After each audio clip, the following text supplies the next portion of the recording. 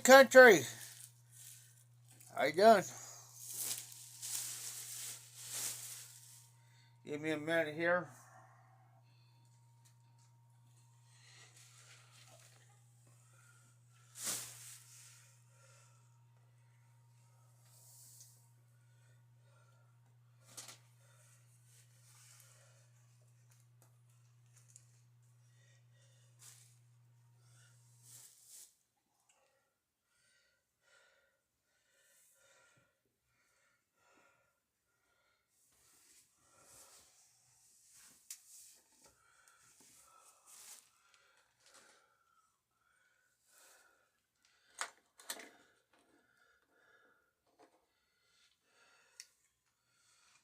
I'm trying to find my other pipe here real quick. Hold on, guys.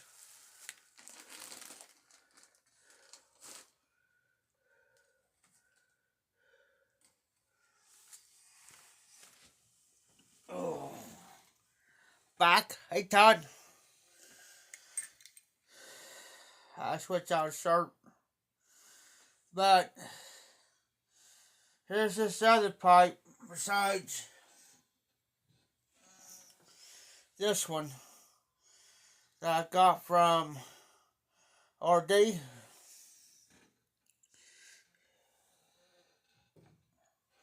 And here's the other one.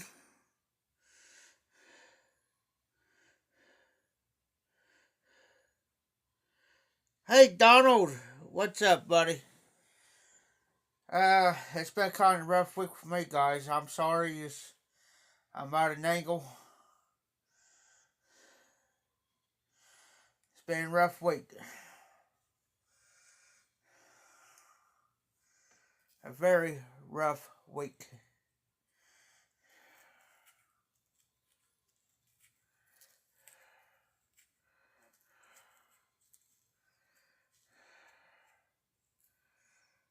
Last manure I found out Wednesday night. I was helping Tim in there. Just got done with his Facebook live auction. Come here and slam. Open my Facebook up. This like about 11:30. Found out my nephew got killed in a car wreck that morning.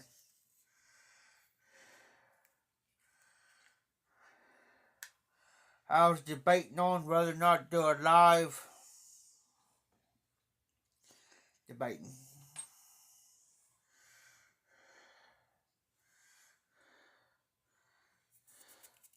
So how are you, Todd? Donald, how are you guys doing tonight?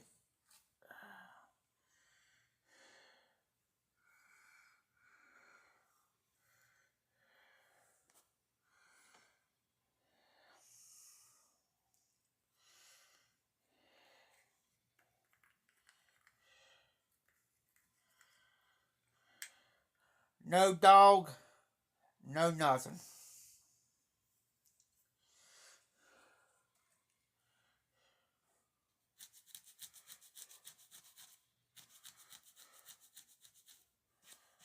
Is that a good thing? Yes. Is it in a way a bad thing? Yes.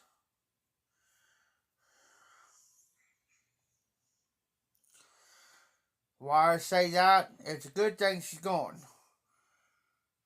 I love the dog, too hyper for me. By part, she's mirrors.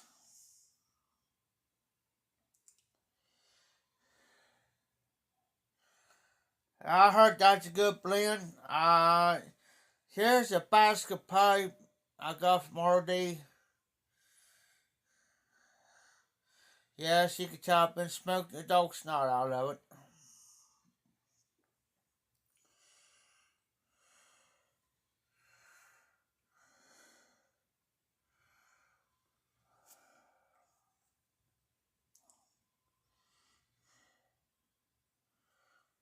Excuse me for a minute, guys. I gotta take a chew out. Hey, Zippo. Hold on a minute, guys.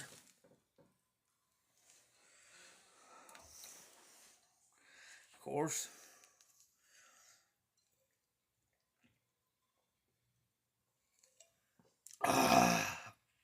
Now, Zippo.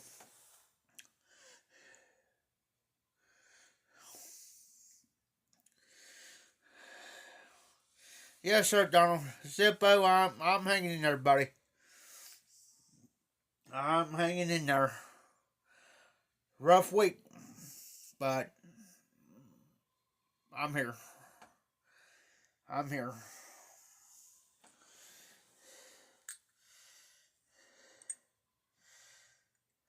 Fell once. Guys know about that. Let me turn this to where it's kind of facing me a little bit here. Fell once about 2 weeks ago. Fell again here the other night. I fell again. Got my right shoulder on top of everything else. I sure will, Zippo. The sad part about my nephew, he was the same age as me, 41. I've got more details, come to find out the other party that hit him. According to the state troopers and the information that they gathered, was the other party had a medical emergency. And apparently they was trying to get to the hospital. I ain't gonna mention the other party's name, but the only thing I want to say he was trying to get to the hospital. And he wound up hitting my nephew's truck head on. My nephew's truck caught fire. So just buried his sister back in September. I lost his sister going on to be 2 years. So it's been pretty rough for my family, guys. I mean, it's been rough.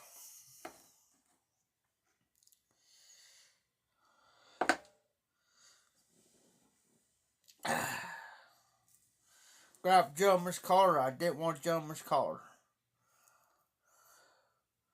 Autumn evening, sent by RD. I haven't got much sleep, really. Wednesday night, I was up all Wednesday night. Thursday, I tried to lay down, but I couldn't. So,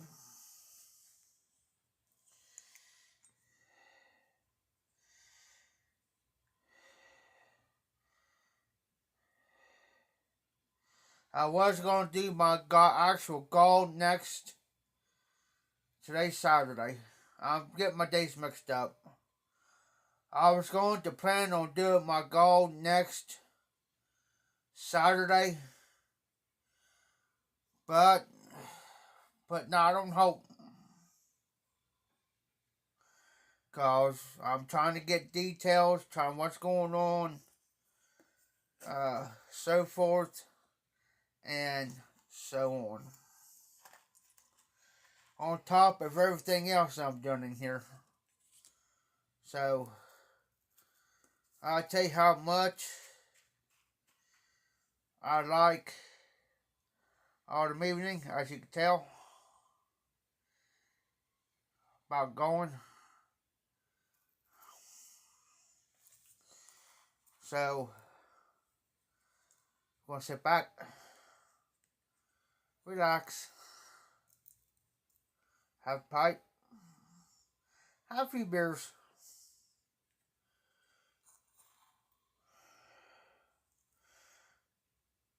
Like my dad used to say years ago,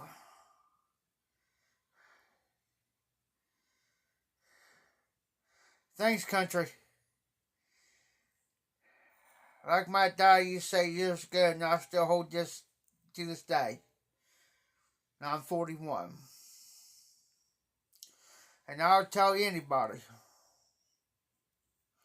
Tell you if I get done loading. A little slow tonight. Dragging. But a little slow. I'm here. But anyway,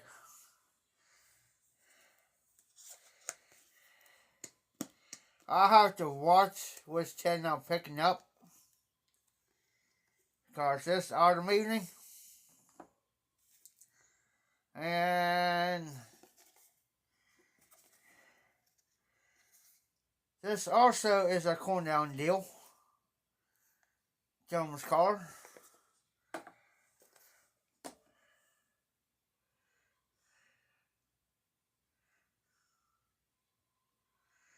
Why, what's up, Donald?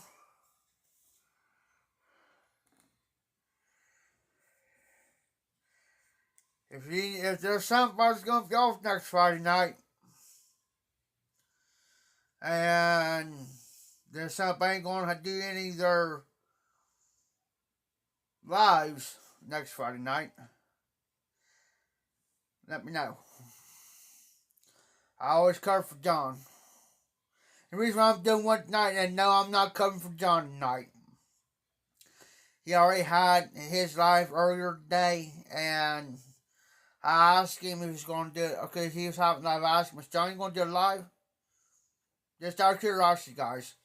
He says, "No." He says, "I'm just want to go ahead and do one now because I've got a couple things that need to get done, and plus being tired." So, in which I can understand that.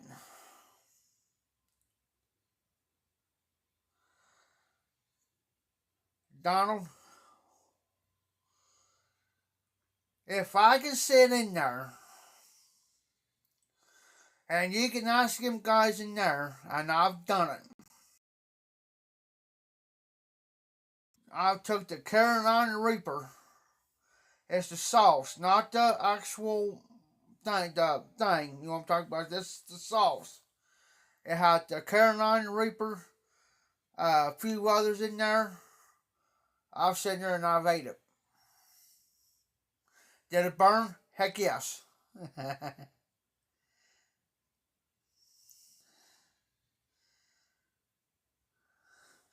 But I tell you one thing will cure it though, Donald. What I got right here. Oh, that reminds me what I was going to tell you. My mind's getting sidetracked. But, oh, cool, Zippo. Um, I still hold this to true. But anyway, the alcohol does not solve your problems. Your problem is still going to be there in the morning. In the morning. A lot of people ask me, and there's the reason why I drink so much. It's enough to ease my pain up what I got, plus the two falls. So, and no, I'm not using this as an excuse. Because right now, I got medical insurance. I just got no doctor. As of yet.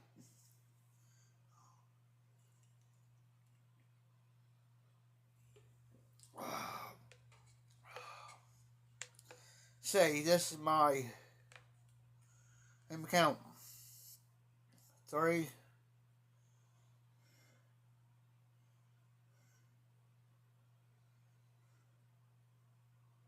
4. This is my 5th one. As of today. I got 2 more sitting in there. Oh, by the way, how's that military force? Never even heard of it. Give me a second here.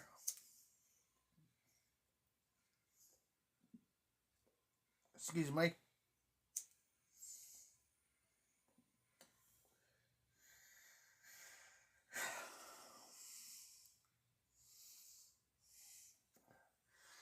I was supposed to mail that pipe out to Hillbilly Piper this week. But this came up. So, that has to be done next week. Because there's death in the family. And that's more important.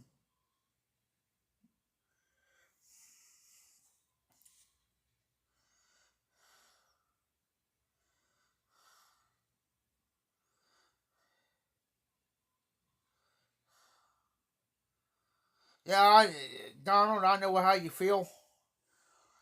I heard this right here. Well, I'll show this on right in here, on my right arm, right in here. It feels like real deep. If I happen to move it or I lay on it, it feels like real deep chicken scratch. Like a chicken scratches you real deep. That's what it feels like. I can, ow, right there, right there where my fingers are. Sore as heck, go.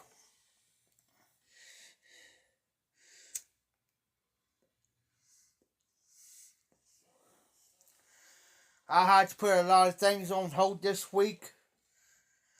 This is unexpected.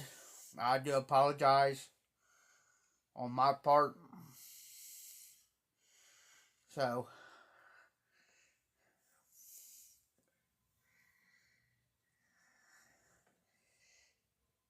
just because I'm not showing that I'm hurting, but I'm deep down, really deep down, I am. Trust me. But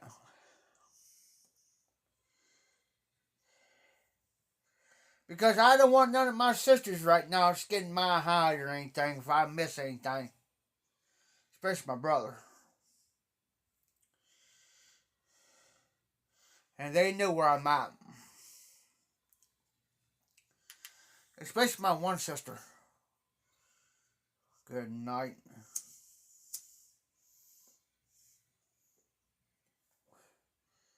It'd be like my one sister's like a daggone rattlesnake. My other sister, she's like a king cobra.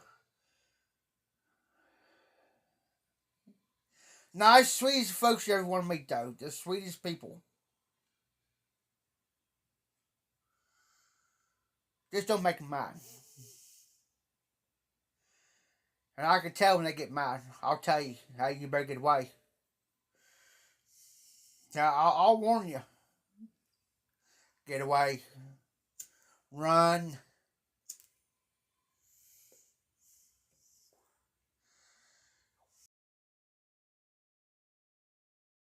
My brother,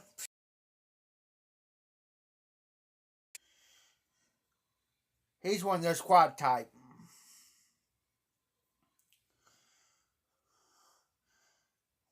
He's in between those, how can I put it? He's between the quiet and the laughing type. He's like right there on the borderline. Just don't know what he's going to do from time to time, but he'll pull a good one on you. But he's in.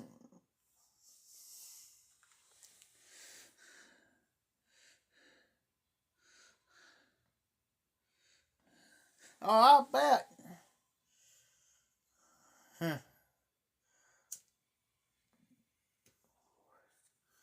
But my famous good folks, though. Bunch of sweethearts. But they don't take no crap. I can call my brother. Well, he's not. He used to work over here at Walmart. He was like not a store manager, but he was like a shift manager over here. Walked over one day. Well, I went over one day and I had to get something.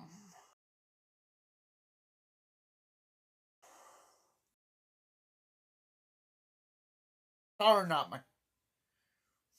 Hey, Jeff. Told a friend of mine, somebody's hard for me. Here I'm looking around. I'm thinking, who in the world heard my name the third time? By that time, he says, turn around. Well, at first I didn't recognize the voice. So she turned around. She looked before I didn't even turn around. She turned around and said, who was? She looked at me. She grins. I'm thinking, well, I don't know about this. So I don't like people coming up behind me. I really don't. Because I've been jumped from behind. Turned around, there he stood. And I looked at him, looked down him again. I said, Turtle, is that you? He says, yeah.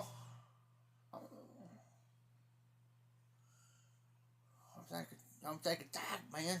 Hearing you back about my, I'm thinking, dog, man. You okay? Yeah, this is my brother now. Used to be, he's skinny. He's gained a lot of weight, and he was bigger than I was, and then I started talking to him. He started telling me what all was wrong. But now,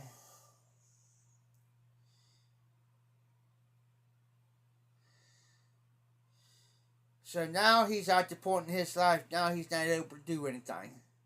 He is 50, I think, 56, 57.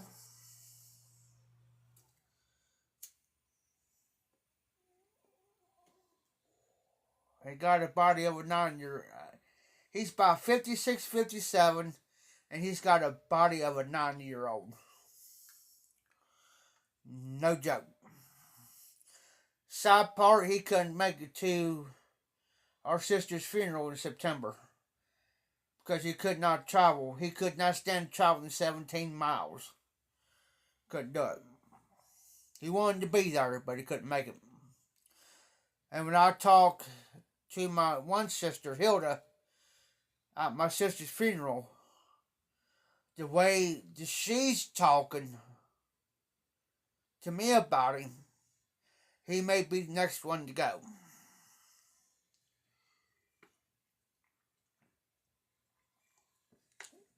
She done told me she just be prepared for it.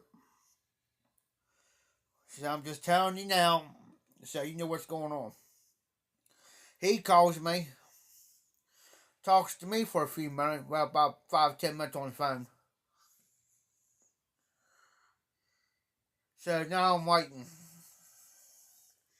Then my ex-sister-in-law, which I consider my sister-in-law, which is married to my brother, she was moving a cabinet, like a, it's like one of those karaoke cabinet type deals, to where you can like put your little knickknacks, whatever in them. Well, anyway, she was moving one of those, and she fractured her back and bruised her. See, she fractured her back and bruised something close to her chest. And this poor girl, she only probably weighs not even 100, probably not even 110 pounds soaking wet. If I, she's the same age as my brother. Now she's at my niece's house, which is her daughter, my brother's and her daughter's house, where she's in here in town.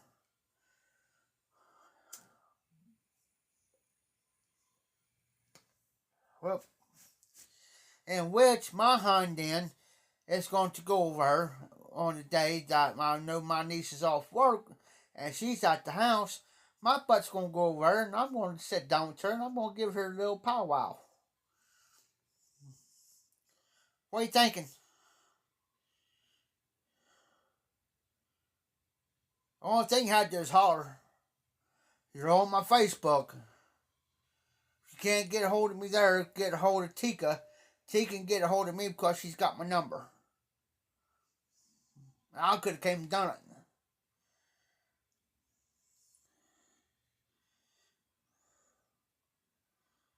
I pick stuff up that weighs 10 times more than you do. And what I do.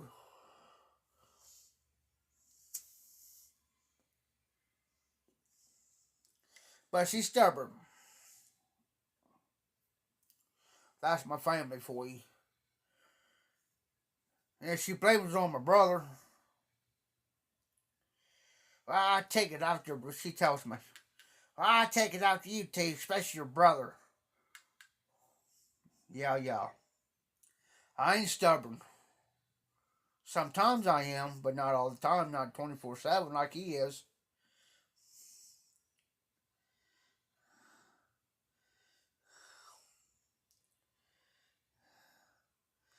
Well, Donald, the way I look at it that way is this: you can't never satisfy a woman, anyways. I don't care how hard you try. I told this guy he was wanting to get. He's got a girlfriend. Just got him a girlfriend,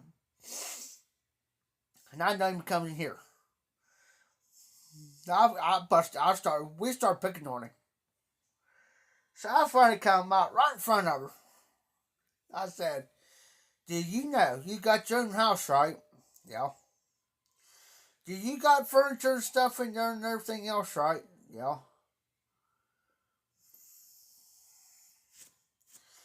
"You just married her, right?" Yeah.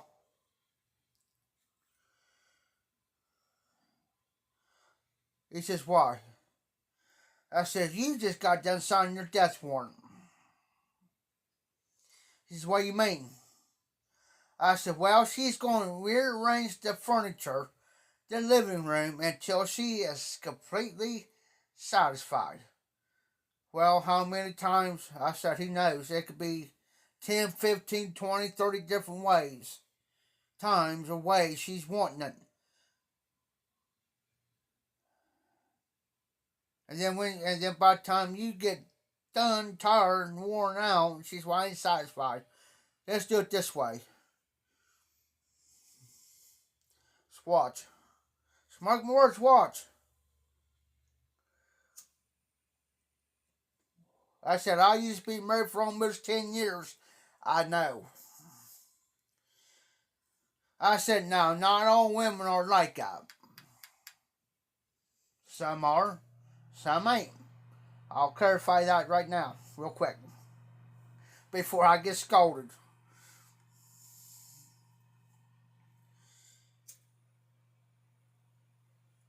And I told him too. This is what I even told him. I said, if you're going out to eat, never ask, well, do you want Longhorns? No. You want McDonald's? No.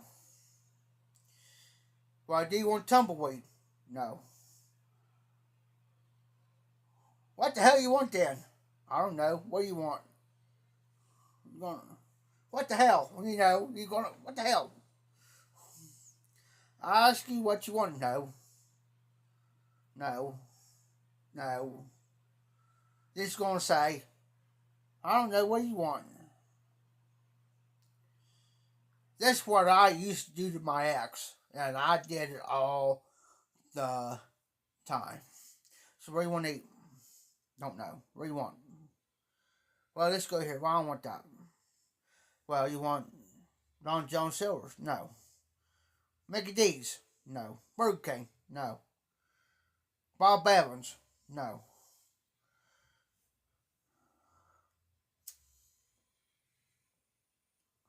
Just to piss my ex-wife off? That's what I done. I'll pull them and Mickey D's to the drive-thru and order off the dollar menu.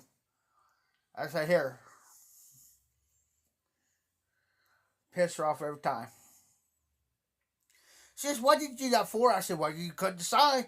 I offered and then you tell me, then I write off something. You tell me no, so this is what you get. Make her so daggone mad at me. Won't speak to me for days. For real.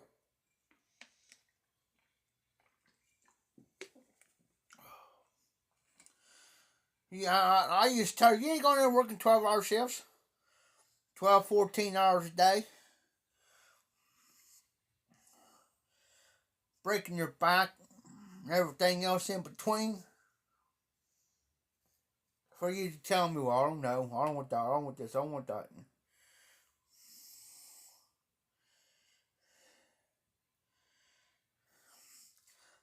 There you go, Zippo.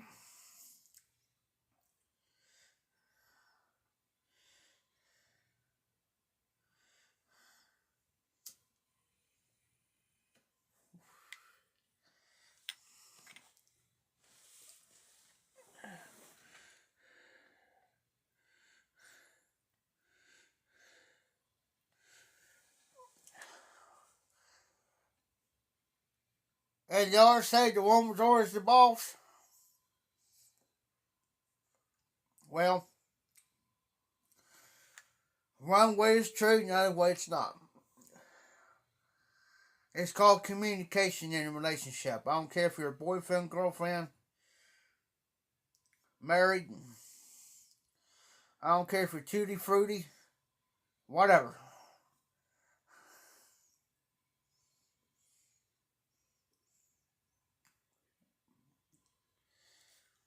It's 50-50. It ain't 80-40, 90-20, or 80-30, or whatever.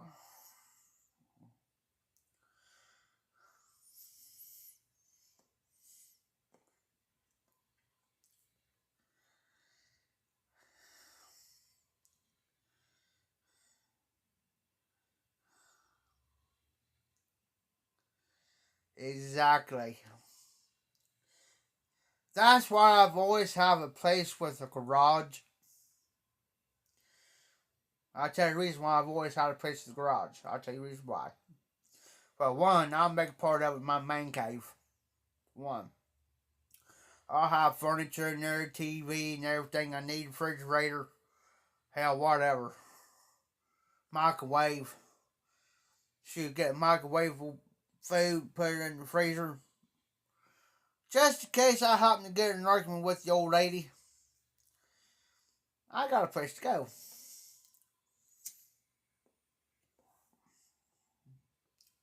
Bed, couch, chair, everything. Yeah.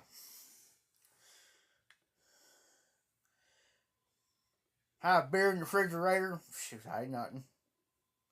Food, I'm good. For real. Every place I did, top the garage. Here, I don't have to worry about a woman yet. Yeah. I'm talking to one. I'm working on one. Been talking to her for the last couple of days, but working on one. She's 53. Good looking.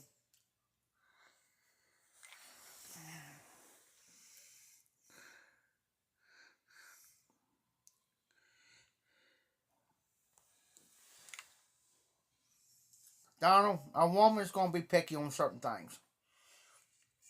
I don't care what you do. I don't care if you fix a T-bone steak and line that with gold. She ain't going to be satisfied until she wants it done her way.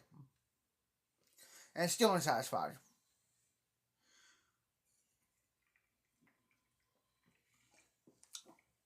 I tell you what.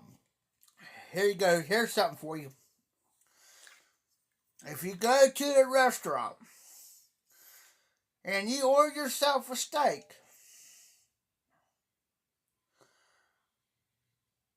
they say, "How do you want your steak, sir?"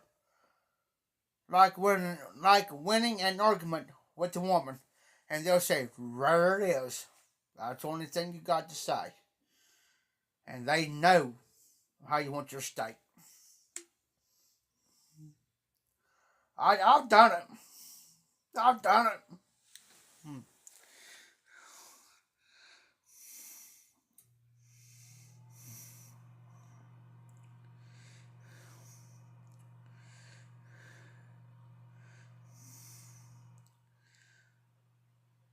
Donald, if back in the day when I was married, if I would have took my ex-wife to Hooters,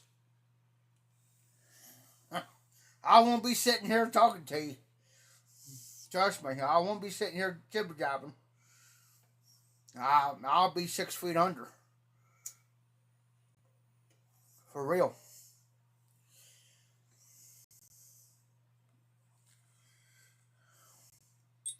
Have I been to Hooters? Yes.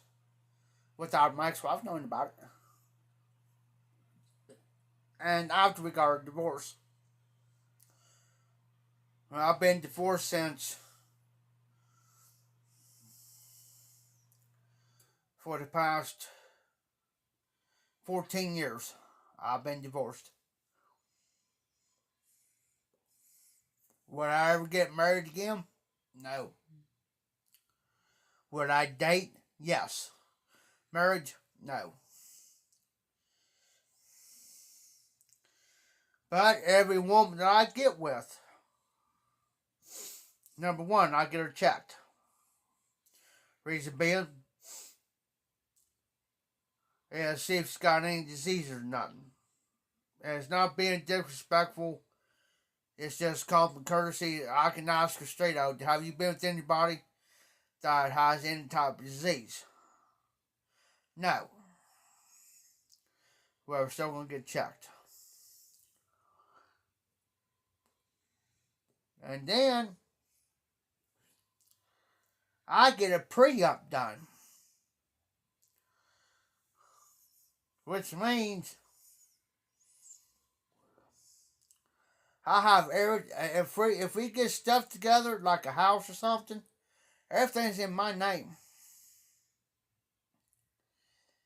I get everything in my name. Why? It's not because it's being mean to her. It's just because I've been in other women's homes and something happens, I get kicked out and nowhere to go. I mean, I'm not sure she's got a place to go somewhere. You know, if we happen to split, but you know, if she's got her own home, and I got my own home, you know, it's gonna still gonna have pre-op done, cause I take no chances.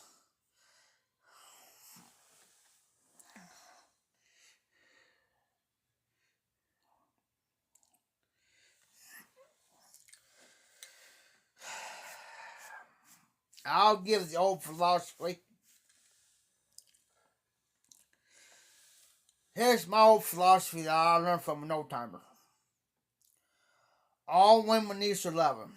I don't care if they're heavy set side, which I'm not making fun of nobody.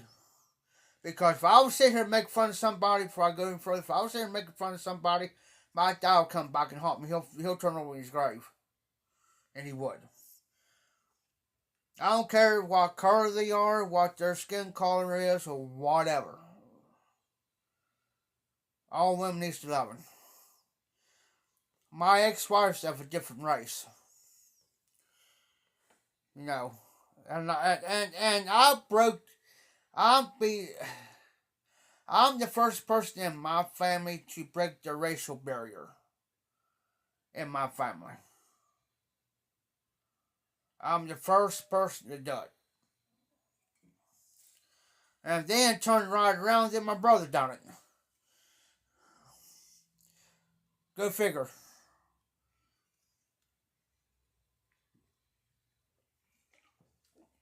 I've done it, then my brother did it. Oh, my glasses. I get so tired of them suckers falling off my head.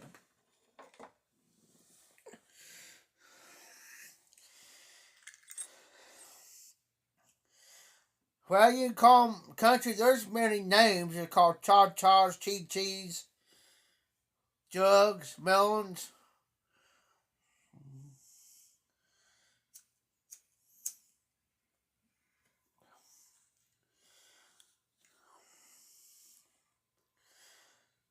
Hey, speaking of that, their country.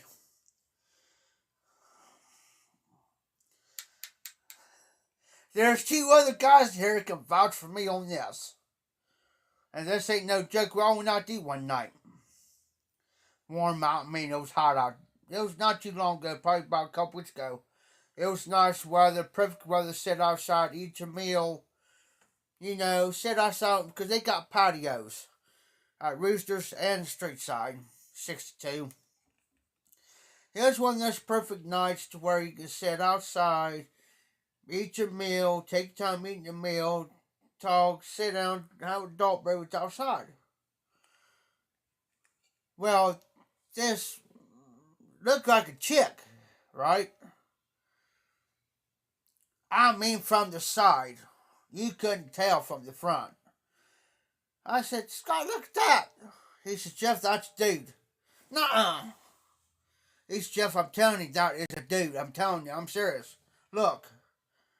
Well, it kind of turned the face a little bit, and I kind of caught it. Well, we went over here to Roosters. Well, there's an hour and a half wait. Well, we weren't going to wait an hour and a half. So we was going to street side. Well, we come back through and I happened. He says, Jeff, look. I'm just says when we passed, take a look. Passed, and I looked, and I said, good God, oh my. What? I looked at Scott. I said, what the blank? He said, I told you. He's transitioning into a woman. I looked back. I told Scott, I said, and then what long Tim calls. He calls my phone. He says, I put him on speaker. He says, hey, Jeff. I said, what? He said, did you see what I just saw? I said, are you talking about that one dude back here in the short shorts looks like a chick, but it's actually a dude? It's yeah. He said, I thought the same doggone thing. I said, yeah, me too. So I looked at the front and I seen the beard and all. I looked at Scott and I said, man, I better lay off the alcohol. And that's why I was drinking King Cobras. I said, I better lay off the alcohol, man. If I see something like that, it's time for me to quit. For real.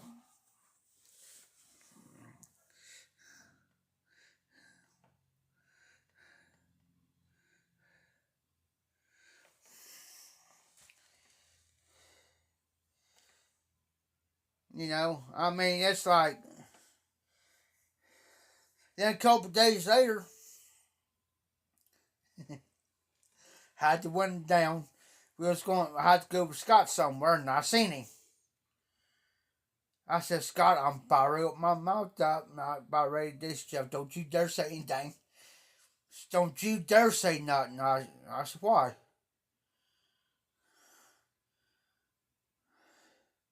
I said, why? I said, come on, man. I said, what's she going to do?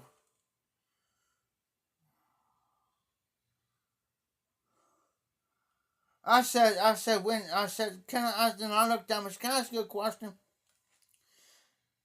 I said, you take Bruce Jenner's friend, for instance. He says, yeah. How did sex change? Yeah. Now she is suing Bruce Jenner's because Bruce Jenner violated her. I said, tell me how that works out. Can't figure it out, but yeah.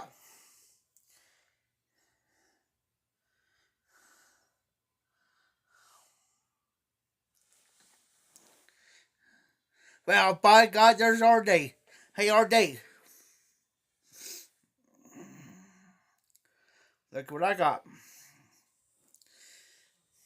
RD, if you see what I seen, you'll be drinking more than King Cobras. We got out there, no joke, guys. We went out there and ate. And me and Tim sit there, literally drank 2 tall glasses, like mugs, like big beer mugs. They're like $4.50 a piece. After what we saw, we sat there drunk 2 of them. And that including what we drunk here. Yeah. Yeah.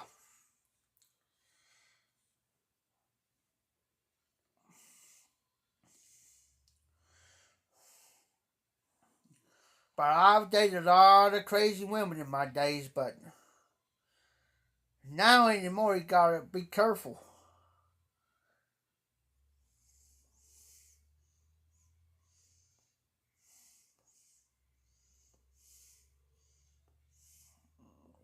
For real.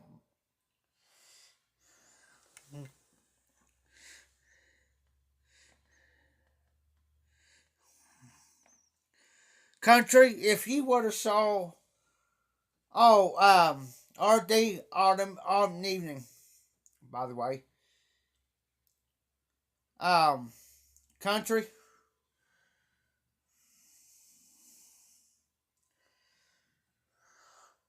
and walking down the street flaunting it. I mean, flaunting, hands all up in the air, like what the hell you want?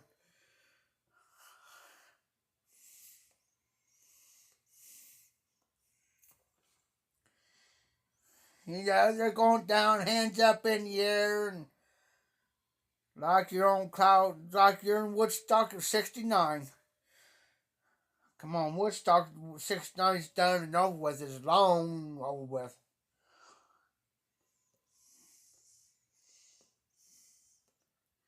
I told Scott, I told Scott on the way back out here, I said, watch, next time I catch his he she deal, watch me. He said, what you gonna do? I said, I'm gonna get out of this truck. I'll run right up to him. I said, I'll give him a big old kiss. He says, you wouldn't do it, would you? The hell I wouldn't.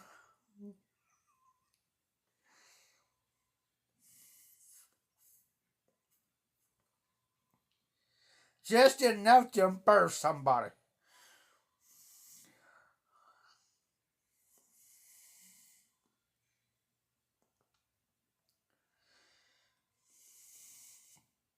So we get back here and he tells Tim what I was going to do. Tim looks at me, Jeff, he says, would you really do it? Yeah. Don't tempt me.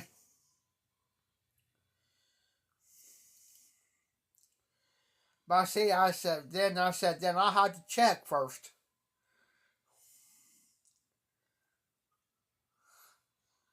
RD's already got an Adam's apple. He's going from a man to a woman. But seriously, from the back, seriously, you would think it's a freaking woman. Long hair, cut right, perfect. You know how women's hair always have perfect, right? From the back, you would swear it's a woman till you pass and look. Full beard and everything. He's got not real long beard. You see how short my goat? See how short my goatee is? Okay, that's how his whole beard is round, short. No joke. Watch it.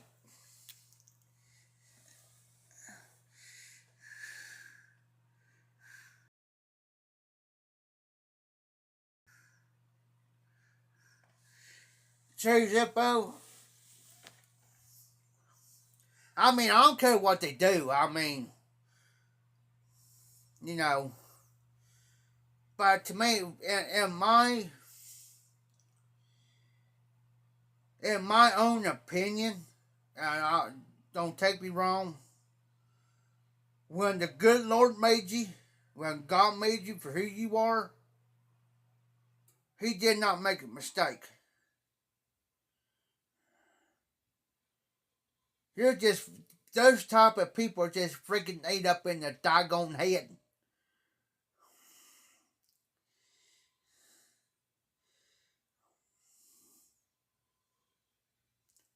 They got mental issues. They're screwed up somewhere along the line. That's just me in my opinion.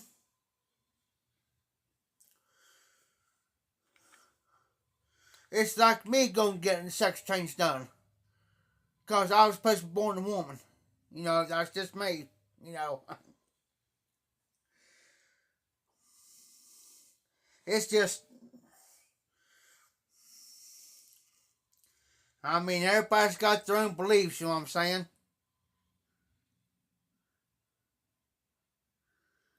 You know, but that's just,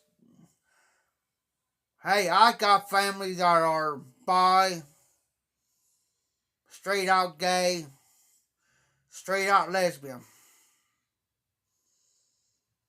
I don't hold nothing against them. It's not my job. And here's a disclaimer, it's not my job to judge.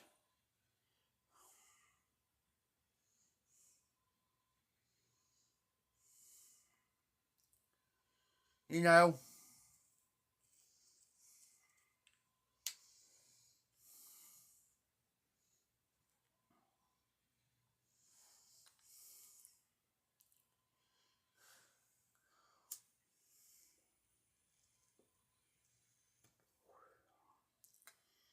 You know, people, if people wants to get mad because of somebody's opinions, you know, if people wants to choose to live the lifestyle they want, that's on them. You know,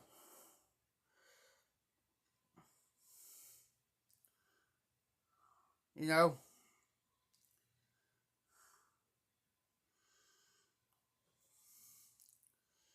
Yeah, I got families bi, and I got family that are lesbians and all that. That's them.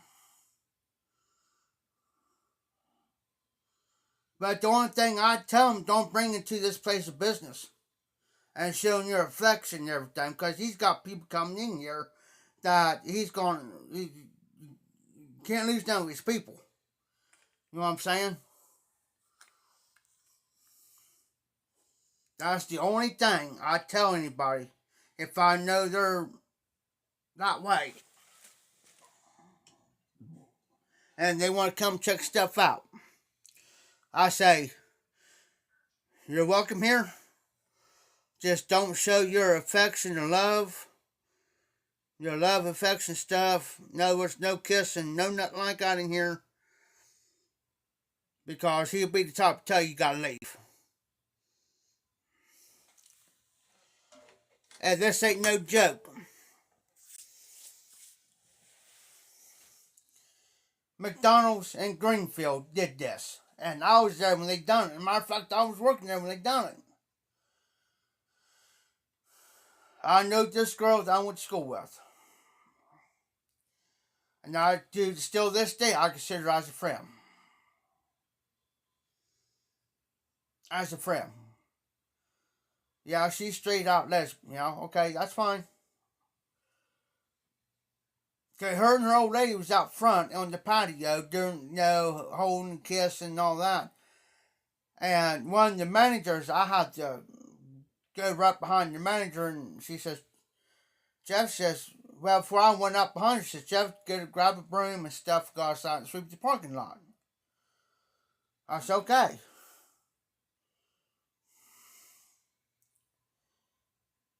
So I went on, and next thing I know, she's telling them to leave.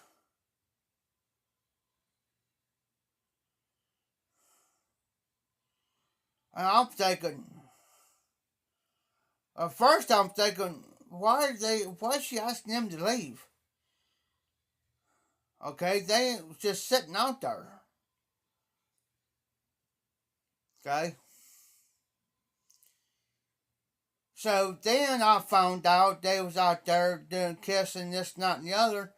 And not only did she call them, but they had several complaints from the customers from the inside. And she basically told me, you guys are going to have to leave. You can't be doing none of that stuff here. This is a place of business. And we can't have that type of stuff going on here. If you guys want to do that, take it off the property.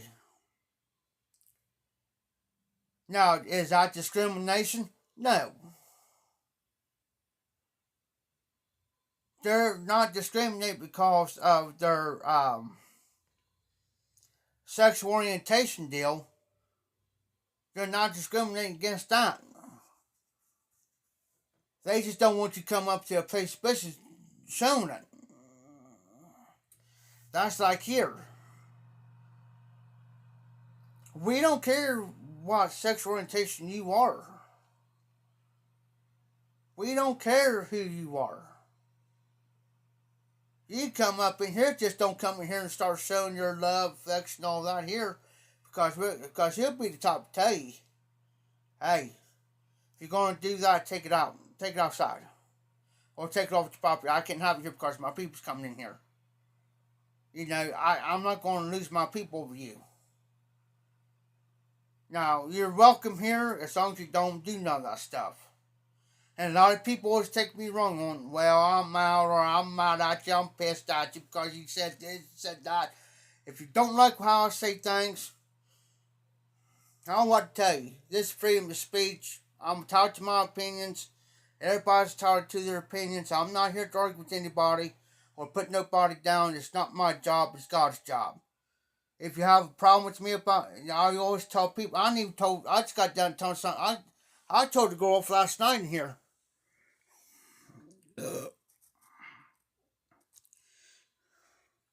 You know,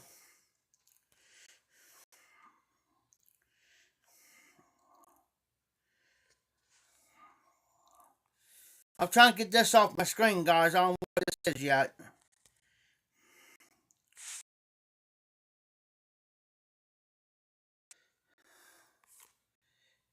Excuse me.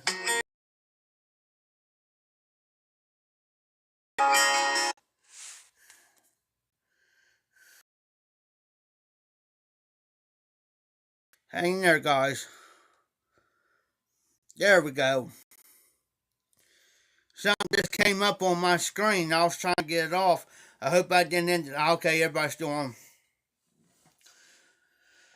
I tell you what, I tell you what she done to me. We was out an auction. We was out an auction. Okay, only thing she asked me where Scott was. Told her. Found him. I told her he was out. Get back here. I've been come out caught that guy. Well, it starts with a C.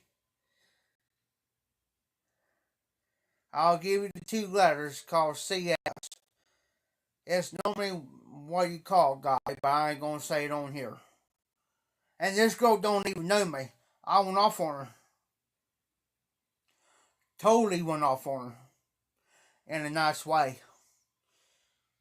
I told her, don't you ever come in here or message him or come in here and call me that. You don't know me for number one. Number two, I keep my mouth shut. Number three, I don't want you in your puny head of yours and not pea brain you got. But you don't come in here and disrespect somebody that you don't barely even know, that you barely even talks to you.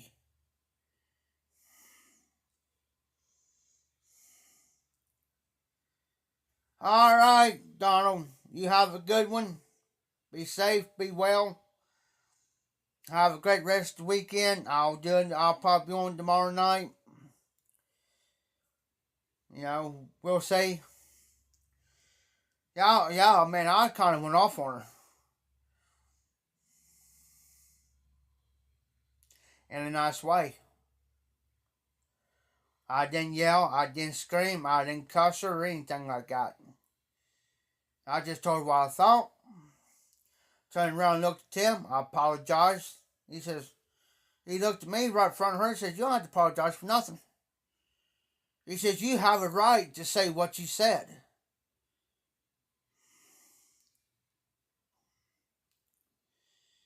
You know, he says, you had a right. He says, you don't do nothing to nobody. You don't bother nobody. You don't hurt nobody. You hardly even talk to anybody in here. Let alone for her to come out and message me to tell me. And I said, oh, yeah, by the way. I looked at her and I said, by the way. I said, if you got enough gall or enough balls to come to me and say it, come to me. Don't go to Tim. Don't go to Scott. Don't go to this party or that party. You know I'm here in the building. If you got a problem, that one of these guys, that Scott knows, say, hey, I'm going to tell Jeff something. Well, Scott will get a hold of me, and I said, I'll have Scott here as a witness, so you can't come back on me and say, well, Jeff did this, Jeff did that, Jeff said this, Jeff said that. I said, Scott's going to stand right there, and he's going to hear everything I had to say to you, if you've got enough nerve to come up and tell me. And I said, next time, I said, you better put your big girl panties on next time and come and tell me to my face. Don't go to Tim. Well, when I told Scott thought Tim was joking. He said, well, was Tim joking? I said, no. Because Tim likes to joke around. And I said he wasn't joking. I said, I know the difference when Tim's joking and when he's not joking. I said, Scott, he was not joking. Ask him. When he comes in the day, ask him. Says Scott did. Scott looked at Tim and says, hey, he says, did Jess come on and call Jeff this? Tim says, she sure did. And he says, you missed it.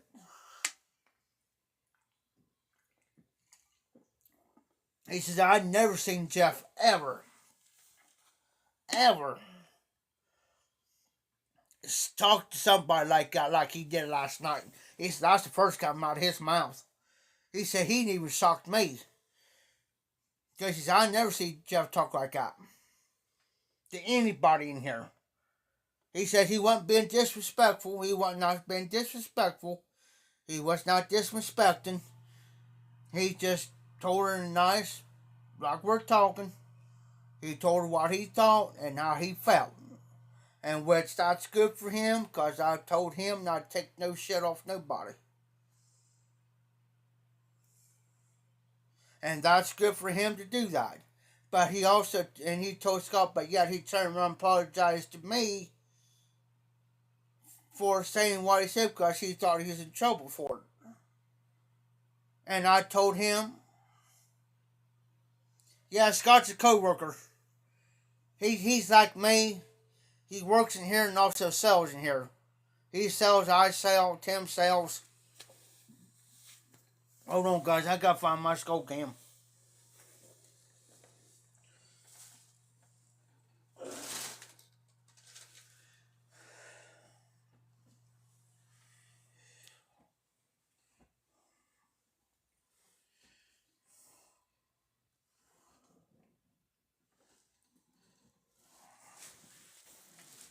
Okay, I said, never mind.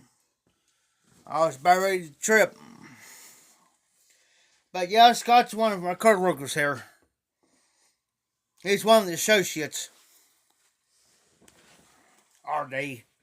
He's one of the associates. And even Tim even tells on his, he does it live like I'm doing live, but he does it through Facebook. He'll say, well, one of my associates. I said, they're freaking grand from here to freaking here.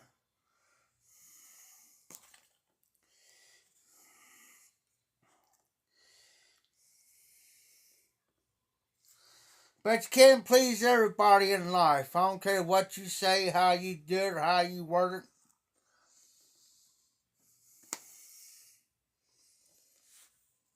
Can't do it. If they want to get offended and have a little fist fuss, high school fist fuss, go somewhere else and do it. That's all I gotta say about it.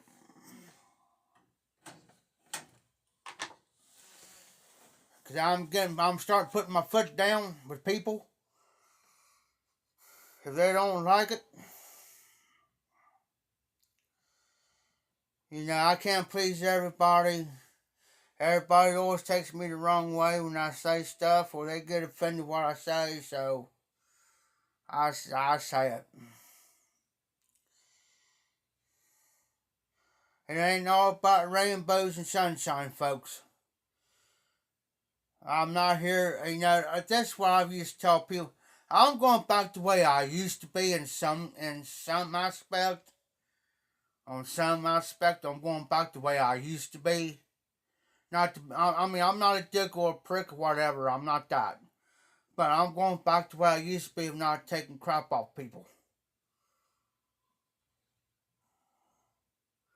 It used to be before I got my divorce. I didn't care. I mean, I cared about you, but I always watched my P's and Q's. I've always made sure my T's were crossed, my I's were dotted. I watched what I said and how I said it. But I've always tell people you take it in the way you want it.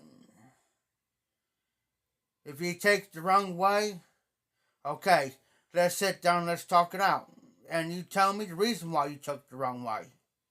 Don't just run off like a scalded dog. You know what I mean? Let's sit down and work this out. man to man. I don't care if it's a man or woman, whatever. Let's sit down and talk it out. Let's talk it over a cup of coffee, a pop, tea, whatever, a beer. You know, if it's man to man, we escalate to a fight, whatever. Let's fight it out and let's go get a beer. I'll buy.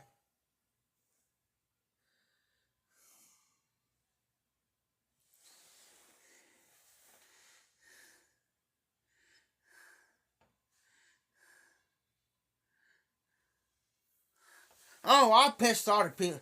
Country for the past 2 weeks, I've been pissing people off because they're now seeing the same old. This ain't the same old Jeff. There's used to be in here. I wish when you guys were around, so I can prove my point. When I'm in there with them guys, I'm the total opposite of what I'm doing now. Reason why I could do this because there ain't nobody else here. Now, if there's a bunch of people, I couldn't do it. But now, I'm at the point now to where keep running that mouth. I pissed the guy off today. Excuse me, I pissed him off. He's all take those cups in there. I said, that's not my trash.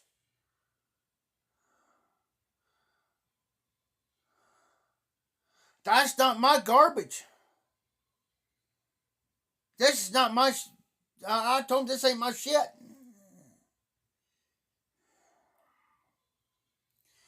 Oh man, you're nothing but an effing prick. Well, yeah, I could be a prick.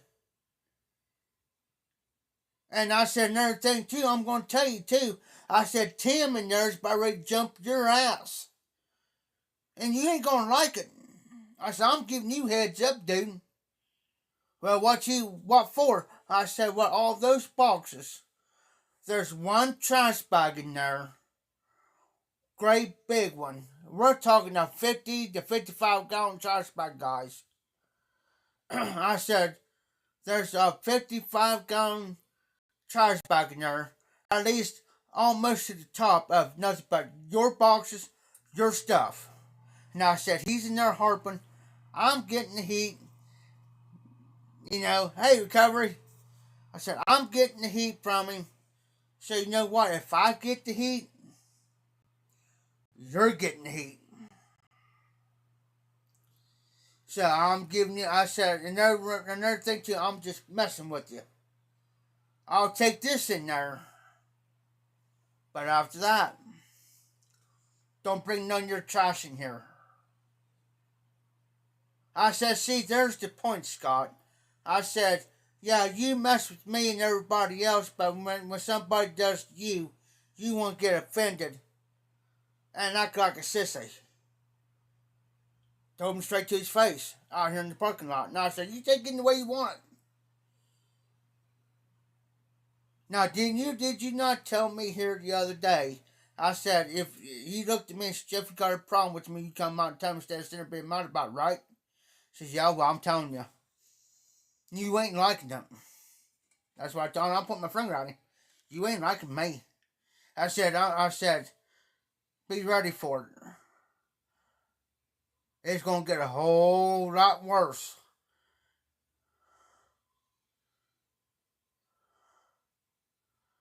And I told him today, I said, you rather hear it come from my mouth than his mouth.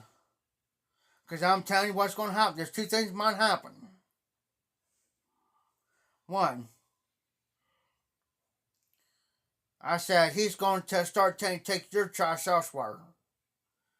You fill back your trash, you're taking it with you. And number two, by law, for him to be an auctioneer, by law, he has to charge you for your stuff in there.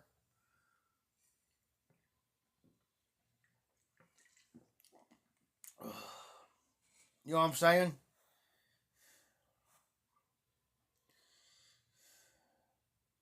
That's right, RD.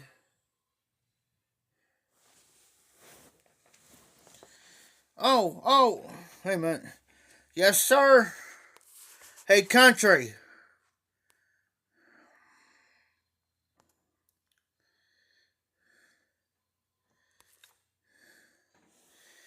Hey, country.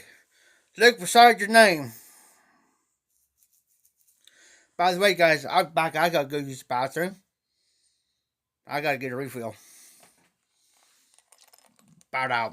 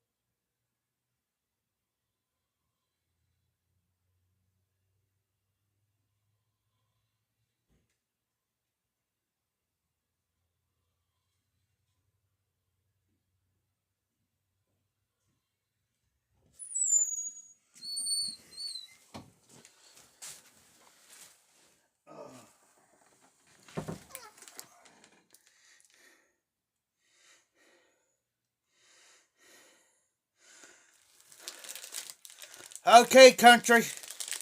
I'm going to explain to you. You're a moderator. Okay? In other words, what RD said. You can take dipshits and kick them out of here. Out of the chat like a troll. Like a troll. Don't kick RD out. Oh no. We got to have RD in here. And recovery. I tell you what, country. I tell you what.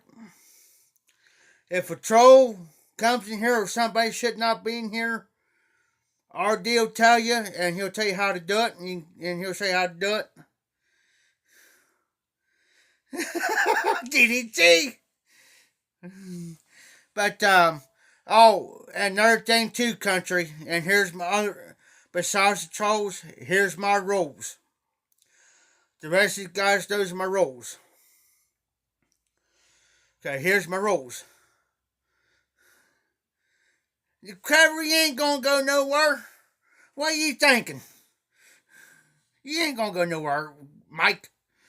Trust me. If somebody kicked you out, hey, speaking of that, guys, I'm trying to figure out who done it, and I am pissed about this. Somebody kicked Gerald Flood. Somebody kicked Gerald Flood out of my life.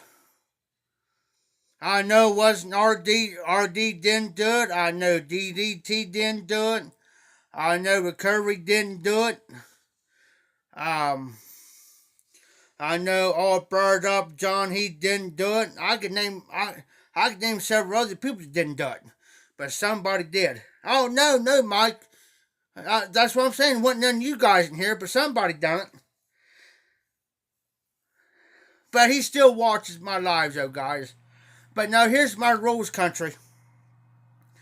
If you see somebody coming here like, I mean, we joke around a lot in here, and we joke. No, it wasn't Todd. We joke a lot in here, so don't take no offense to anybody in here, okay?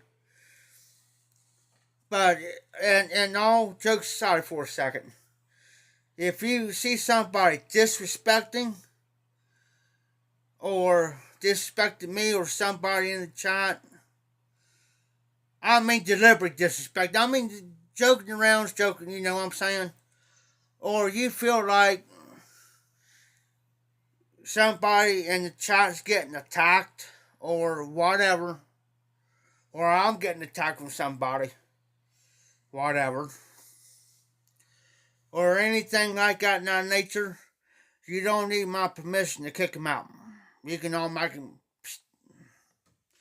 Just don't kick the moderators out. Anybody's got the wrench beside their names like Recovery, DDT, RD, Todd, them guys, don't fool with them. Do not. That's right, RD. But I mean, you guys know what.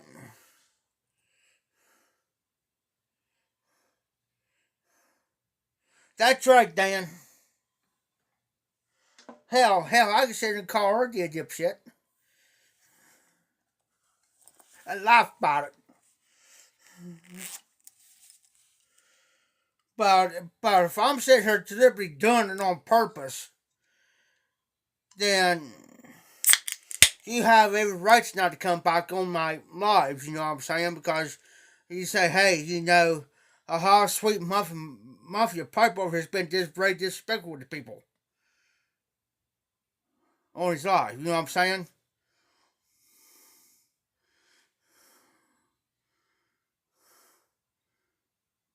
Well, then, country, you'll fit in right along with the rest of us. You'll get the hang of it in here.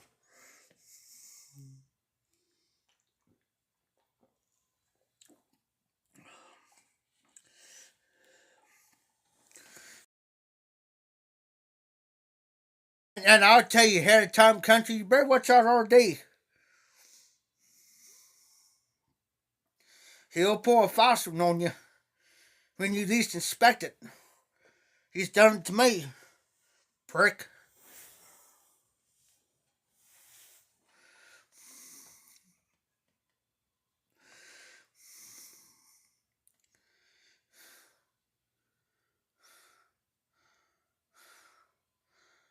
Hey Zippo! Hey Zippo! Country's now a moderator. Good night.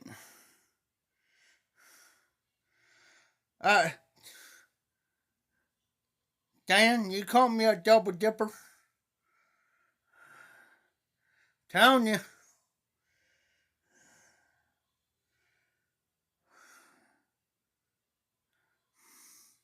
Well, RD wanted me to make him a wrench, so I made him a wrench. It's RD's fault. That's RD's fault. He wanted me to do it. Oh, since RD's in here, RD, listen. Just listen. No dog. Ran. So I told her how to get her stuff and get out. Take your dog food, dog treats, your plate, dog bowl, your water bowl. Get it out of here. You're out. Done. So I kicked her out today. Don't pay your dues. I have to evict you.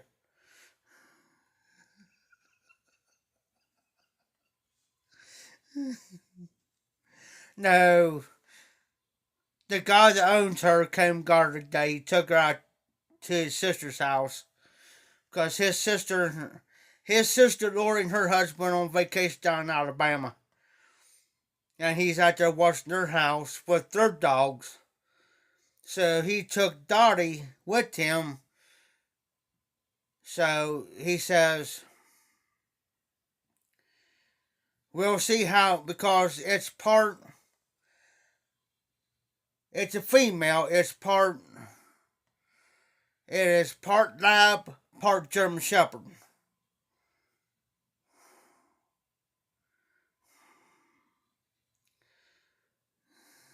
That's right, Recovery. So he's trying to get her used to the dogs now. I mean, they've been around they've been around when this other dog was a puppy. So far, I haven't received no phone calls, no nothing. So I guess it's going pretty good. He's keeping her for the whole weekend.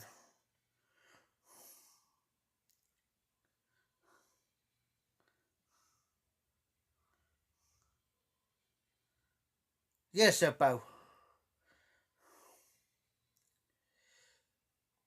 Oh, I hate to hear that, Dan. But yeah, Lori's dog is part lab, part shepherd. And it weighs over 100 pounds. So this dog would make like three of her. And she's a part bird dog. She's part rabbit and bird dog. So she ain't very tall dog. I mean, she's a tall dog. I mean, not tall, but you guys seen her. But she's full grown. She in our dog year and dog years her, she's 49, almost 50. And yeah, I do kind of miss her having around here. I really do. I miss her. Every time I go out that door, I expect her to be right there to go outside. Or want to go in there and play. Rough house. And I rough house with her. And Tim's kids, one's 14, one's 17, one's 16. Well, his boy's 16. Well, his girlfriend, she kind of asked today. Well, she seen her this morning. Well, when she comes back tonight, she kind of asked, she says, where's Dottie? I said, Scott's got her. He took her for the weekend. And then Tim's daughter, she's 14, she come up and asked me the same thing. She says, where's Dottie? I said, Scott's got her. He's keeping her for the weekend. I said, she'll be back.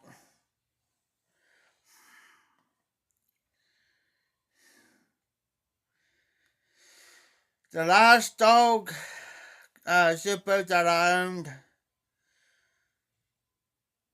for my own self when I was a kid.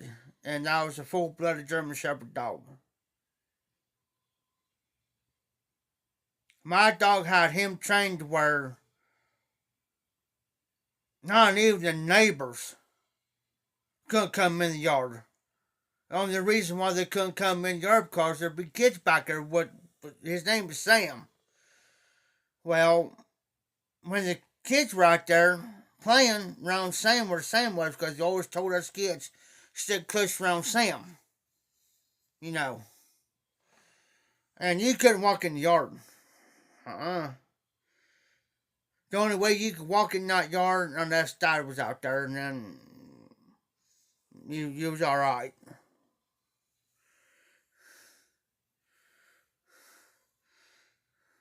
Recovery, Mike, them pretty good dogs. Oh yeah, I forgot. Did have a beagle. That little prick, smart. He'll get loose. I don't care what you done. Get loose. And he'll be strutting going down the road coming back home. Oh, I hate it. Oh. I used to get so mad. I mean, there was all my dogs were tagged. I had him tagged. I had 5 dogs. Well, my wife did. The only dog I had was the Beagle. That was my dog. Smart, but boy, I used to get so mad at that dog. Getting loose, and somebody say, "Hey Jeff," and I'll be going. I mean, I have my car, but I'll take walks. Well,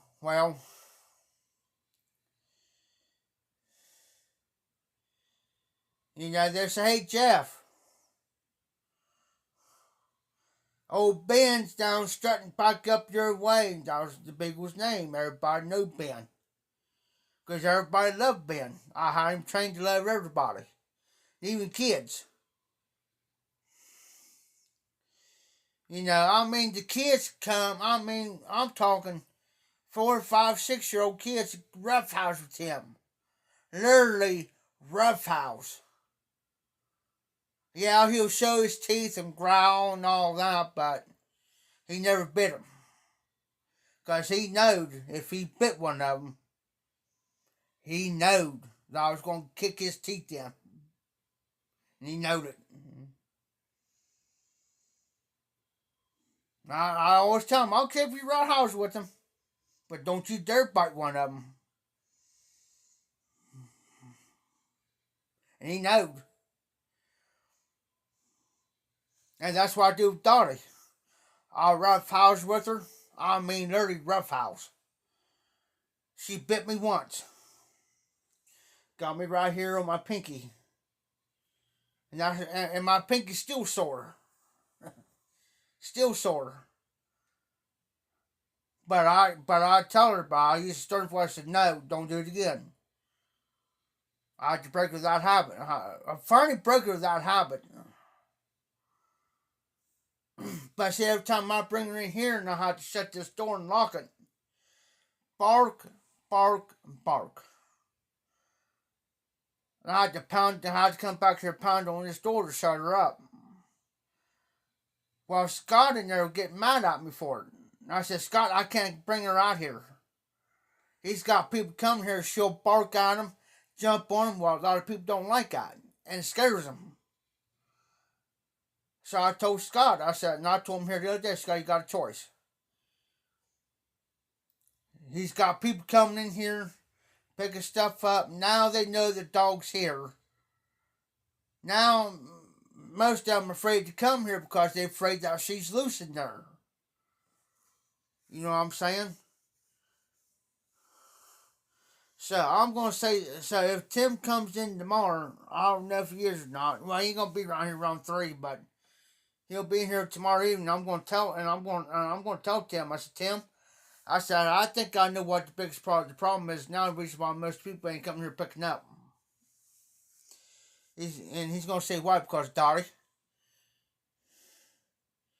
Now, if I have her on the leash and you walk in, she's going to bark at you, and she's going to try to come towards you.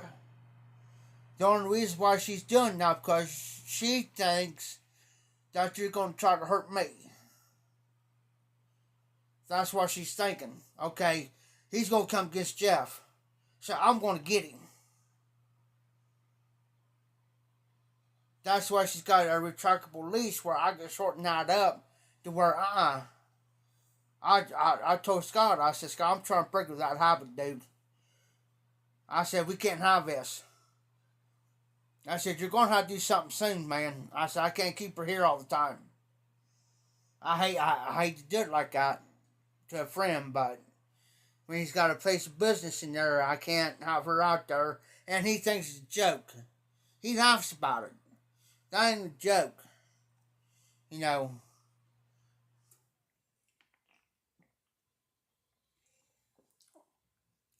I hate to do it though, but he's gonna, and I'm gonna have a little talk with him if he comes around tomorrow.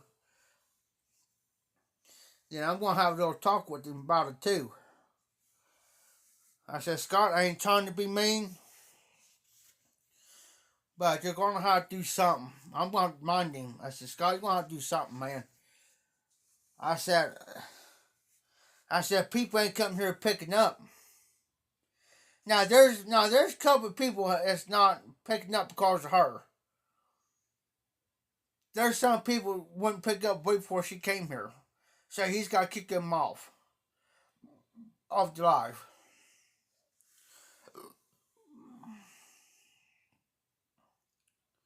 Oh, I understand, RD. Yeah, when we moved in town, when we had Sam, the German Shepherd, when I was a kid, I was probably about 5 or so. I can remember it. We moved in town. Well, where we moved to, we couldn't have dogs. So my dad hated to do it. My dad really hated to do it. But he had to give Sam up. He basically what he done was he took Sam off the leash, off the collar, and basically with Sam he had to use like not the heavy duty log chain, but the light log chain, real light one. Not the heavy duty log chain, but the real light log chain. He had to use that for him. Hi Sharon, yeah I'm okay. So because Dad used a regular dog chain, he'll be snap. I mean, Sam used to snap him right in two. Well, when we was moving in town, we was begging. Me and my sister was begging not to give Sam up. And Dad says, we got to. We can't have no dogs where we're going. He says, but he said, I'll tell you two what. Like I said, I was probably about 5 going on 6.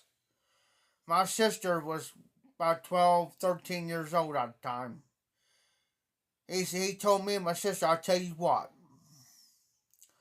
I'll put him back on his collar. And I'll let you guys have about 15, 20 minutes with him. That's it.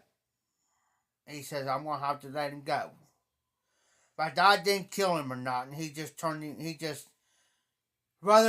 took him out in the country and dropped him off. Rather than for someone, give him to somebody. Because what he was afraid of, if he gave it to somebody, he was afraid that Sam was going to attack somebody and bite him. And hurt somebody. So he took him out, no joke. Within a half an hour, here comes Sam through. Sam followed him. And my dad says, I should have known. Not do it during the daytime. So he told my mom. He says, I'll tell you what we're going to do. He says, we're going to come back over here tonight. We're going to get him. And he says, I'm going to blindfold him.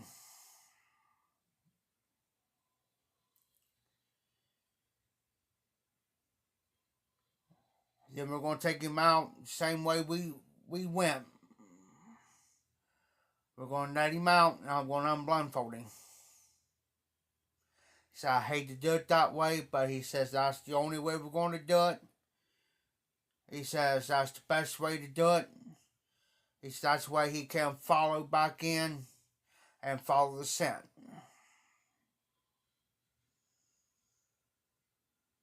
So, where we moved to, everybody noticed. Well, everybody knew my mom died. Everybody knew my mom died. They wasn't a stranger to nobody.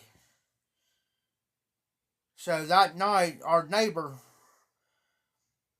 that lived we lived in this great big old apartment place. It was a house, but it was apartments.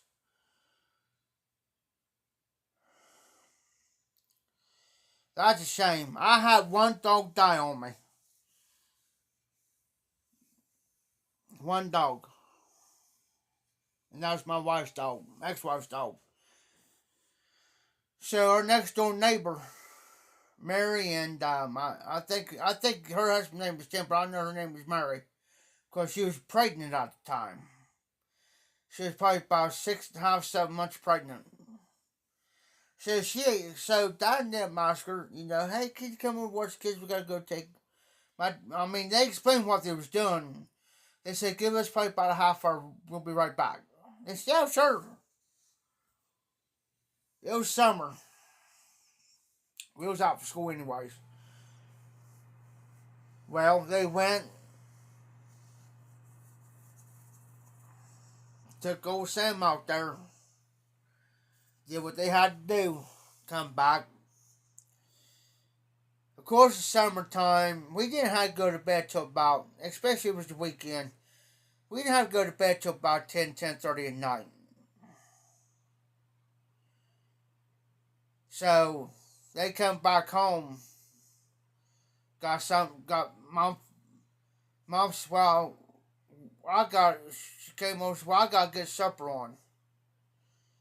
Well, Mary, Tim, and them told Mom, and well, no, don't worry about it. They done been fed. Well, anyway, my mom was tickled, but anyway, it kind of upset my mom because we have food, but she didn't expect somebody else to feed us. You know what I'm saying? So my dad told my mom, he said, now, Margaret, now that's what neighbors are for. We help one another out. I said, now, since they did that for them, now we can do something for them. Hey, Phil. What you doing, Phil? So, then about a week later, we know this old man. Well, I knowed him as an old man. He chewed tobacco all the time. Well, we was driving up through there, and I told Mom, hey, he said, stop, I want to talk to him. I think his name was Walter or somebody. My dad knowed him. Him and his wife. We all got out. My dad's name was Kerks, but everybody called him Hank. He said, oh, hey, Hank, what you doing? Oh, nothing much. What are you up to? Oh, not much. He says, hey, I hate to tell you something. But he says, I just don't want to say it in front of the kids.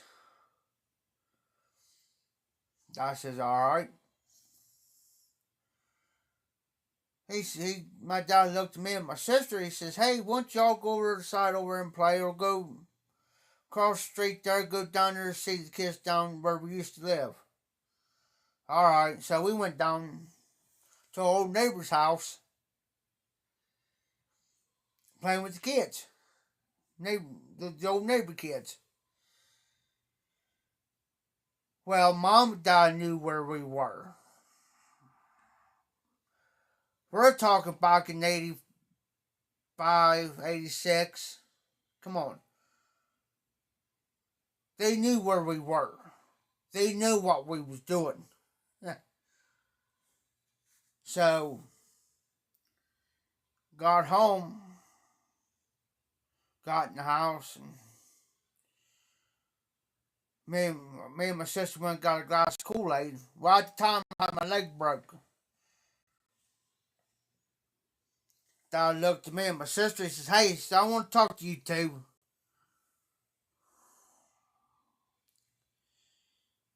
And we thought we was in trouble by the tone of my dad's voice. We weren't. So now you two sit down here. He said, I'm going to tell you something now. I don't want you to freak out or get all upset.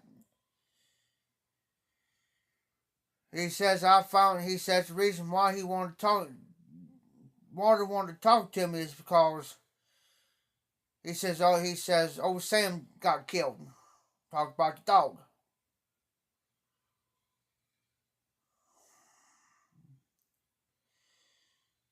He says somebody hit Sam and killed him. Well, that made my dad feel even worse. You know.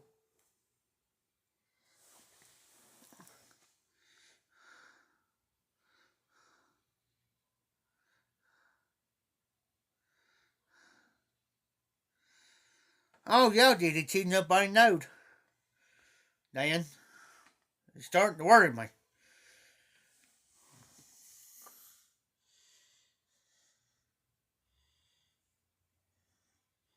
But that's the actual last time I actually had an actual dog. Yeah.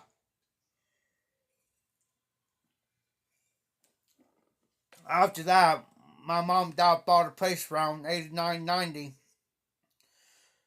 There's this little short street called Olive Street. They bought a house. Had it all redone, extended out, new bedroom, new kitchen, new this, new that, and all that. And I begged my mom and dad to get us another dog, but wouldn't do it.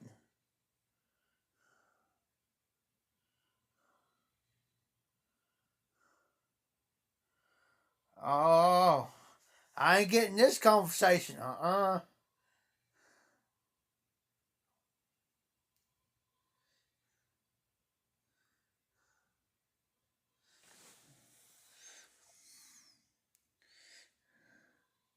RD. I'm out that. Hey, I'm out of this conversation. I ain't gonna say nothing. My lips are sealed. I'm like Schultz on Hogan's Hero. I don't see nothing. Didn't hear nothing. I don't know nothing. Not me. No.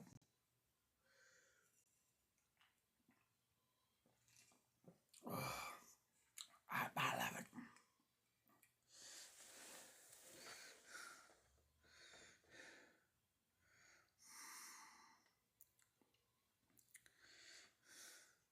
Country. I anymore. I don't know, but it used to be when I went to school.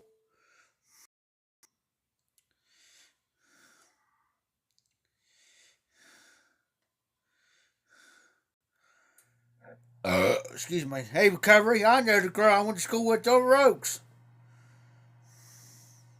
Same way. Yeah. And matter of fact, I excuse me, ran her on Facebook. She don't look the same.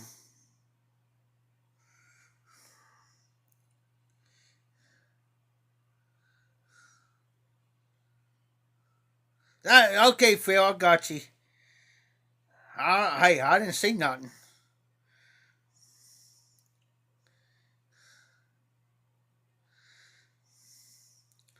I always like to watch Hogan's Heroes, man. That's the only reason why I watched it because of Schultz.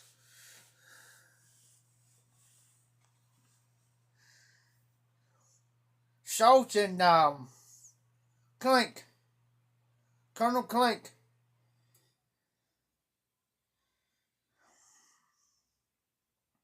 Them was only two guys. The reason why I watched Hogan's Heroes, and I still watch it. Grew up watching Hogan's Heroes, All in the Family, The Jeffersons, and I still watch it. Um, Now I take that back. I can't watch All in the Family, but I watch the spinoff Archie Bunker's Place, the spinoff of All in the Family.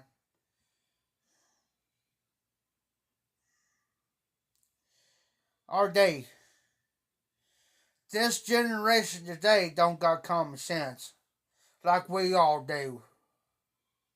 Where you at? You got to go back at least about 30, 40 years, maybe 50 years. I say from between, I'm going to say from 1990 back. So that's 30, 32 years? 20, see, yeah, and back.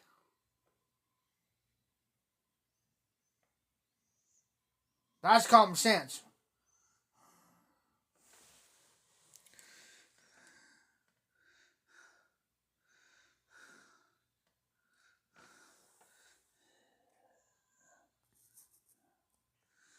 Now, the Duke of Hazards grew up on them. Bo Duke, Luke Duke, Uncle Jesse, Daisy.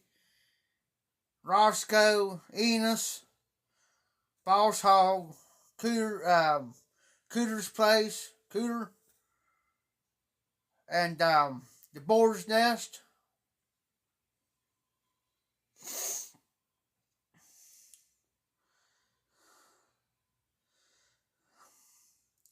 Country. I've been there underneath the rock since the year I graduated. That's back in 1999. So I can see how long I've been underneath the rock. Scares me to death, these kids, man. Now, Tim's kids, now they're smart as a tack. Now, they got common sense.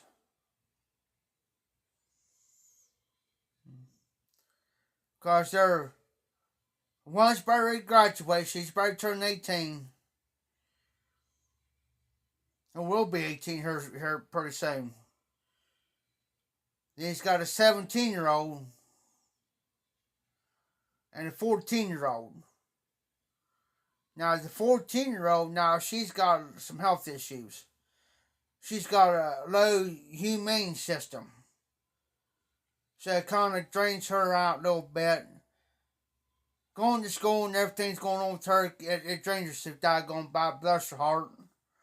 She'll come in here and you can tell by looking at her, she's just drained, man. Quiet. I mean quiet. You don't hear it. I told Tim. I said she's the most quietest kid in here I ever met. I had to get her going just to get her to speak. I got a joke with her. Say, hey, you gonna talk? And she'll just sit there and smile at me, and the next thing you know, she's going through, rounding my name off. Going through. Every time I turn around, she's hollering my name.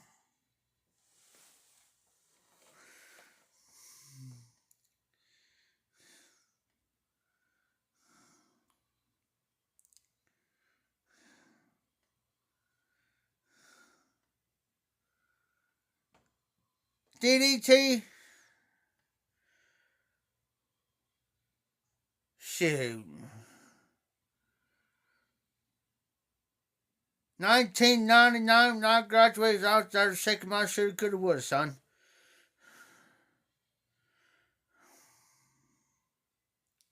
I was dilly dabbing. Well, I was dilly dabbing before that, but that's beside the point.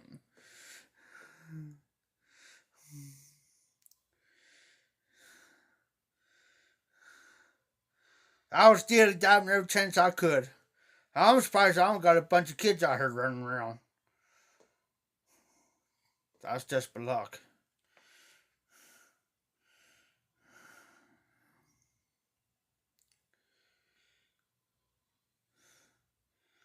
Because every home football game before I graduated, every football game and basketball game had an after dance.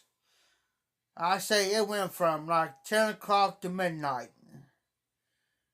It's like all, especially during the football season, look out. Because you're going to, yeah.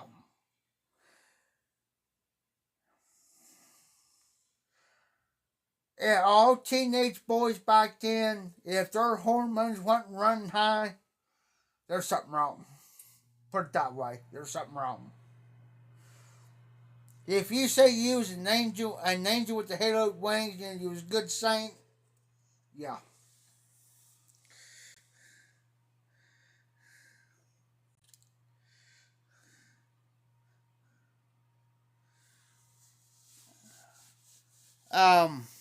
Hey Phil, did Prince at one of his concerts? Did he give away his guitar? Didn't he? If I remember.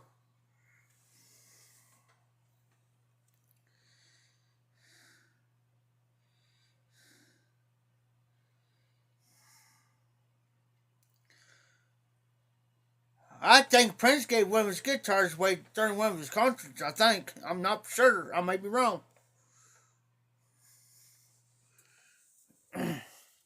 And that's the only song I liked by Prince was Purple Rain. That's the only song I liked by Prince. Any other song? Forget it.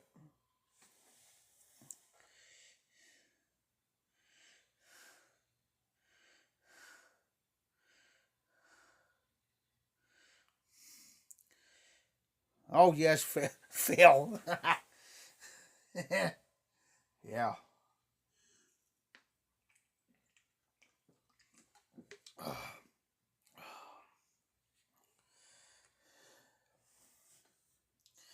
Shoot, this ain't no joke. During football season, like to let me think. 90. Shoot, I did it 2 years in a row. 96 and 97. Home football game. I'm going to get this one. Home football game.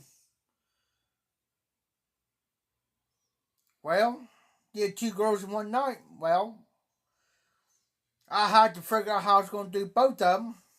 Well, I told this one, I said, hey, I saw you back here in probably about 10 minutes. So where you going? I had my cell phone on me. Well, it was actually my friend's cell phone. But I acted like it was my cell phone. I said, hey, I got to go over here real quick and talk to a buddy of mine. I'll be back.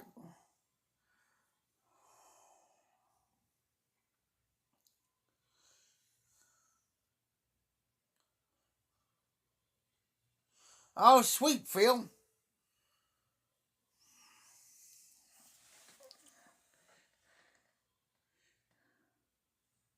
Oh, wow.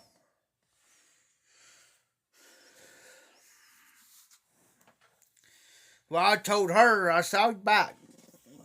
Well, she believed me. So I met this other girl. She was a blonde haired one. Good looking.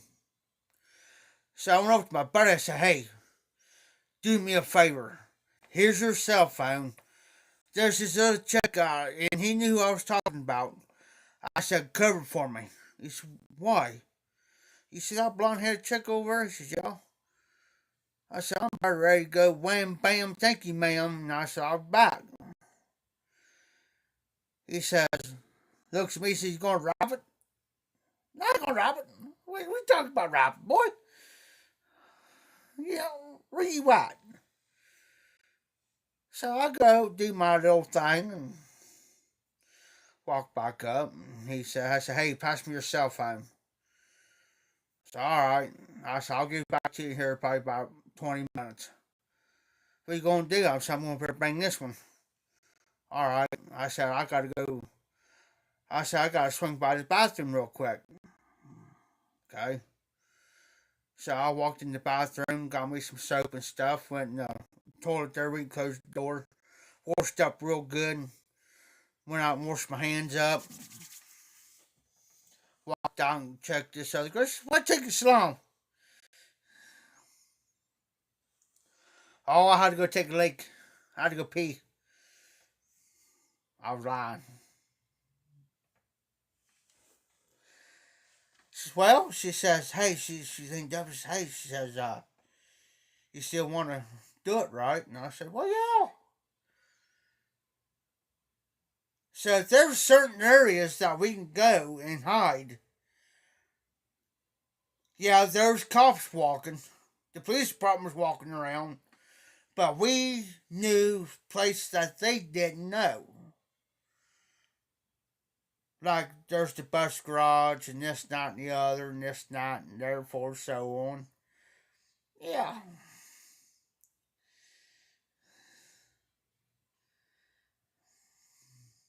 Did our thing. Walked up. I said, hey, you going to the dance afterwards? She says, yeah. So, okay. I said, hey, I tell you what. Come to the dance. I'll pay your way in Plus, I'll buy you something to drink. If you need something to eat, I'll buy you a slice of pizza and something to drink too. It's alright. I'm thinking, I'm going to get some more of that before I go home. Long and behold, this blonde that I just got done tapping, she shows up at the dance. I'm thinking, oh, shit. Now what? So I'm talking to this other chick, and I'm thinking, okay, how am I going to do this? Because this blonde haired chick wants, I know she's going to have me hang out with her.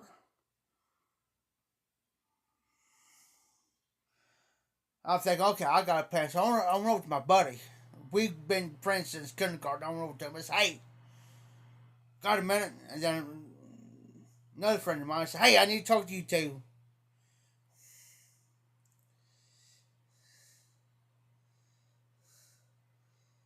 Oh, Phil. I said, hey, I need you two to cover for me tonight. I'll owe you guys big time. They said, what's going on? I said, you see that one brunette chick over there? They look and they say, damn. I said, yeah. I said, you want to know something? What's that? I said, I already done topped that once. I'm planning on topping again, and I've danced tonight. But I said, here's the problem. I said, you see that blonde-headed chick? And they knew who these chicks were.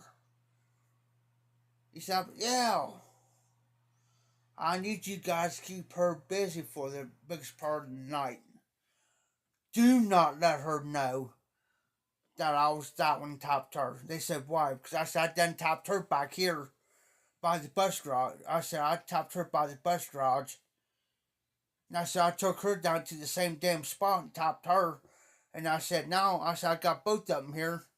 I said, you cover for me for tonight. What I'll do is I'm going to try to get her out of here and do my thing and get her to go home. I'll come back in. I'll get with her.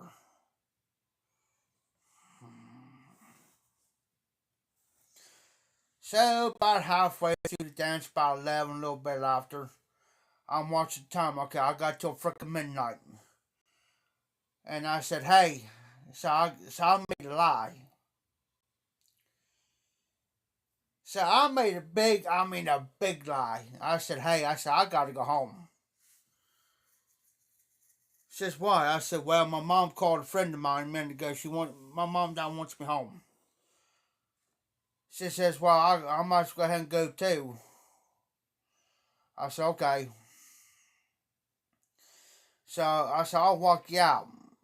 So I walked her out and she says, hey.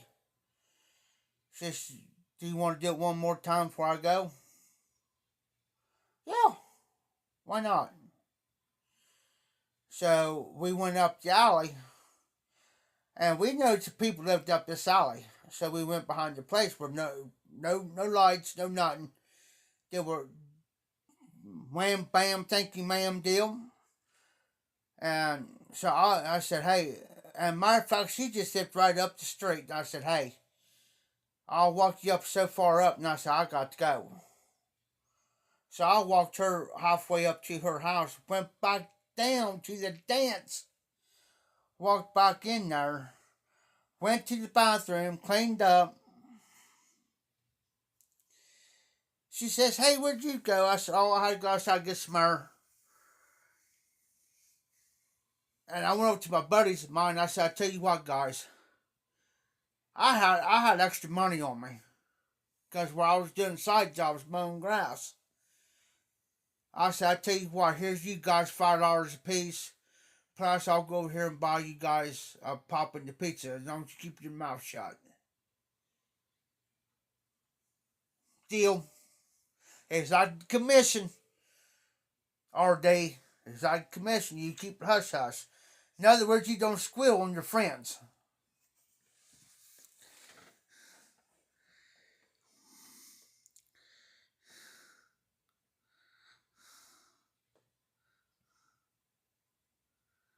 Yeah, Phil.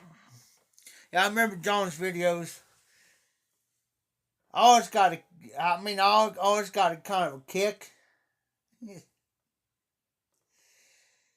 And you never expect anything coming out of John's mouth like that, you know what I'm saying? You never could figure out, never believe John do something, you know what I mean?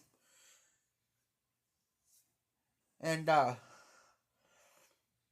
so rest night I was just blonde. That's right. That's right, Phil. They know, and they know how I worked. And they know how I operated. You keep your mouth shut, I'm paying you. You keep your mouth shut, I'll make sure you're taken care of.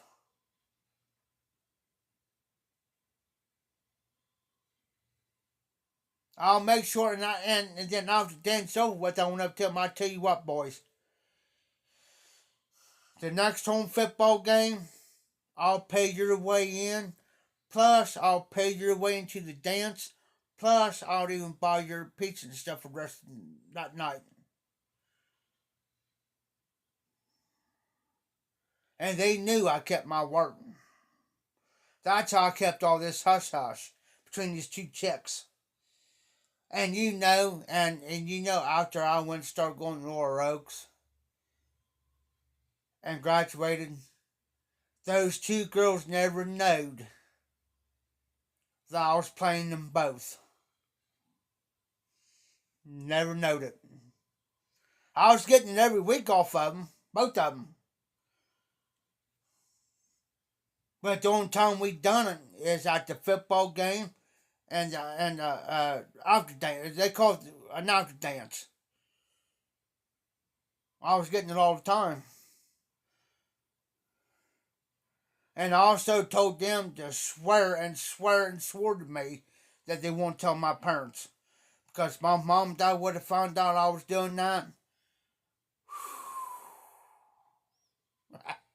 I wouldn't even be here talking to you if my mom and dad would have found out what I was doing. Yeah, he kind of, on certain subjects, he kind of, in a way, kind of kept on the down low. Because I never heard John ever rarely talk about his private life. I mean, he talked about his job and, the things he done for his jobs and stuff, but far as, and talked about maybe his one girlfriend he had. But other than that, I mean, he kept everything on the low profile. I mean, down low. And I respected him for that.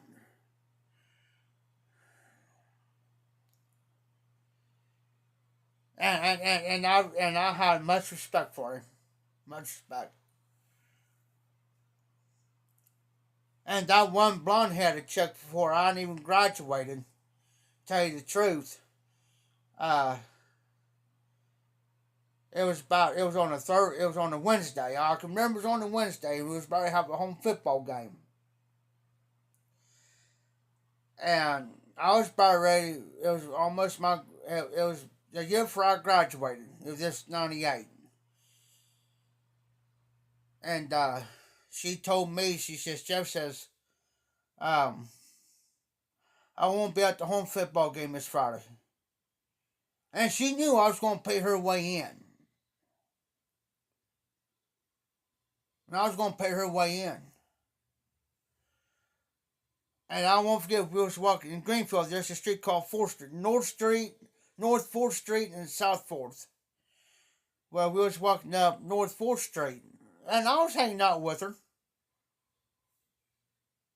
You know, everybody thought were friends.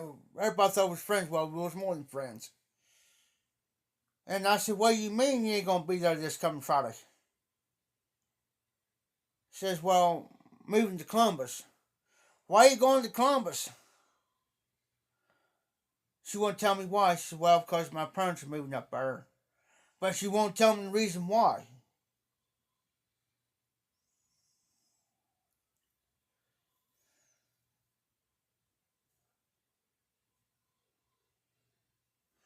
That's right, Phil. Yes, sir. I've talked to John um, on Facebook, Facebook Messenger. Um, Me and him has talked on a personal level, professional level. We put our, in other words, we put our own personal lives to the side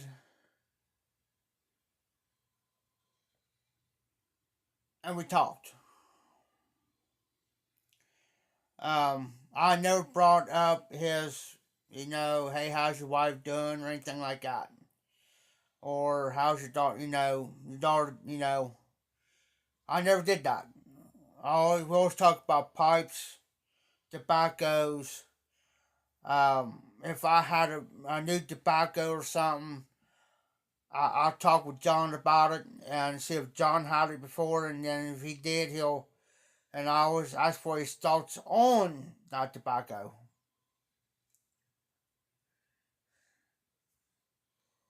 All right, Phil, you have a good one, buddy. Thanks for coming in. Greatly appreciate you. I'm very grateful every time you come in on this live. Um,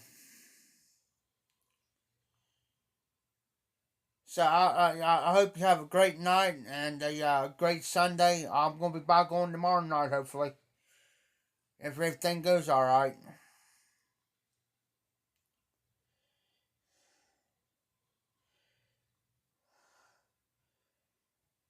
Now RD's at it again, but that girl never did tell me the reason why. You know, and anyway, it kind of hurt me. You know, because we created more than a friendship. We created a bond. It wasn't because of what we did. Alright, DDT. It wasn't because of the sex deal, thing. It was beyond that. And actually, that's the only actual second girl besides. Now, this Burnett girl, um, her name's on the tip of my tongue. Now, I can't think of her name. Now, I can't think of this blonde's name, too. And I can see her, I can visualize her face and everything. But the blonde headed one was a, Alright, Phil. Love you, brother. But this blonde haired chick was only the second girl that I actually fell in love with. Really fell in love with. And, her hair, she had short blonde hair. Everything.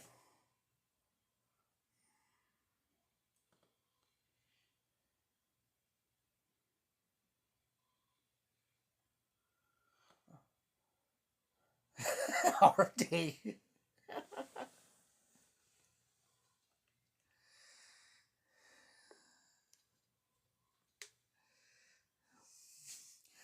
I had this girl. I had this girl one time already. She says, "Hey," she says, "your garage door's open." I said, "Oh, did you see my Harley?" She says, "Do what?" I said, "Did you see my Harley Davidson?" I left it at that. That's all I'm saying.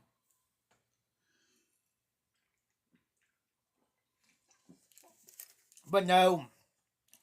So I went back to this other chick.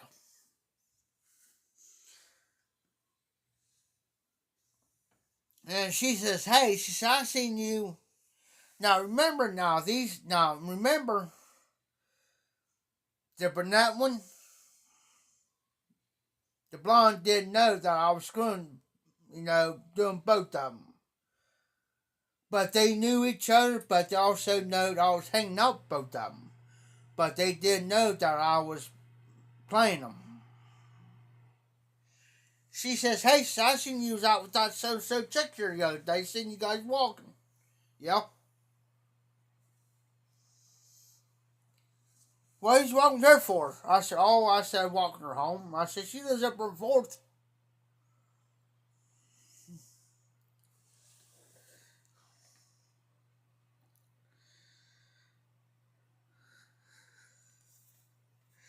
I've always wanted to go one of those beaches or country.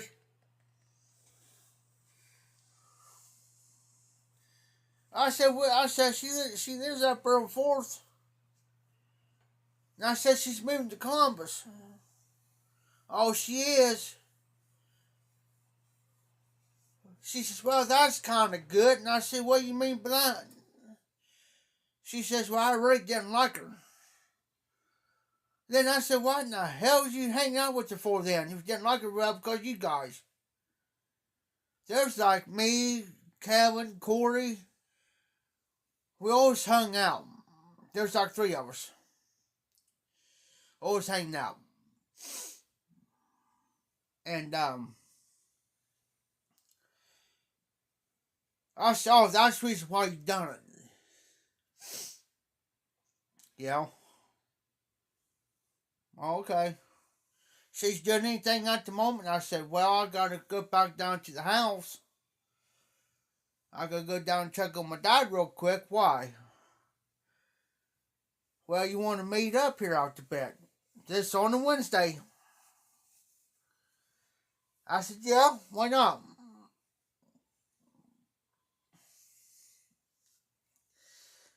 Well, it was going on about 4:30, 5 o'clock.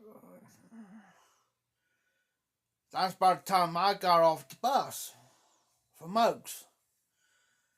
I said, hey, I said, meet me at the football field here around about 6:15, 6:30. All right. Went home. Make sure my dad was taken care of. Make sure my dad had his meal because my dad had major health issues. He's taken care of. And then I told my dad, I said, hey, I'll be back in a little bit. Well, here's where I made my mistake. So where you going? I said, well, I'm going to go up here to meet this chick. And I said, I might get some. And then I stopped and I'm thinking to myself, oh shit. I told on myself. I'm thinking, well, I'm going to get the lecture.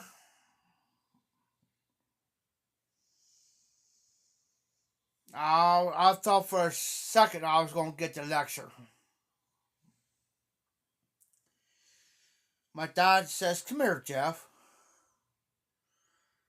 He says, son, he says, I'm not stupid. He says, I bet you've been topping a couple girls, haven't you? I said, you want me to tell you the truth, Dad? I said, yeah. I said, well, I've been doing it for the past year and a half, 2 years now. I said, matter of fact, I've been doing it for a year and a half. But I said, I only do it during the home football games. Then the after party. He says, well, I figured that, son. He says, did you pull? I said, yeah, always done. Dad, I said, I've always done that. He says, well, he says, here's going to be the facts. He says, wrap it. I said, I know what he meant. I wasn't stupid. I said, why? He says, son, he says, you might do it. And you might give it to her. But he says, you're going to come to the point where you might get to the point where you might actually not be able to pull fast enough and get her pregnant. He says, the only thing I'm going to tell you, wrap it. I walked out the door, I went, whew. That was close. But I'm thinking, okay, Dad, I don't give a shit. Well, okay, okay, I'm going to,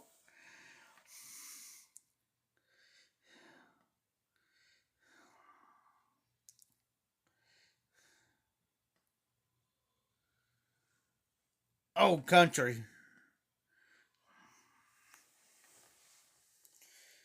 So, I was, because my mom passed away in May of '97. So here I am. This is September, August, September football season. So I was good. My dad, as long as I went to school, come home, make sure he fed, and I went to football games, out to party, whatever.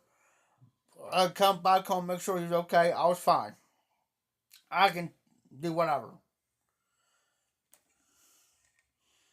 Well, at that football game, she asked, "Well, does your mom and dad know about it?" And I said, my mom just passed away this past May.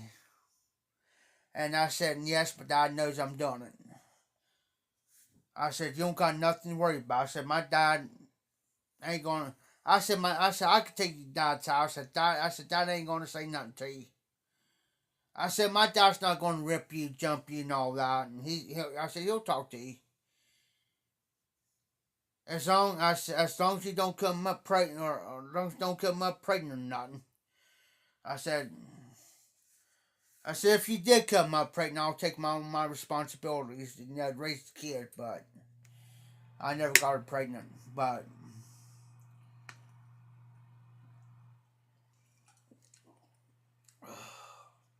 But that's what happens.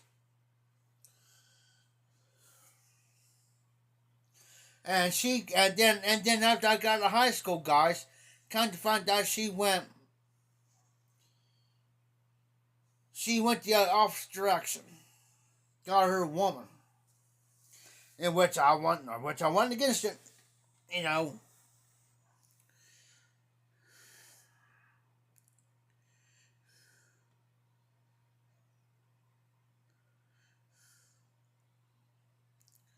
RD, RD, oh, RD, oh, that wasn't right.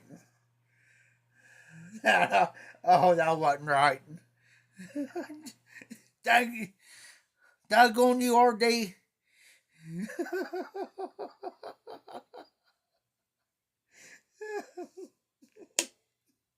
Oh, besides, I'm gonna be thinking about RD.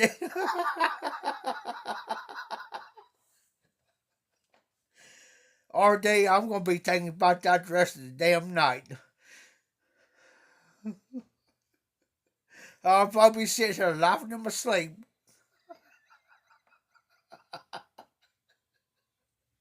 Good thing I didn't have a mouthful of beer. Whew.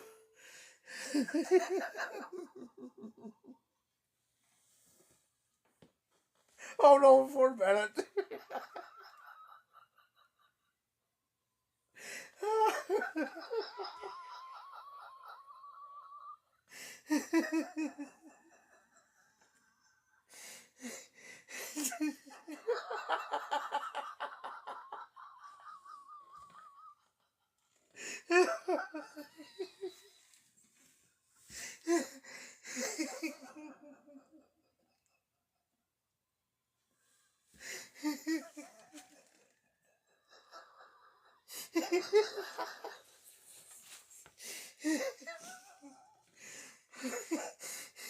Go to your day.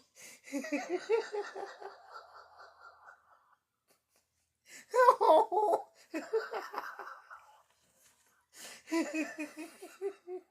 Oh. Oh.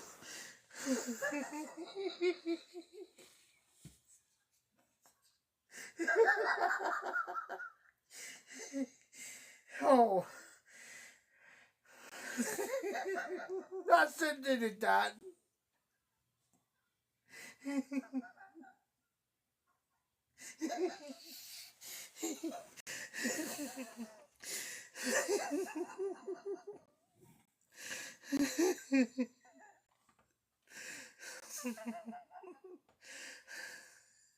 I'm gonna have to tell Tim Mountain tomorrow.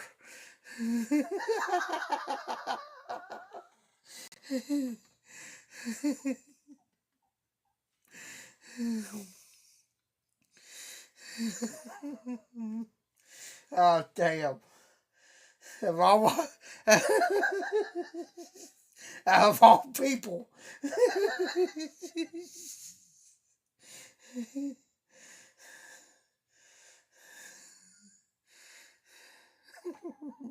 I'm going to have to try that all day.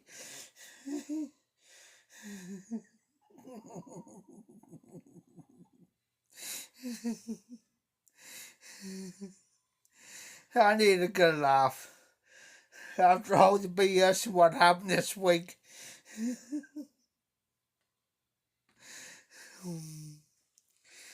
Yeah, you went there. You got me in the freaking tears all day. Daggone you.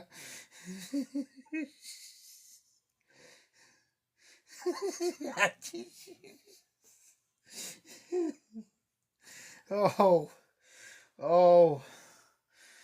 Good thing I got this beer here in the spare one. Whew. Ah. This call for double duty for a beer. Telling you. Oh, I drink on that one. Whew. I never laughed that hard since for I don't know how long.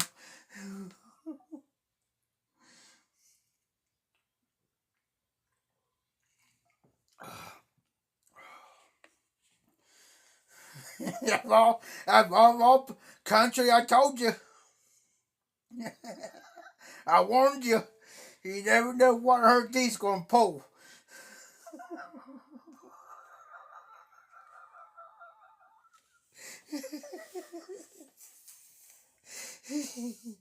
He'll stay. I'm telling you, he will say stuff like that out of the blue when you least expect it.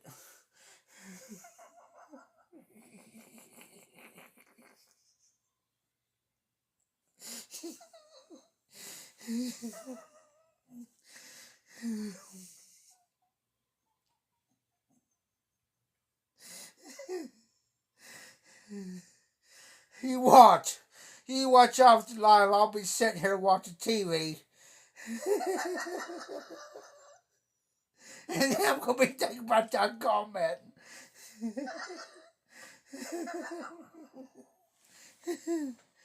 Yes, sir.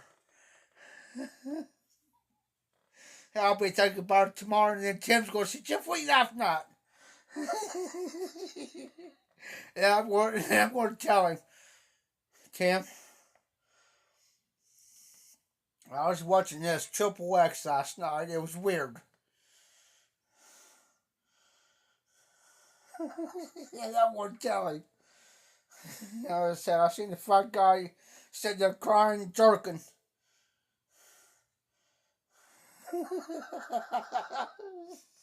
Then I'm going to say, I found out that TV on.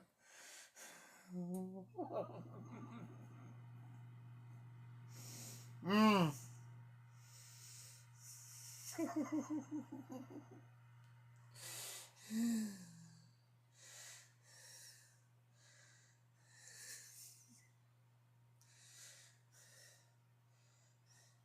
Hey, country, how old are you? See, if you graduated in 2015, good Lord, you had to be in your late 20s or early 30s.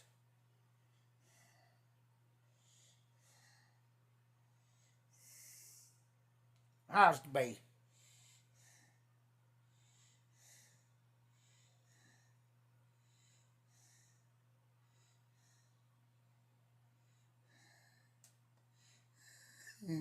Okay.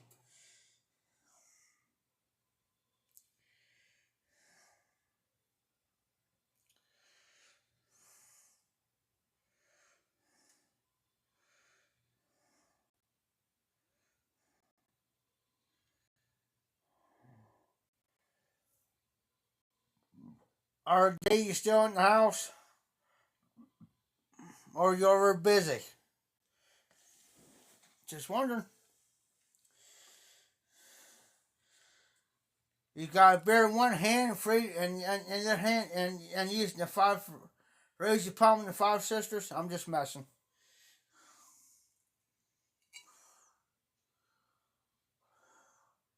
Oh, I was looking at the TV. I thought I was.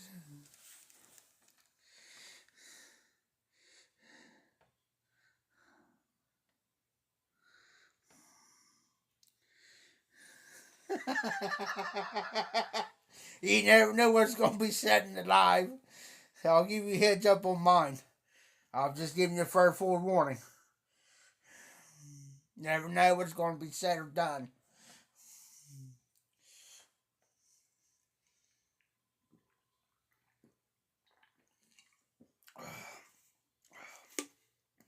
God, wait there for a minute, RD. I thought you might have to go to the.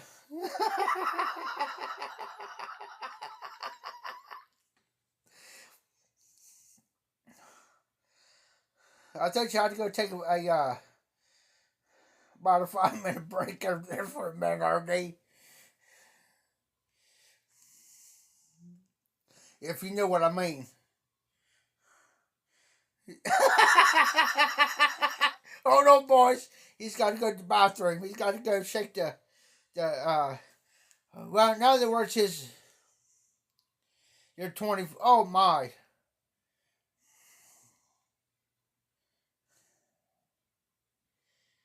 25. Boy, I wish I could see 25 again. Oh, RD back. His radiator's overheating. He's got to go. Yeah. Oh, wow, man. I hate to hear that recovery.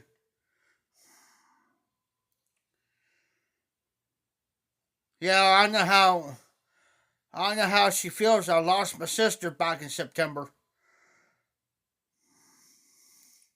It's hard when you lose a spouse or, like husband, wife, or something like that. They've been married 30, 40, 50 years, man.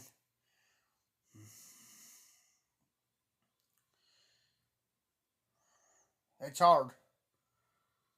I've seen my dad almost cry, and him and my mom's been together for, well, this is back in 97. It's about 23, 24 years. Sure, recovery. Sure. People like that, man, they get so freaking lonely. The best thing to do recovery, Mike, is sit there and listen. That's the best thing ever. Is be a listener. I know a lot of older folks that comes in here and they'll talk to me, but I listen. I listen. I let them talk. I don't care if it's 20 minutes, half an hour, 2 hours, 3 hours. I'll sit there and listen to them.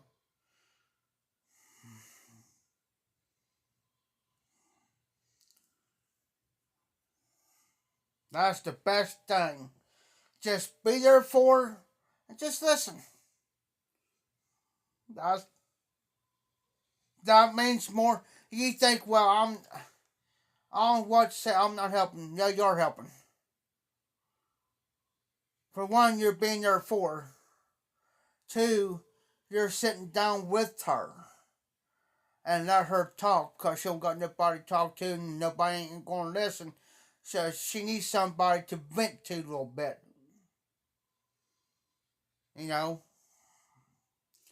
Listen. Now I tell you, I used to be a nurse aide for about 5 years. So I've dealt with a lot of elderly folks, and there's a lot of elderly folks, especially in the nursing home, and outside of the nursing home. So when I quit, I had to quit because I couldn't do it anymore because of my back. And I know a lot of elderly folks still live in their own homes. So I'm so used to working with them. So what I used to do is, if I know them, I'll go to their house, check on them. And then I'll sit there for about an hour and a half, 2 hours talking to them. And somebody will call me and say, hey, what are you doing? Oh, I'm talking. I'll get back with you. That's what I used to tell them. Well, can you? No, not right now. I'll get back with you when I get done. because that elderly lady or that elderly gentleman comes first for anybody else. Yeah, I had yard work. I had some work need to be done. To do like somebody's yard or something by riding mower or something, or weed eating. Well, you can wait. I'm taking care of some business.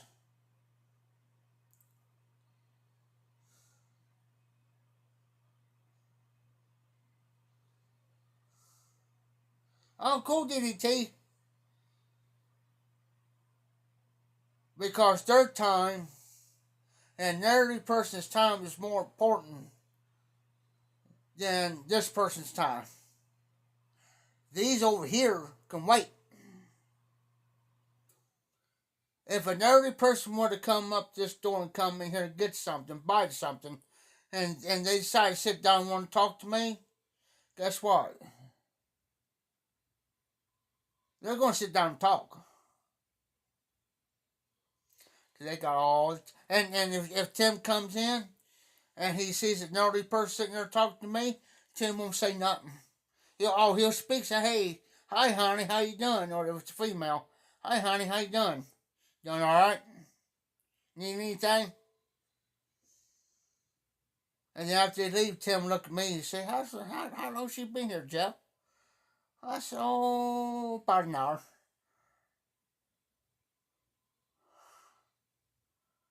I guess you need somebody to talk to, I guess.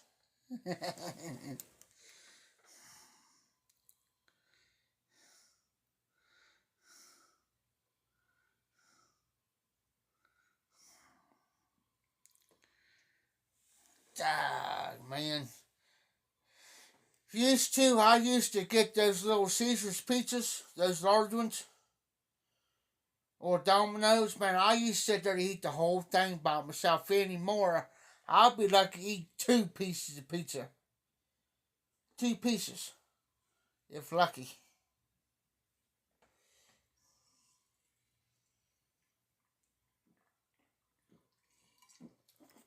Yeah, DDT. Thanks to RD. He helped me, the officer. He helped me in tears. Thanks, RD.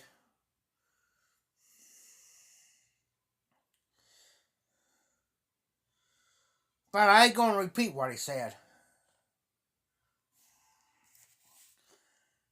Not me.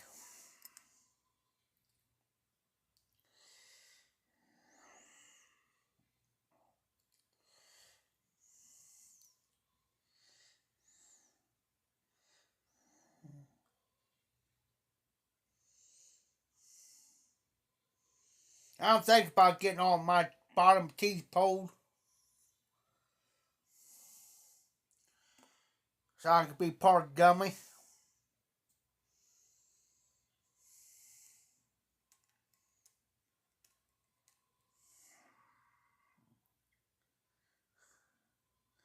Yes, sir, RD. I used to get so freaking mad, especially with Domino's.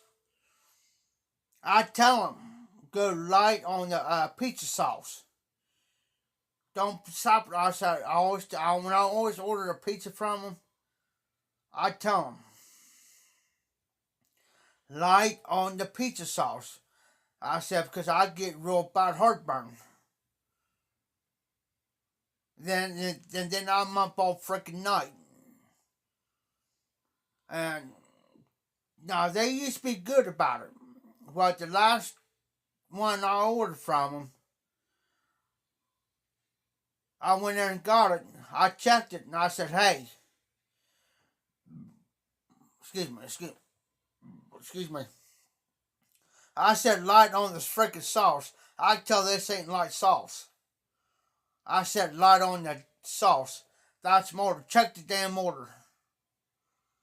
Yo, check it. That's what we'll take out back. Well, hell no, you ain't getting out, and I'll give it to somebody. You ain't gonna waste our whole damn pizza. I'll give it to somebody.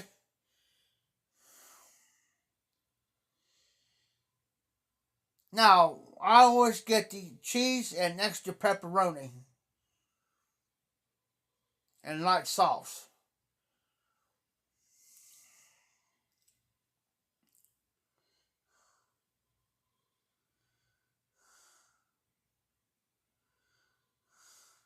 Alright, RD, I hate to see you go, brother, but I totally understand. I got one more beer to drink and I'm gonna call it tonight. You be safe, be well. Hey, RD, I'll be back on tomorrow night, by the way. They said, well, we gotta take our pizza back because that's the wrong order for you. I said, no. I'm taking this one. You're gonna make my order right. Well, we have to. So I want to see the manager. So the manager will come out. Told the manager, and I said, "You guys ain't gonna." I told the manager. I said, "You ain't gonna waste this pizza." I said, "I know somebody can use this, but I want my order right." She says, "Well, okay. What did you get?" I said, "Light on the sauce, pizza sauce, cheese, and extra pepperoni." I said, "That's always been my order when I come here to get pizza." And I said, "I know a family can use this here. They're kind of struggling." And I said, "I know a family can use that pizza. They'll be tickled yet to have that."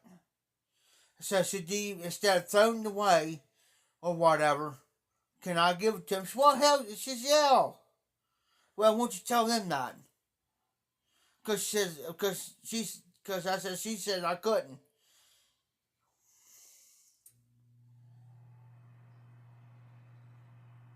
She turned around, she looked at the police and said, hey, he's right. Because the only thing we're going to do with that pizza is we're just going to take that pizza, take the whole pizza away when somebody can use it.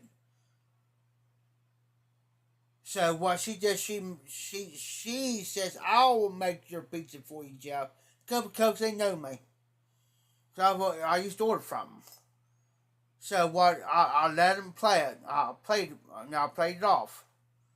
So I got my pizza and I paid for that pizza. Well, I got that extra pizza for free.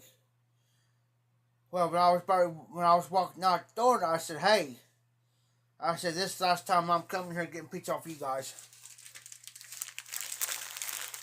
She says, why? I said, this is like the second, third time you guys screwed my order up every time I come in here. I said, this is the last time I'm coming in. So I walked out with two pizzas for the price of one. Yeah. Pissed him off. Brought the pizzas out here. And Tim says, you bought two pizzas? I said, no.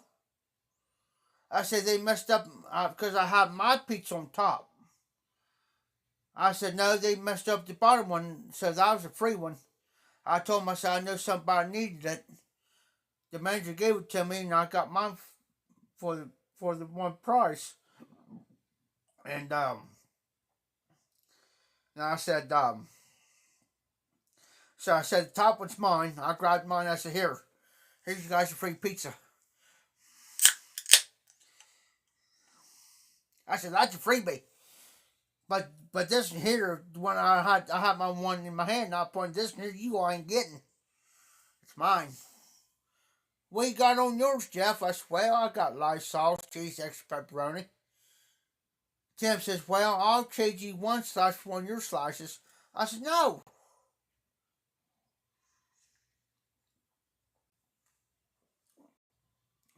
He says, why? I said, because I'm not going to be up all damn heartburn. Forget that. I said, as soon as I said, if you want me to have heartburn, I said, your ass is going to be going over to Walmart, give me some Tums or something. And you're paying for it. Yes, I'm not going to be up all night with heartburn to where I feel like I'm going to peak my. He said, oh, no, no, no, no. He said, I don't want to see you be getting sick. I said, well, that's what happens every daggone time. They put the regular freaking sauce in there when I tell them light sauce. Pizza sauce. Now, Little Caesars pizzas, I can eat theirs all day long. But I just can't do Domino's with their freaking heavy duty sauce. It's like they freaking dump it on there and whatever. I'll be right back, guys. I gotta use the bathroom.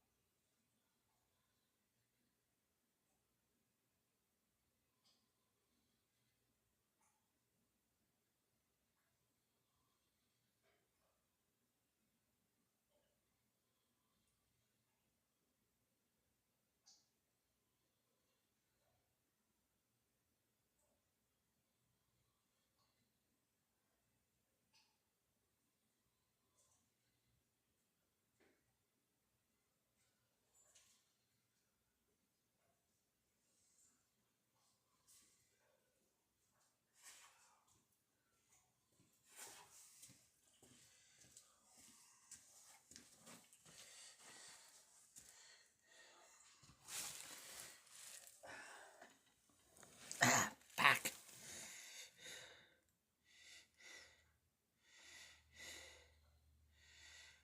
Yes, sir, country.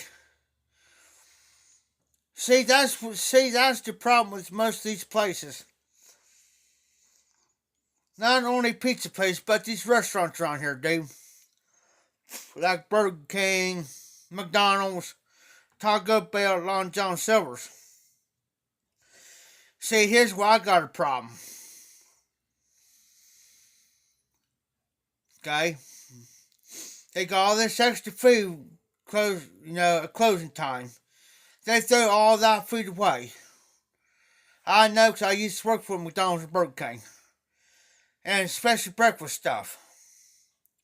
Instead of throwing it away, pack all that stuff up and distribute out to people like the homeless people and stuff, man, or the homeless shelter, or places like that around here, man. There's people out here starving, and you're just throwing all that away. Make sandwiches up, burgers and chicken sandwiches, burgers, all that up, and go out here or give to somebody to distribute out to people instead of throwing it away. Now, now, country, now, Little Caesars here in town, if they got a bunch of extra pizzas, there's a place called Rose Avenue Community Church over here. Well, they have services on Friday nights where you go there. It's like a church, but you get a free meal. You get a meal, and plus you listen to the service. Well, the old Caesars is connection with them, and what they do is they give if they got a bunch of pizzas left over, they'll give them guys, they'll put them in their freezers. And then when it comes Friday, they'll put in your refrigerators. Let them thaw out in the refrigerators. They'll let them thaw and put them in refrigerators. And what they do is they distribute out to people. See? That's what these restaurants need. See? Little Caesars is setting a prime example. They're setting an example. Say, hey, give your extra food stuff to Rose Avenue. If you think you got too much, give them guys. They'll distribute to a bunch of people over there on Friday nights.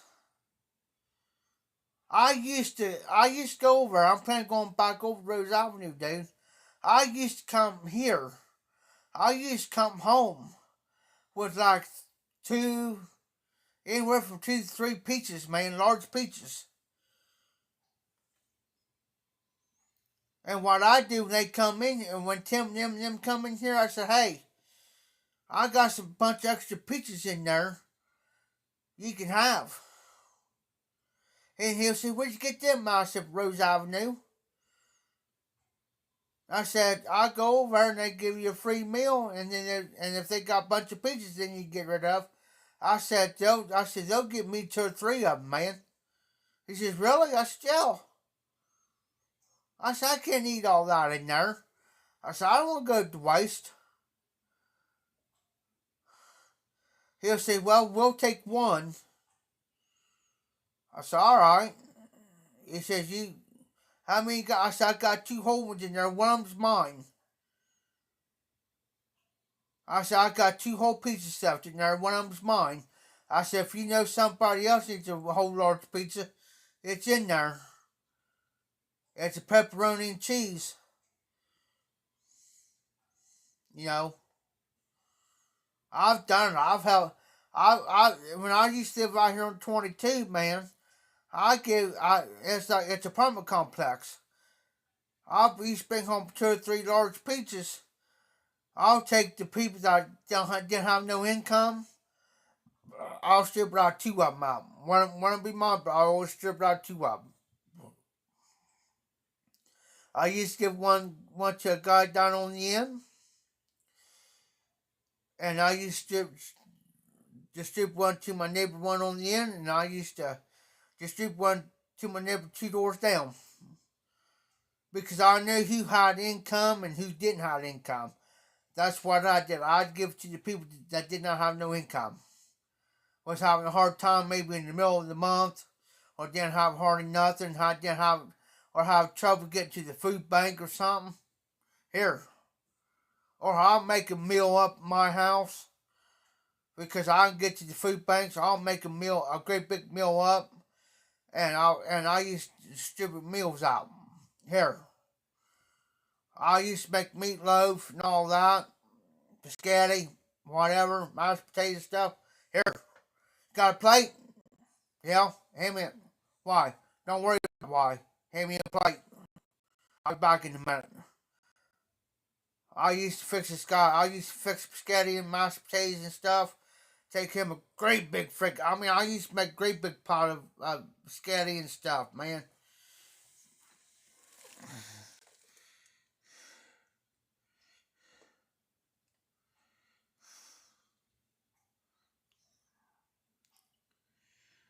Yeah, that's what a lot of these farmers do, man. Now, I tell you what, my dad and them used to have a farm, and I used to work for a farmer. Now, anything that, like bread that's got mold and stuff to it, you can feed them to hogs, don't care. Now, you feed like moldy bread to a cow, it will lock their stomachs up tighter than a drum.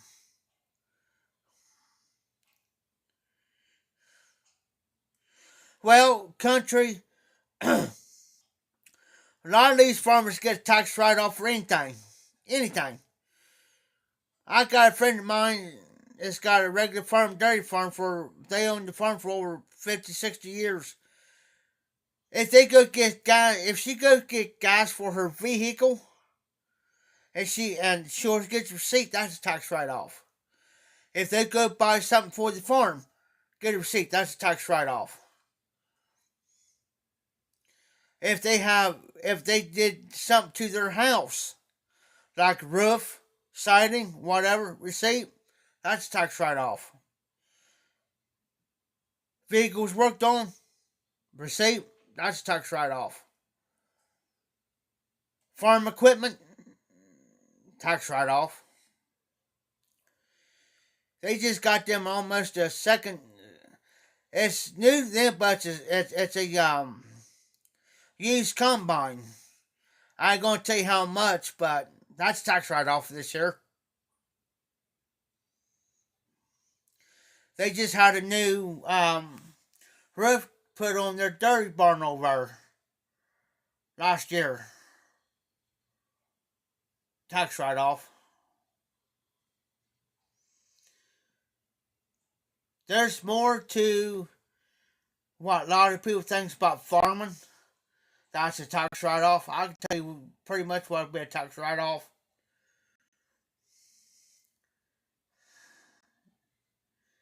Anything on the farm's property, I don't care if it's your regular farm or dairy farm. If you do anything on that farm, I don't care if it's equipment, repair on the barns or whatever, bins, that's a tax write-off. You get gas for your vehicle, you get that receipt and you keep it, that's a tax write-off. I don't care if you put $10 in, $20 in, $30 in your vehicle, you get that receipt and you keep that receipt. That's a tax write-off. That goes on your taxes. Now, if you take a piece of farm equipment and he goes on the road,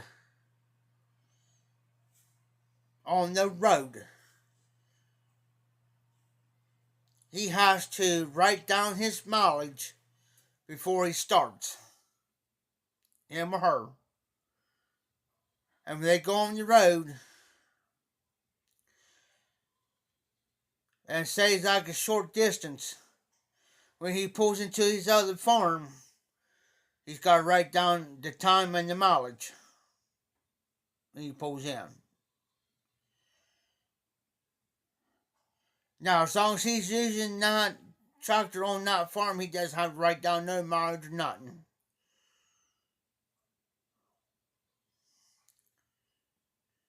And then when he starts back out on that road, he's got to put his time and the mileage. Goes back down the road to his place, or wherever. He's got to put his time, when he pulls into his farm, he's got to stop, put time and the mileage from start to end. So there's 4 times. That's a tax write-off because gas. That's tax write-off. Now, if he's got a back lane that goes from his farm to the dairy farm, which they got a back lane, you don't have to write down no mileage. It's just his gas. How much gas he uses in that equipment. If he takes a 5-gallon gas jug, and he takes 2 of them, he fills, and that's 10 gallons of gas. Okay, he gets receipt on that. That's tax write-off because you're using that for your farm equipment. Tractor, combine, mower, whatever.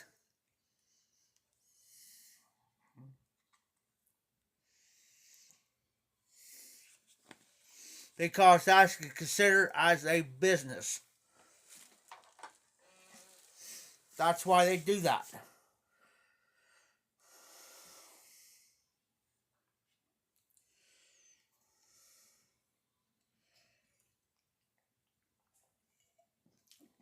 And sometimes, like they do, sometimes they have to pay into the IRS.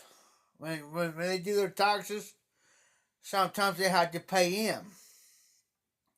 They might get a little back out of it.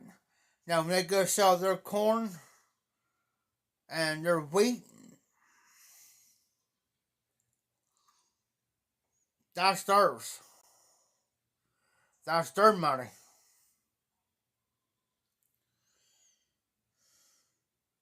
Now, I know wheat and soybeans. I take it back soybeans.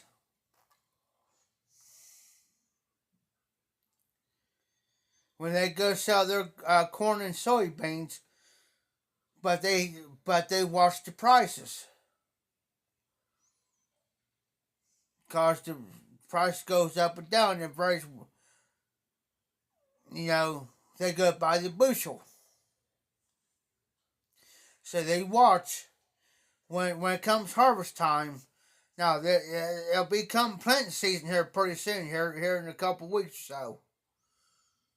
It's coming up here around about April.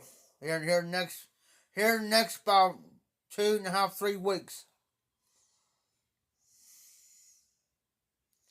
planting season. Now, they alternate their fields. Like on their dairy farm fields, there's 117 acres. No, 110 acres. It's divided because this road goes from their regular farm over here, and there's a road that goes, and their dairy farm's over here. There's a back road where it splits both their fields.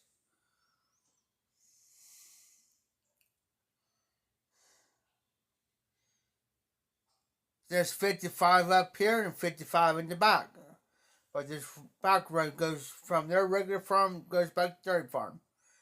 Now, if they planted up on the front, now if I was soybeans, it'll be corn. Then the backfield back here will be soybeans. On the regular farm, it's 117. If they say last year he did corn, they did corn, it'll be soybeans this year. Alternate every year. I've helped them out a couple times out there.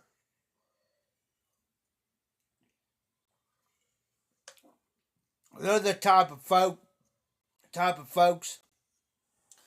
when it comes down to planting season, harvesting, they don't like to be bothered. The only ones that should be out in our field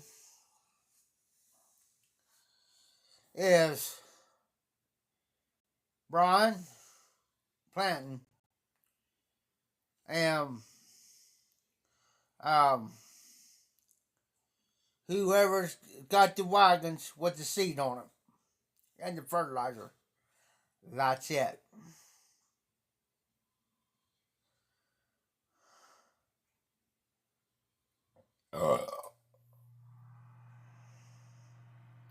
The only time you bother them, excuse me, if it's a freaking emergency.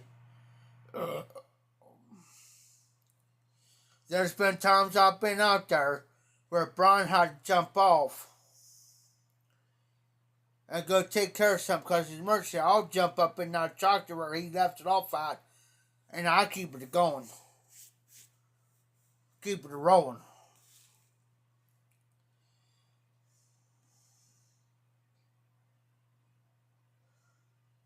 I helped them out there on nerves, and I also helped out a friend of mine, which he had about 250 acres. Did that job.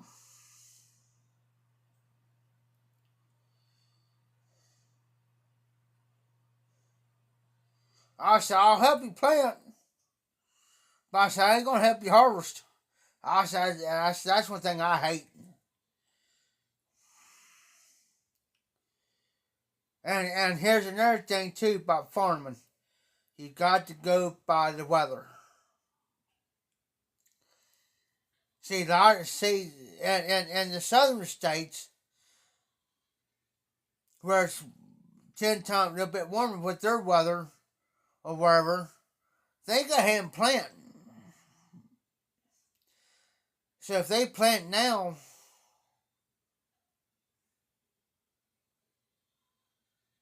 then by, July or the second week of August, they're ready to harvest. But around here, they go by April, mid-April, maybe mid-April, second week of May, depending on what the weather is. And then by September, October, they're ready to harvest. Because they, especially for corn, they want their corn to be above knee high before July the 4th. And here's an old saying, and it is the truth. And I can tell you, if corn is knee high, above knee high, I don't care how tall you are. If corn is above knee high by July the 4th, you're going to have a good crop. A good crop. If it's below the knee by July the 4th, around July the 4th, if it's below the knee, you're gonna have a pretty bad harvest. Soybeans, same way. And I can tell when soybeans are ready. They're normally ready when it turns like, I'm trying to think if I got something around here. I do.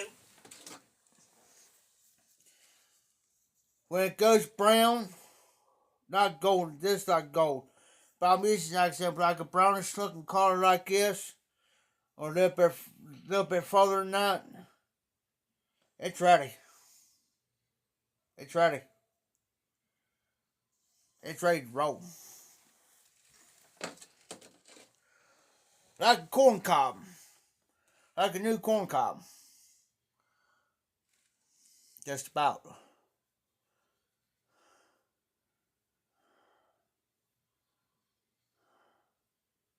Yeah, it'll be green. It'll come up. It'll be green full bloom. But when it starts turning brownish a little bit, almost brownish, it's ready. You better catch it then, because if not, if you let it go too long, you ain't gonna get much out of soybeans anyways. I'll tell you that. They just plan to do it just for a tax write-off. Their big thing, there's two big things in mostly farming usually. I mean, yeah, you're gonna get some money out of your soybeans, but not much. It's gonna be your corn.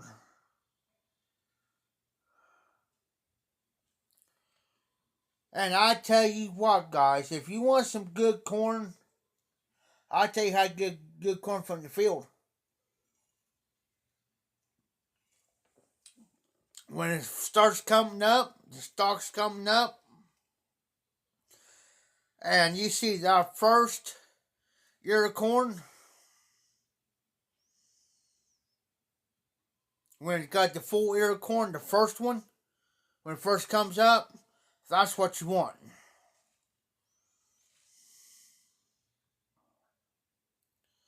Don't wait till later on in the season, because you ain't gonna be no good. But when it first starts to grow and it comes up, and you see that young ear of corn, and you know it's full of kernels, that's what you want.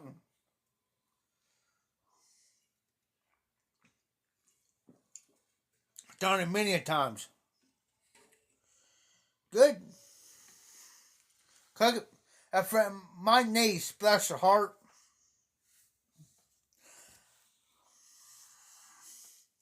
she says, Uncle Jeff, I said, what?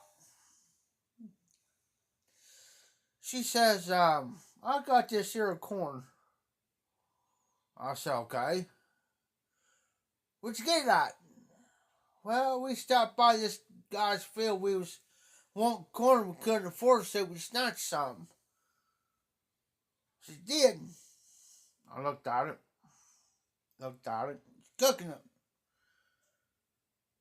I said, can I ask you a question?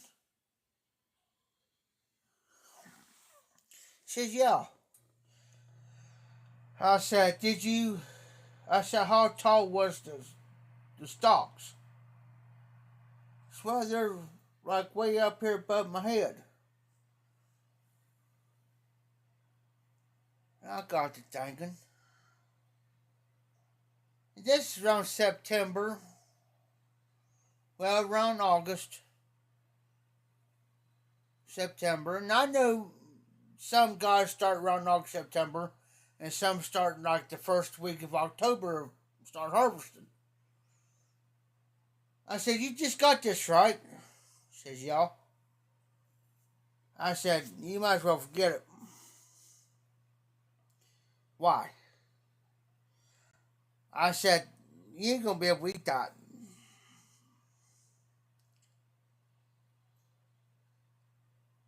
She says, so we just waste our time going out there getting that for nothing. I said, yeah. Here's how, I told her, here, how you do it. I said, when it starts coming up and you start seeing that, you're going there and it's just starting. And you know it's full. You know, take an ear off, peel it back, and you see all that fresh kernels in there? She said, yeah, that's what you want. Don't wait till September, till now to get it. I said, that'll be more of cattle feed. I said, a lot of farmers go out there. I said, even though that's a farmer's loss, but sometimes they'll go out there and they may get, depends on how many cattle they got, they'll pick so many and they'll take it out there and they'll put it in the bucket, they'll scrape it off into a bucket and they'll feed their cattle with it until they can go in town and get their feed.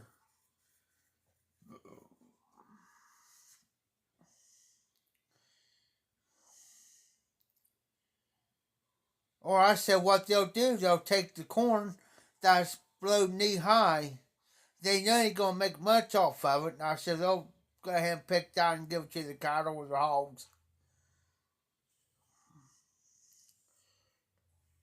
She said, well, I didn't know that. And I said, now you know. I said, if you don't believe me, ask your daddy.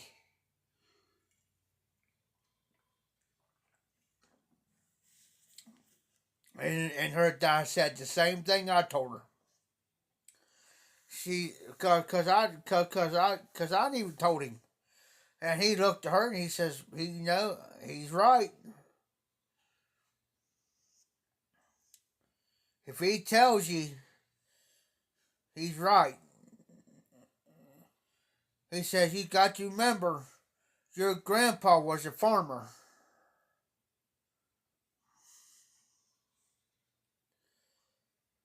And he works for a farmer. So you better pay attention to what he's telling you.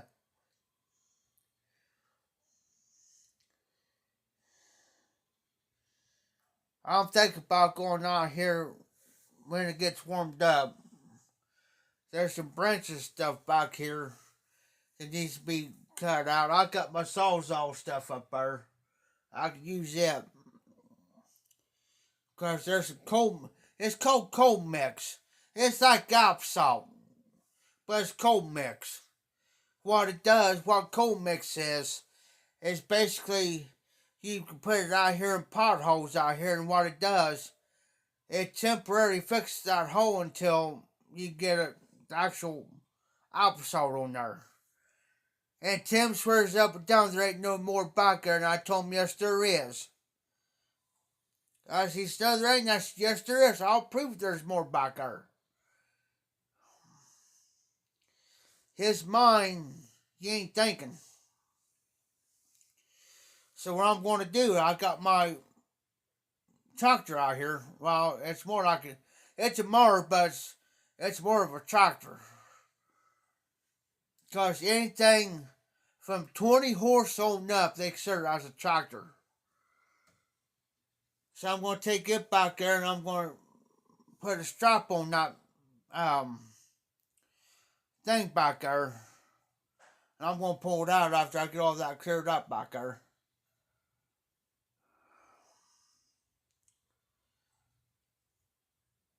So I can feel, because there's a bunch of potholes up here that needs to be filled in.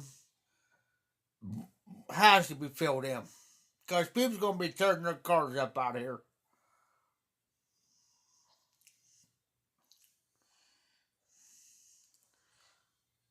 That's why I'm trying to find a pull behind trailer.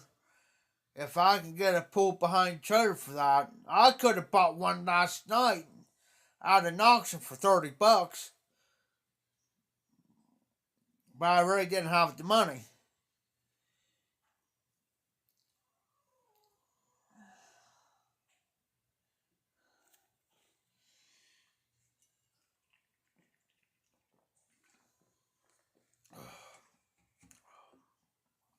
That's why I go back there take that trailer back there,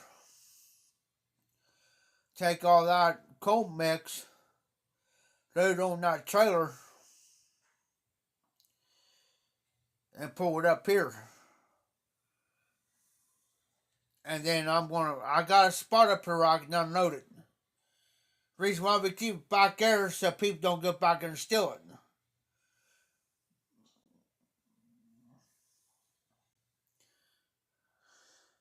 It's like my mower up here. It's like my tractor sitting up here.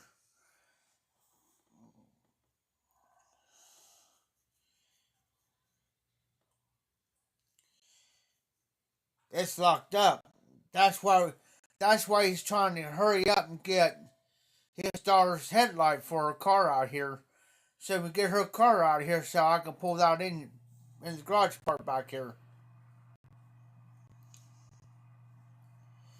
Because as soon as her car goes out, I'm going to tell him to leave that door up. I'm going to unhook this up here, pull it in back here. So I don't have to worry about it sitting out front and out in the freaking weather, man. I just got a brand new battery for it. Now I'm waiting for the freaking belt.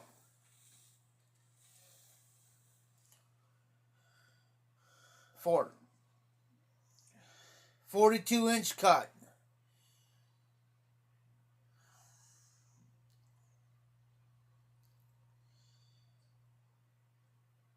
That's why I can keep this yard out here mowed. I might be mowing the neighbor's yard over here. That's $65, $70. I can have that mower. I'm paying for that. I'm paying $200 for it. That's probably about an $800 mower sitting up front. It's a Craftsman. By the time I get done mowing that over, I have that mower paid off within a month. Less than a month. If I do this guy's over here and this guy over here for 50 to keep his place mowed over here, talk to him and I say, hey man,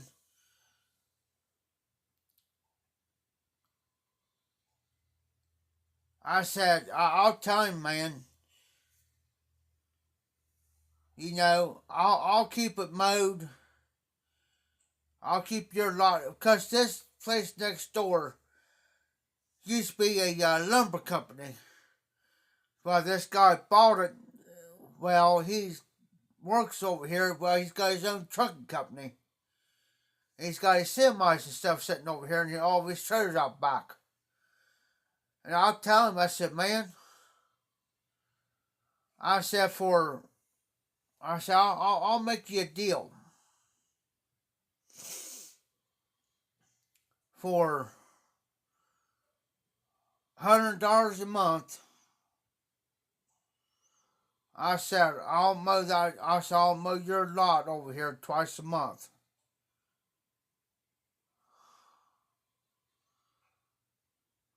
I said, I'll cut it down twice a month. I'll keep your front out here mowed and trimmed out here for $100 a month. Well, by the time if he agrees to doing it, okay, there's $100. I'm making about $70 off of him. Okay. Within 2 weeks, that mower's paid for. Because there's 140 for 2 weeks. If I do it for 70 with gas prices for the yard, and I do this yard here for 70, okay, 2 weeks, that's 140. There's 100, there's $240. Okay, the mower doesn't pay for itself for 200. I got 40 in the boot, and after that, then if I do this other guy's yard for 50, shoot.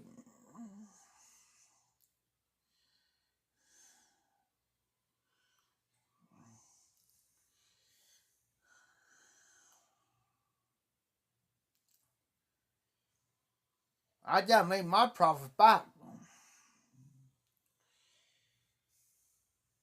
I got $500 going out next week. Plus Now I got 514 going, well, more than that. My phone card.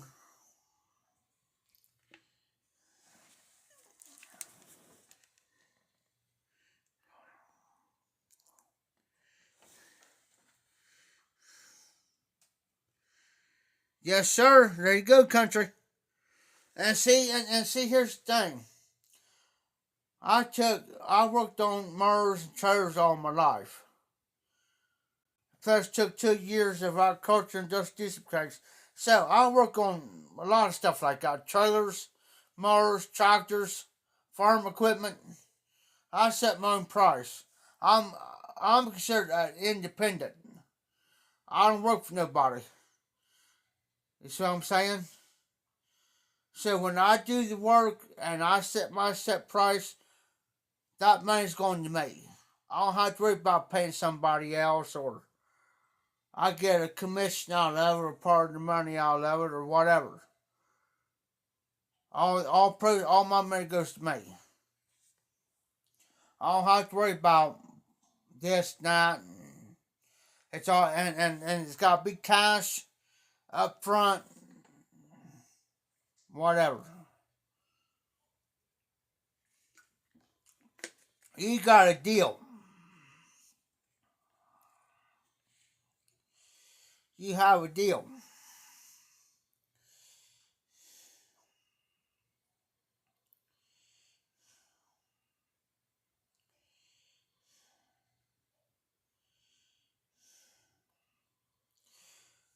The cheapest trailer I've seen I think it was a now this is just TSC, Tractor Supplies Company in the courthouse. There's a Tractor Supplies Company that way. There's John Deere over here. Now TSC, the cheapest trailer that I've seen for a 6x8 was like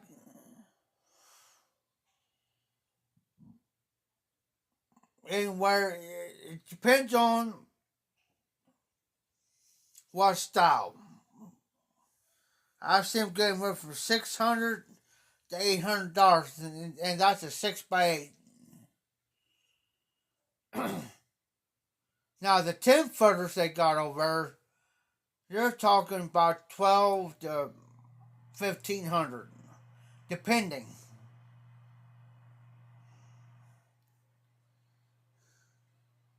Oh, hey Phil, welcome back, buddy. Welcome back.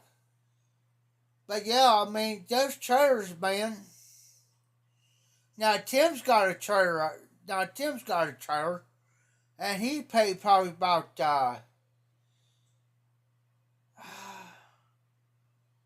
I forget how many feet it is, but he could put a car on there and still have a little bit of room on it. And I think he paid like $400 for it, 4 or 5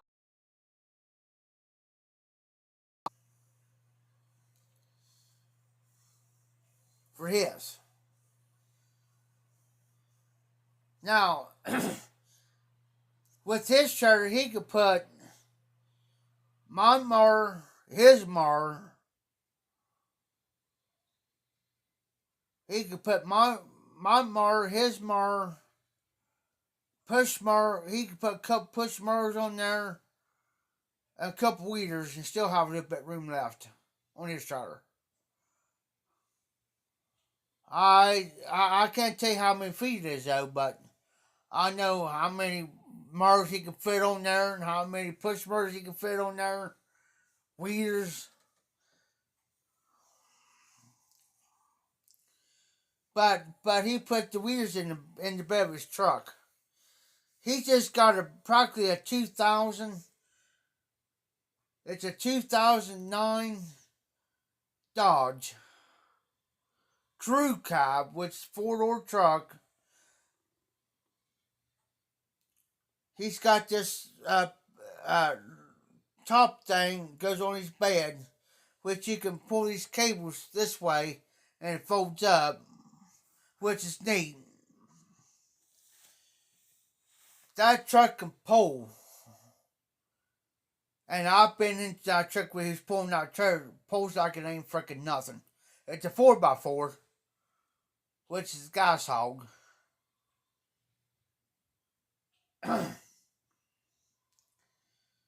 This is the first Dodge truck he ever owned.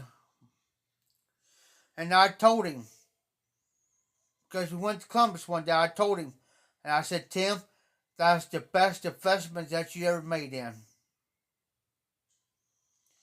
He had to put $800 worth of work into it. But I told him that's the best investment he ever made. He says, why? I said, everything on this truck can fall apart. Except for that engine. Because it's Mopar. I said, that sucker can get so freaking red.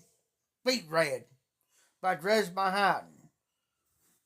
I said, I've seen it done. I've seen it done. It's jacked. I mean, if you look at it and you think, okay, that truck's jacked up. It ain't jacked up. That's where the truck came. If you look at it, you say, my God, that truck. No, it ain't. It's a standard Dodge truck. That truck goes down the road, it's like, it's smooth. And he has to watch his speed on that truck. Because the gas pedal's kind of touchy. I told him one day, I said, Tim, I looked over the speed limit because I was going to Columbus, and he was doing about 85. And I said, Tim, you knew you were going over the speed limit. You knew that, right? He looked down, he says, oh shit, I am, ain't I? When the speed limit is 70, he's doing 85. Yeah. Don't even know you're doing 85. Don't even know it. I'm about ready to start my own lawnmower business up here. So,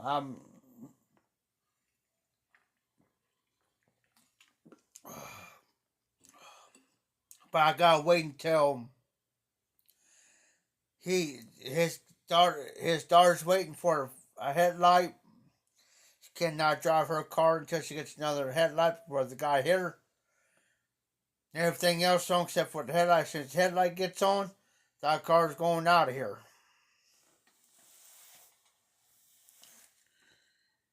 Hey, John! What's up, buddy?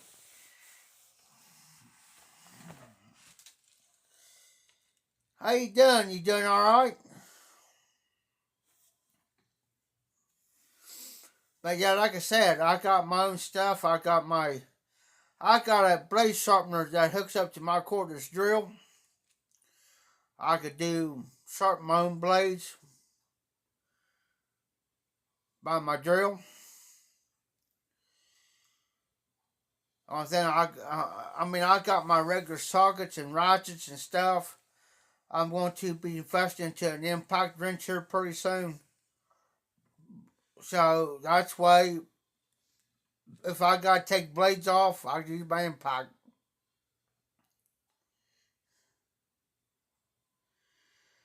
Well, thank you, John. Hey, John.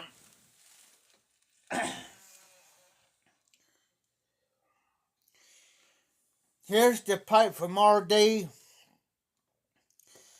This is the pipe I was talking about. I want you to make like this here, but not with this type of stem.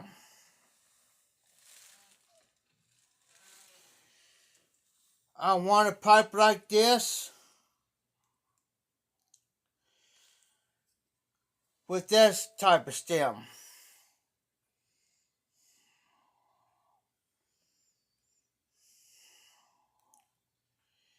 You see what I'm saying? I want this type made like this with this type of stem.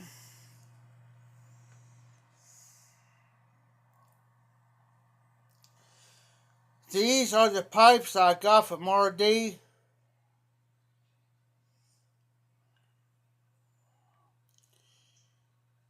I'll show you up real close. I'm not going to try to blind you guys, but here's a short one. This is one of my favorites.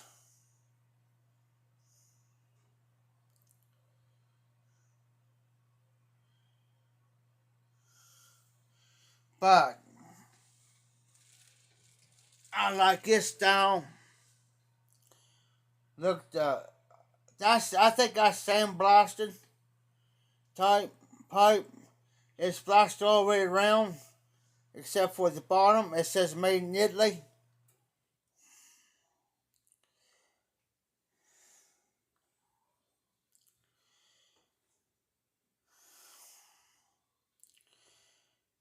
But it's a basket pipe.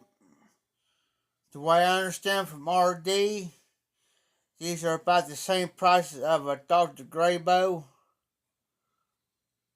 And let me tell you guys, this smokes just as good as a Savinelli, Dr. Grayboes, or any type of pipe. And I'm not ashamed to smoke them. I'm proud of these pipes. And yes, they're non-filter, which needs to be cleaned, by the way. Non-filter pipes.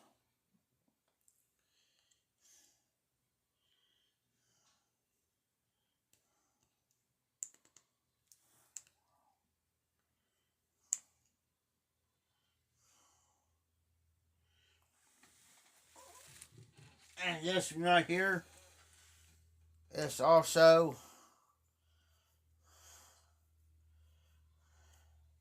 a non-filter. And John, you see how short that stem is.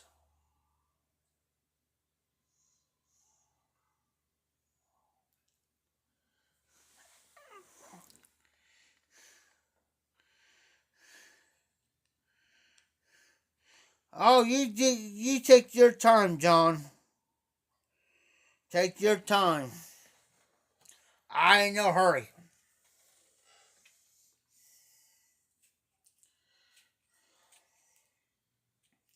I gotta clean this pipe out because it's cooled down.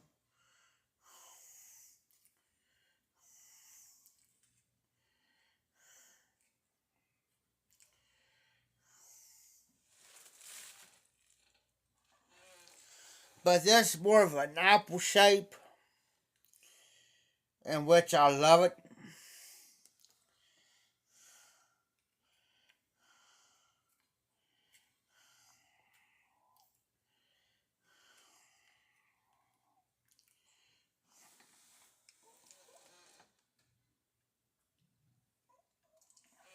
And I tell you what I was smoking earlier, John.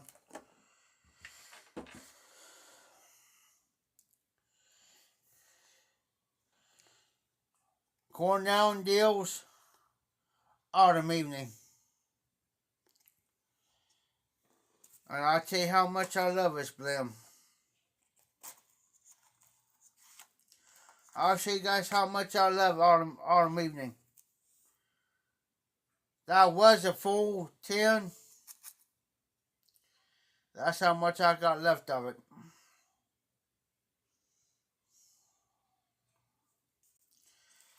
If you never had Autumn Evening, I'll tell you what it smells like and tastes like. It smells like maple syrup with pancakes.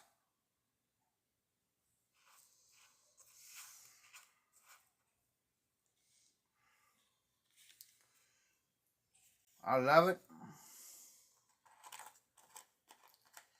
I'm going to press this down. That's how far it is. How much I got left. I probably got another maybe 5 to 7 bowls left of that. And also I've been smoking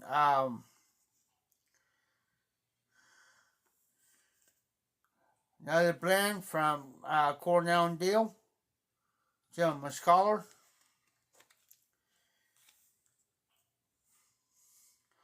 Still almost a full 10.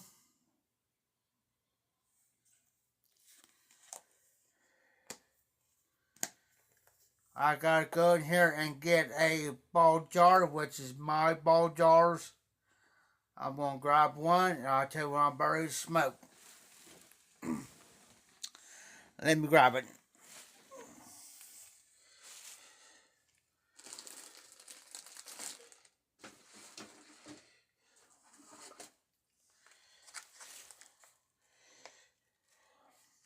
I'll be right back.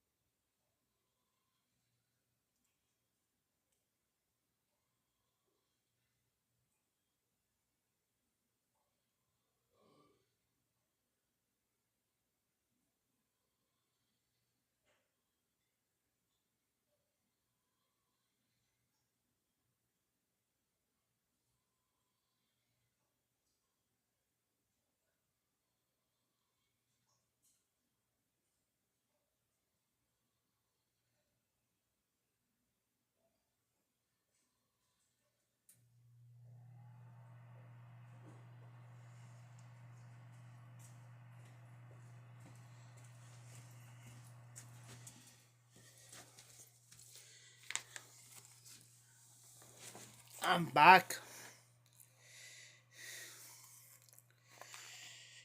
I'm going to open this up for the very first time I ever had this. It's a Esoterica blend.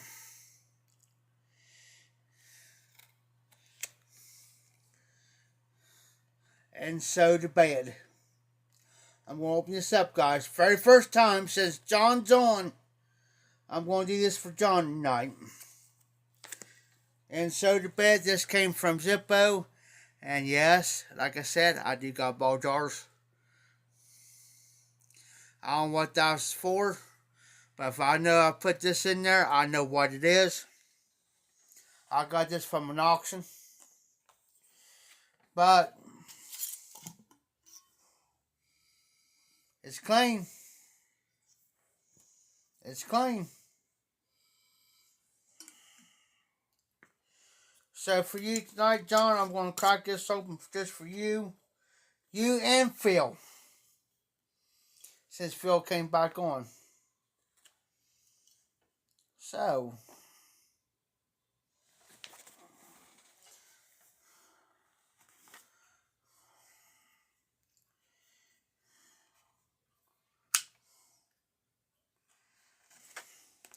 I got this from Zippo. So here we go, guys.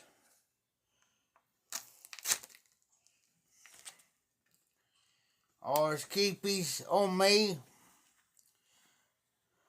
Because I'm doing a lot of box openings in there. From time to time.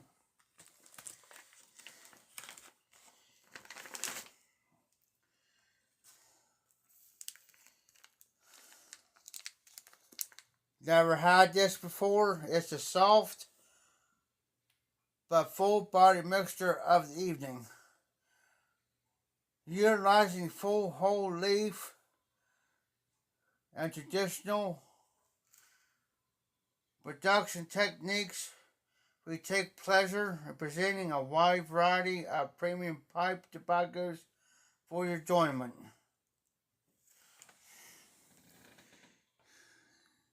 So, John, first time in Soda Bed. I've been wanting to try this so bad. Oh my.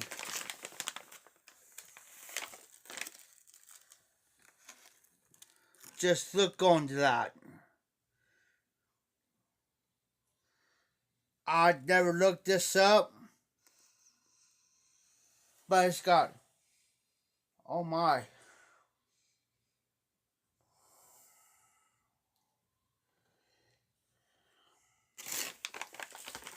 You're very welcome, John. It's very unique.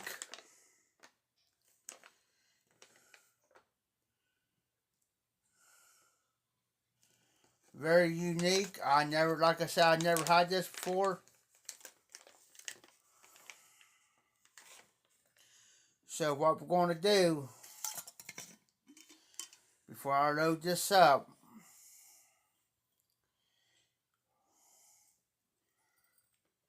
be honest with you, it is ready to freaking smoke.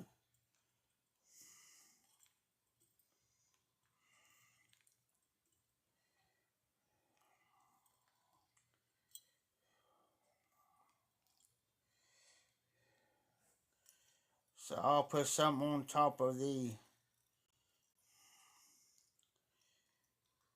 thing here. Just enough. I know it's going to be a bowl full.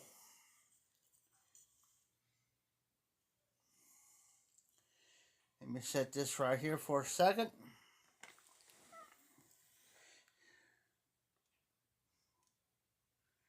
Oh, cool, John.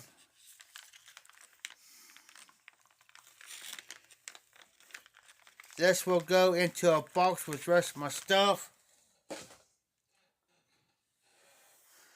And we're going to load in this. I just got to take my salty bit off this other one so I can use it for this one.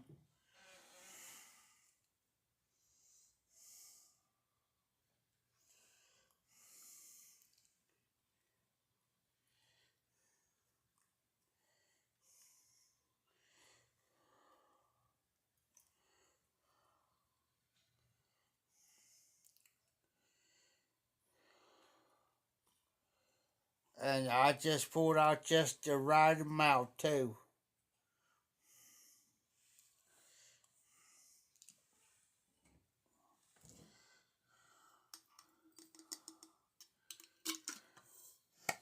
So, that there will be set on my table over here.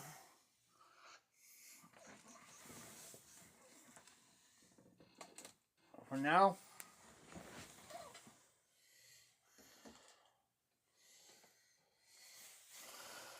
Now,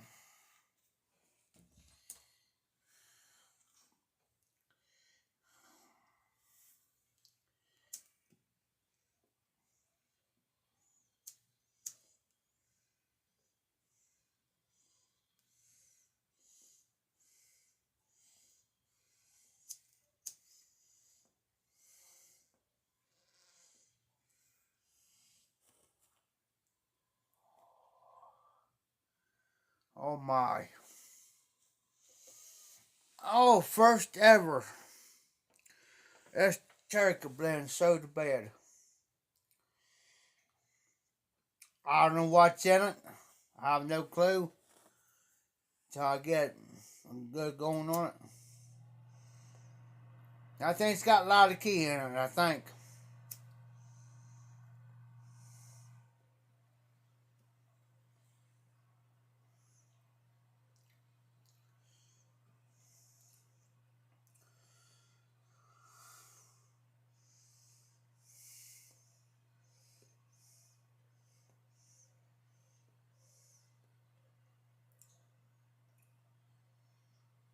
It tastes like it's got some lot of key, I think.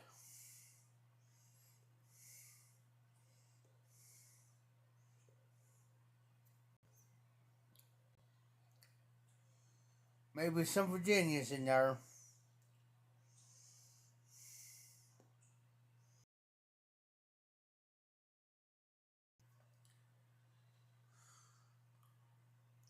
Well, that's good, John. Have some plateau on there. Yeah. You'll get the hang of it eventually.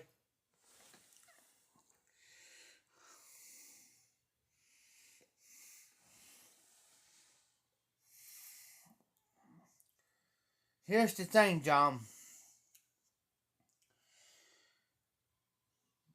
Make it unique.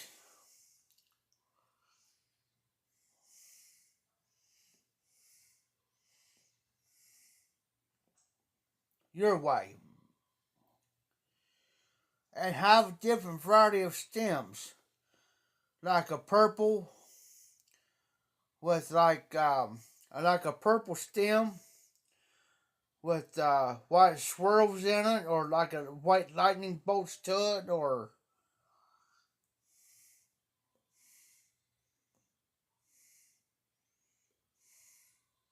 whatever.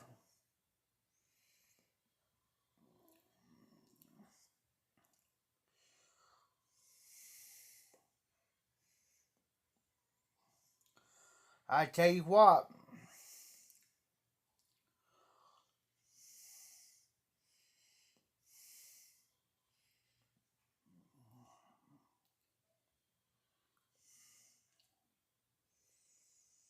this and soda bam,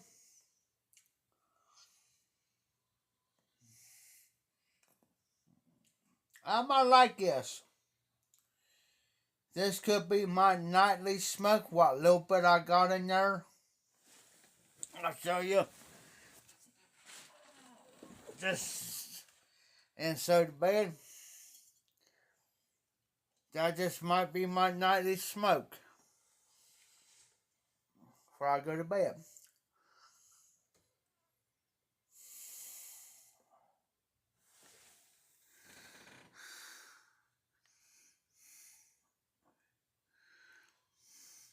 Oh, I sure will, John. Sure will. Most definitely. Good thing you mentioned that because YouTube. Because sometimes I don't get everybody's notifications there, John.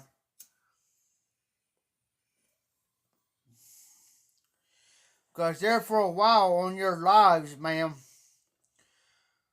it'll probably be 15, 20 minutes into your video, I'll get notification that you're live. That's why sometimes I might come on a little late. But here recently, I've been getting them on time. But sometimes I'll get them a little late.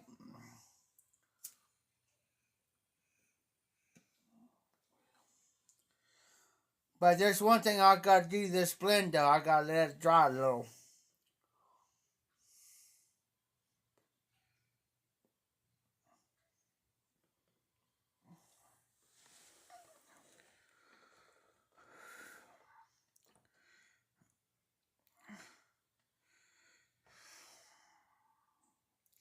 Oh, cool.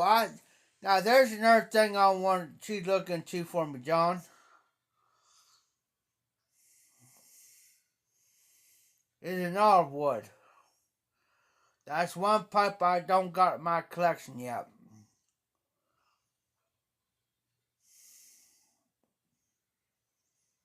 Is an olive wood. I know I got the one from Jason Montone. I'm looking at it right now.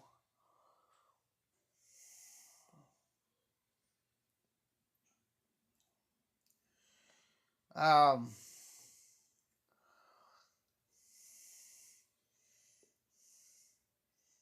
I got so many pipes that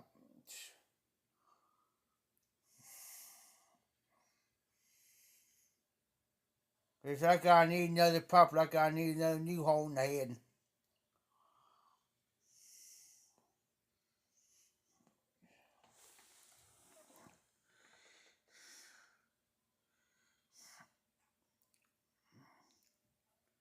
Yes, sir, country. I just like to have like an olive wood pipe, maybe with the purple, or a red one with the, like the Dracula pipe's got the red stem and the black in it. And I think they're from Peterson's. You know what I'm saying? Either red or purple.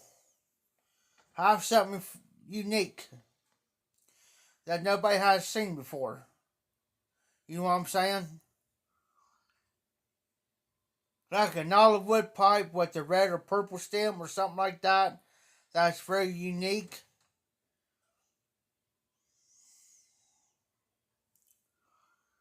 That nobody has not seen before.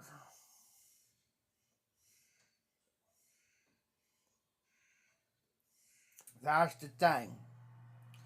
That's where you want to go, John.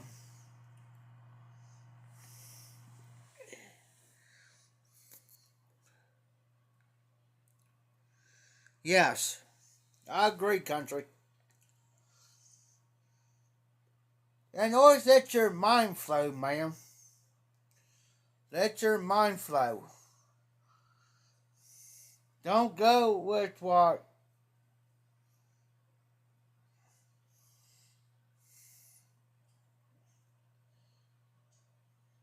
And you can always engrave your initials in there, John. It could be on the bottom, like this. It could be rusticated like this. Smooth on the bottom. You can have your initials on the bottom side, like Jason's pipe.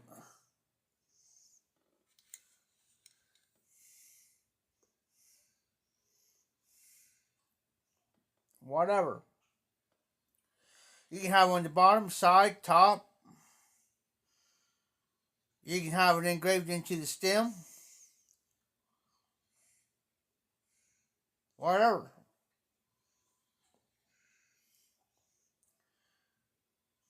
You know.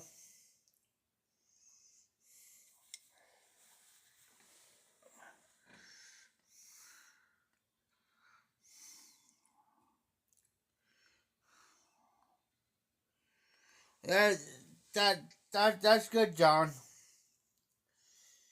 Just take your time on them. Never want to rush into anything.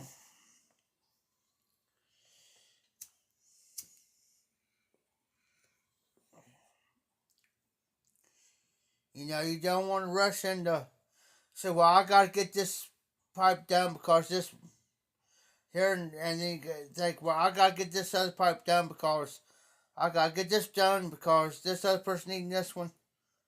Take your time on it. Don't rush into it.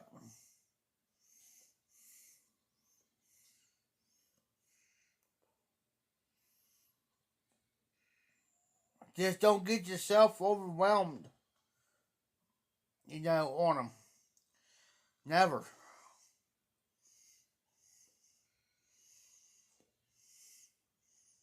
In other words, don't get yourself to the point to where, okay, I can't do this anymore, or don't get yourself burnt out on them to where, okay, I can't do this anymore. It's overwhelming. I can't. It's just like I'm about ready to start my lawnmower business up here, repair shop up here. It's like, okay, maybe one or two mowers if it ain't too much. I'm doing maybe 2 a week, maybe 3. It ain't like, don't bring me 15, 20 mowers to where I get overwhelmed. I set my limit.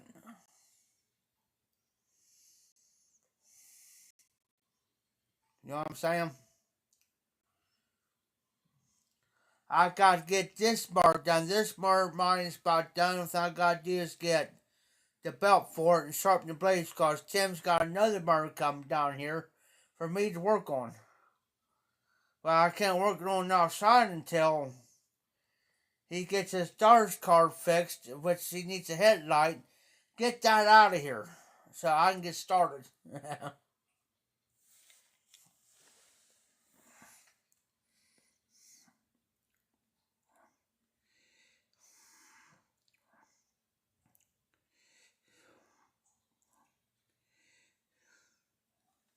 Exactly, John. Exactly.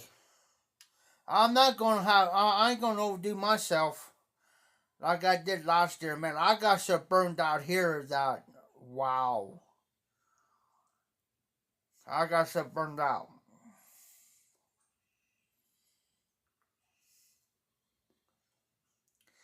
If you kind of notice, John, you don't hear the dog, Dottie.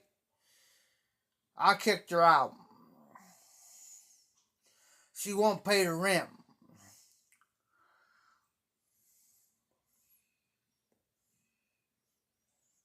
So I evicted her today. Dog food and all. I told her to get out. Yeah.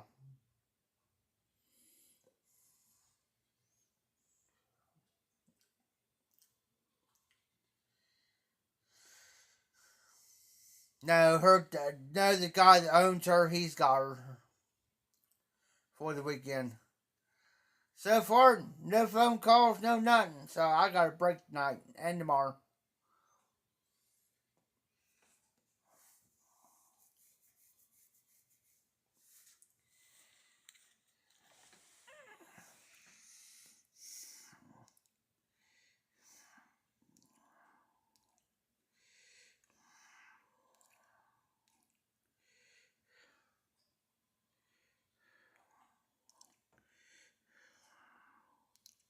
That's right, John.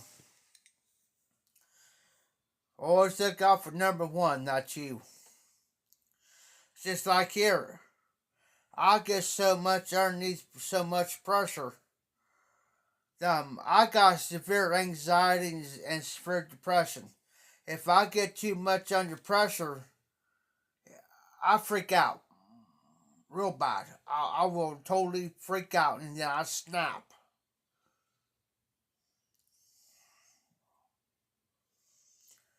They know that.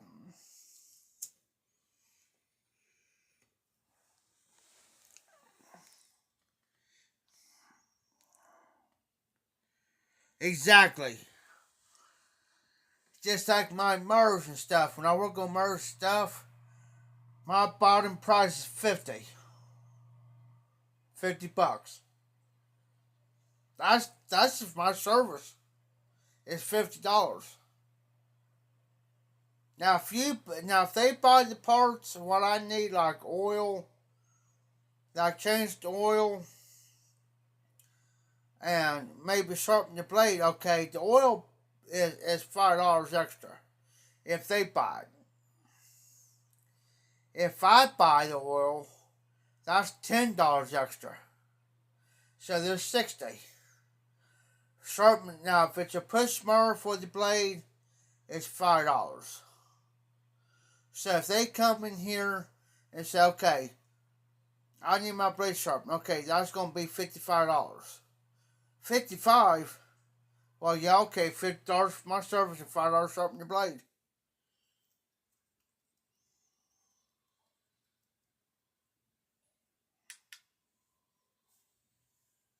And now if I do a service call, then that's gonna go up.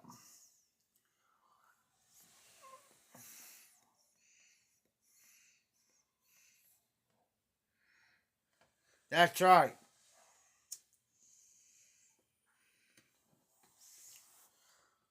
I mean, I've got the tools here to do what I need to do. No stress. No pun intended, but I do.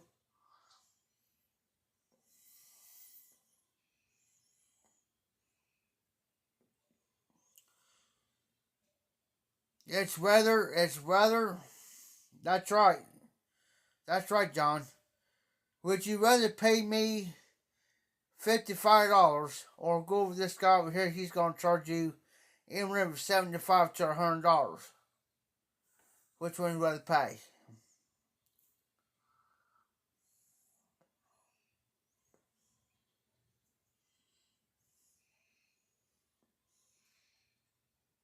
Because that $50 and $55, $67 goes back into oil. If I'll go buy oil, I go buy spark plugs,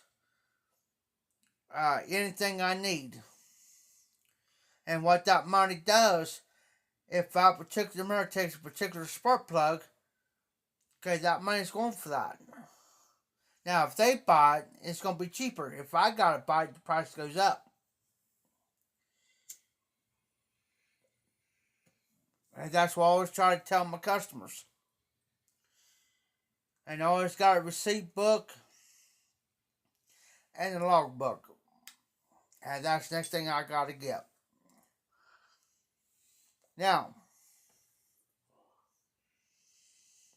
can I smoke a pipe back there? Yes, I can smoke my pipes. But here's the thing. As long as I'm not smoking my pipe around gasoline, we good.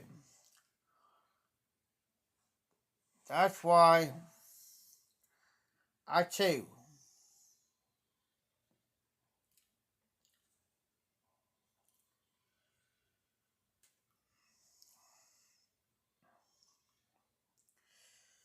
That's why I chew a lot.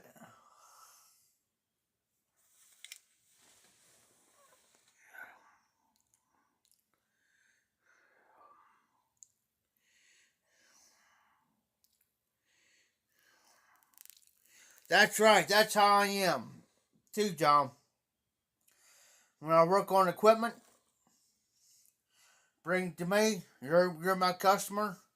I don't care if you're a friend or not. I'm well, a friend and a customer. I'd rather have it done right. And for you to get, and if they come to me, well, how soon can you have it done? Well, okay. What I normally do, I'll have my paperwork there, and what I'll do is I'll write it down. Okay, what do you need done? Okay, I need an oil change. Okay, spark plug change, blade sharpened. Um, cleaned and polished. Okay. They'll say, well, how long can you have it done? Well, I'll have it probably done in 3 days. 3 days. Why? Depends on if I have another mower in here that's going to take more work than what your mower's going to take. But I'd rather have it done right and have a customer satisfaction than anything.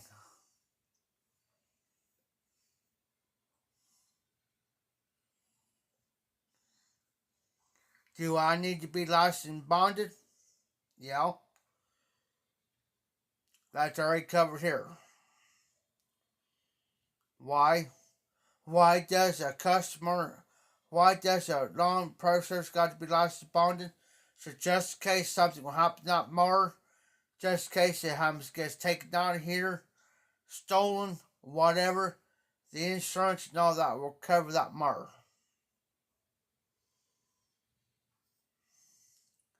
But when everything's been done corrected, everything back has been done correctly, I'll show them it's been done, I'll show them receipts and stuff, and what's been done to their mower.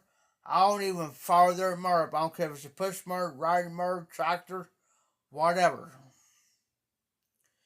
I'll show them correctly, show it to them, but also I will tell them once you take it off the property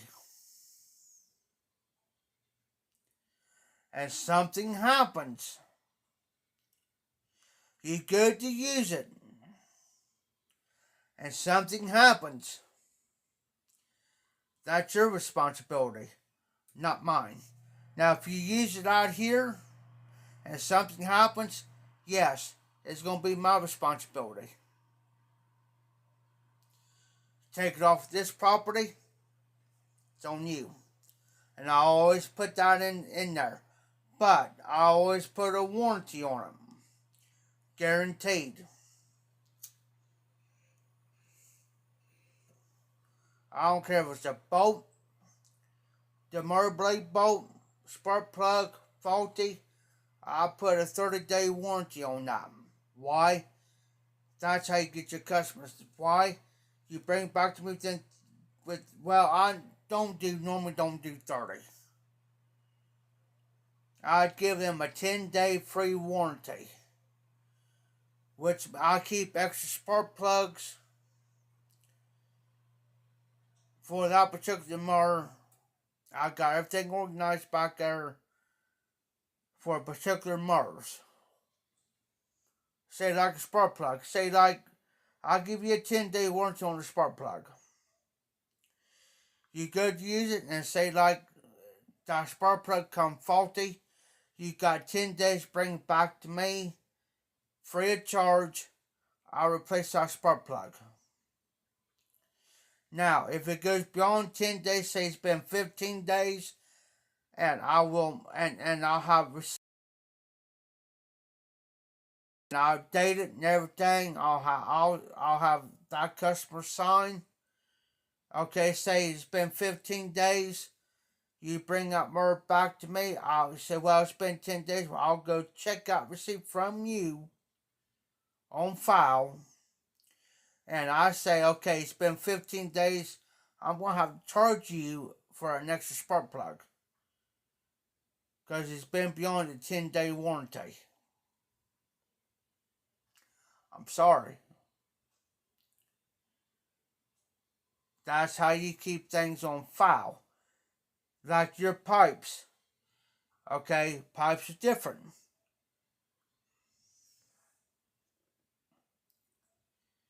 Okay, like John. John does his pipes. Everything is good, everything is great. Say like John made this pipe and he says to me, everything's perfect, everything's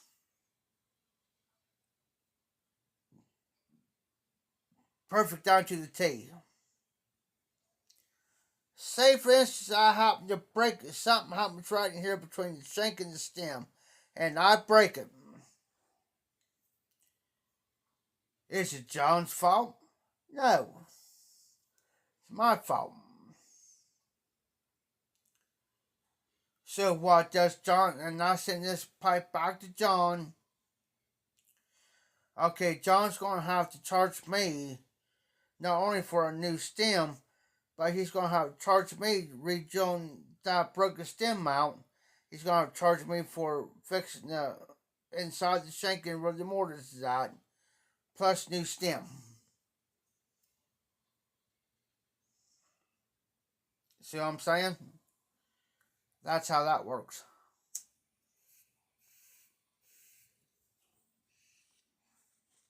A lot of times,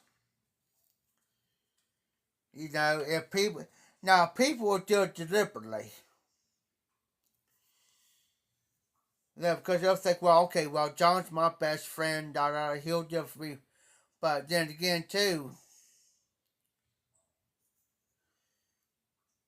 that's where you have to watch.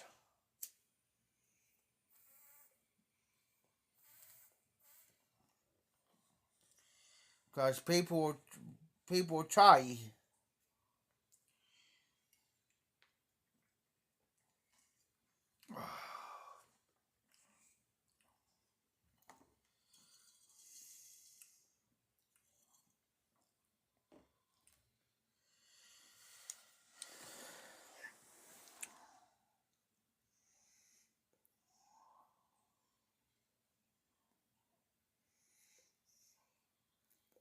Exactly, country.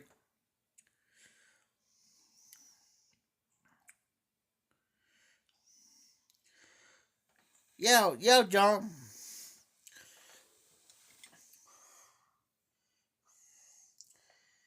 Now, I got pipes over here I have for the last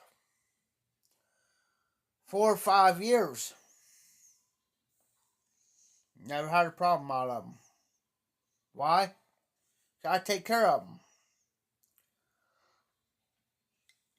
And here's the biggest mistake, especially newbies, always make on a pipe.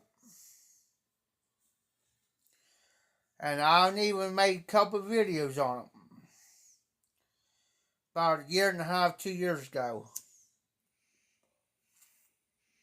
Matter of fact, several videos on it. Rule number 1. And here's where they make their mistakes. They take a pipe that's hot and it's warm. Well, my pipe's warm. Because I can touch it and hold it up to my face, it's warm. Okay, they go and big mistake they do after it's out. They start cleaning them. Well, number one, you're running the inside of your pipe. But the biggest mistake I've seen do when the pipe's hot or warm, I'm not going to do it to this because the pipe's warm. But they'll take the pipe. I'll do this other one because it's cooled down. That's what I'm talking about. They do this. Well, when you do that and you're twisting like that,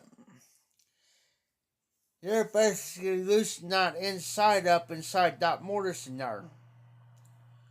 To the point, you keep doing that over time, it's basically you're loosening your stem up. Now, I'll tell you right now.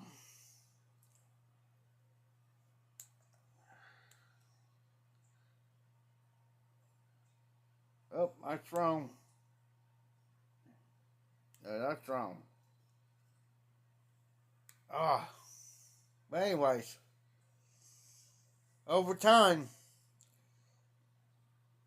when your pipe's warm and you keep doing that, now I've seen people take a twist. Now you take your stem off the way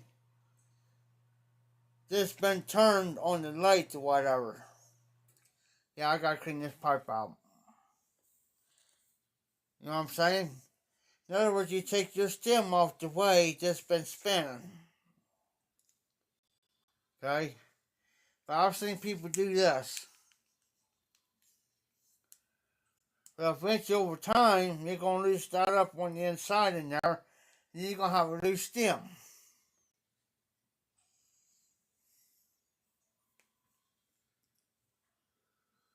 Well,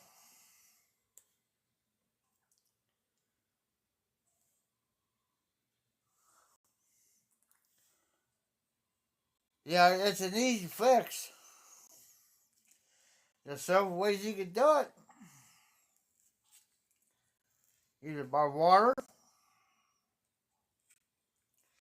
or beeswax. But that just temporarily fixes it for that time being.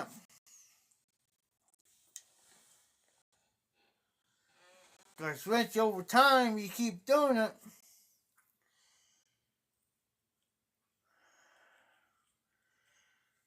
eventually you're going to have a loose stem to the point where you can't fix it. Now, I know there's no guy been smoking a pipe for over 50 years.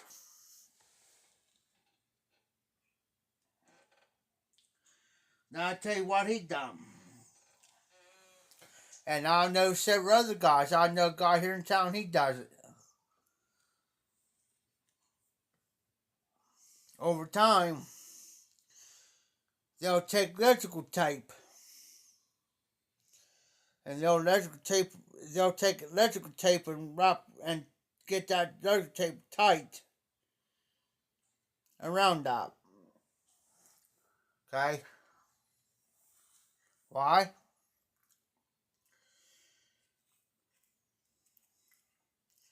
Because for one,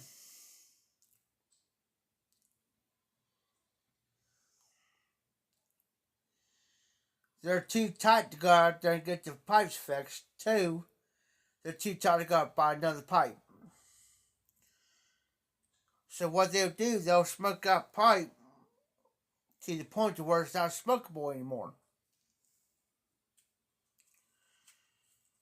Because of the carbon cake, whatever, spilled up in there.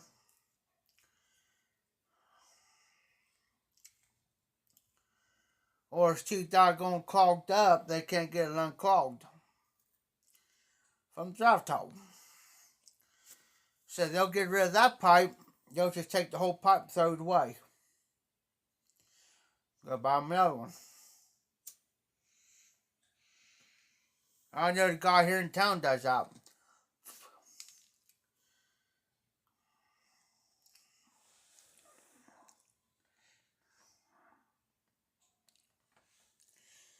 That's good country. Now I did a pipe like that once,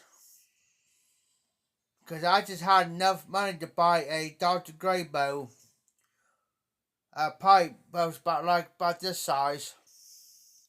Well, the bowl was a bit shorter. The stem got so loose on that Grayboe that I put electrical tape around that, and it got so bad. I'm gonna do this. I can do this. That I really chewed a hole through the stem. Was that pipe still smokable? Oh yeah. Oh yeah.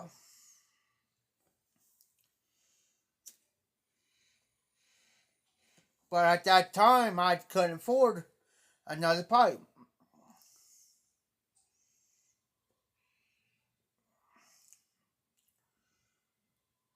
Now, which one of my pipes would I smoke if I only had, cut pipes? This would be one of them.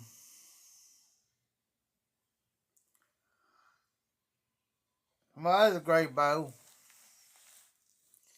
which is a pot pipe, I'll show you.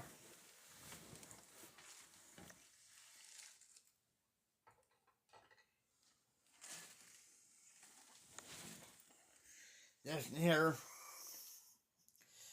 This is a Golden Duke. Yeah, it's gotta be cleaned. This thing's gotta be. See, I'm getting forgetful, guys. Look, I don't know how long that's been sitting in there. Now I'll smoke this one without the I need to get me some salty bits, guys, because that's the only salty bit I've got.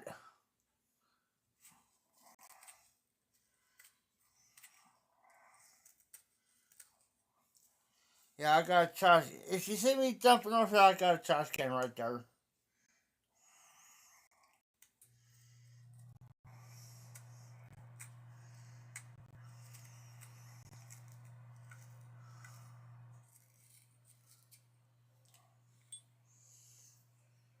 But yeah.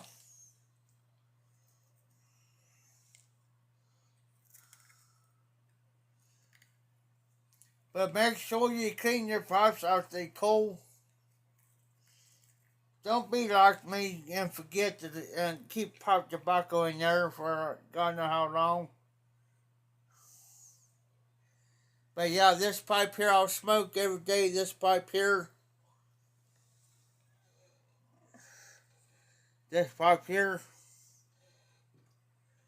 But where I take now, if I go out there, now I'll take these type pipes out there where I'm at, as long as I'm sitting down, like this one or my other one. But this in here, I'll take this anywhere pipe.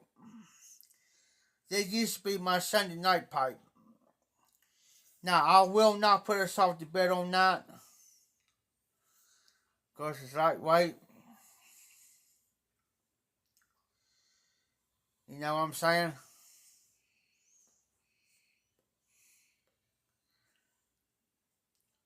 If you look at that pipe, it looks like it's dull. I took a piece of sandpaper, took all that stuff that Darth Grayboe put on there, make them shine. I took all that off there because it wasn't breathing right. Now it's breathing right.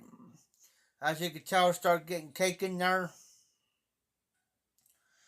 So this is going to be my next smoke. There's some more. And so the bed. This is my any type pipe smoke. I'll smoke anything in this one. The prices went up on the pipes, on the Grayboes. I was able to get, now I used to be able to get for $29.99. That there's a 40, this here almost cost me $50 last year. So I'm going to let this pipe cool down. I'm going to smoke another bowl.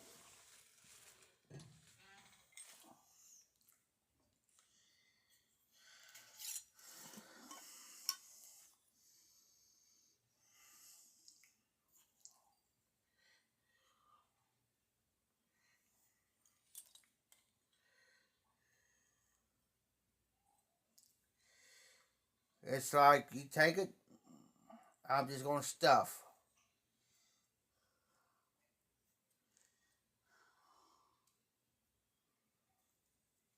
Just perfect.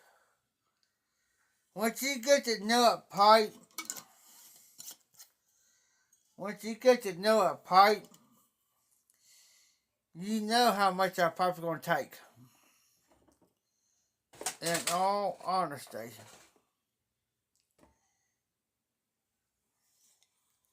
You know how much to load in that pipe, you know how much that pipe's going to take.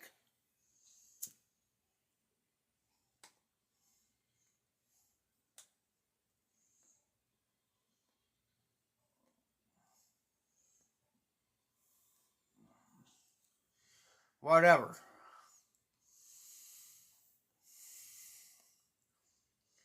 Now this right here, do I care about putting the hole through that? Yeah, I do. And the way I don't. Because reason why? Because it's more of my work pipe than most anything. So I really don't stress it.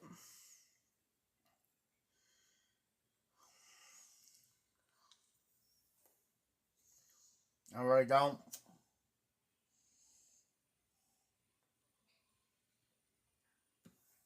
Now my other pipes I do. But if it's I got pipes over here that they don't make anymore. So yeah, I care about them.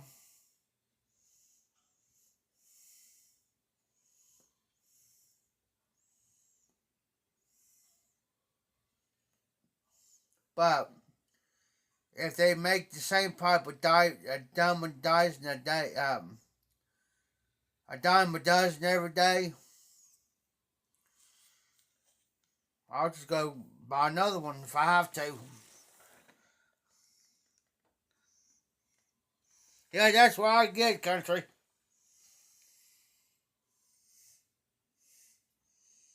The last time I bought some for a foot of it,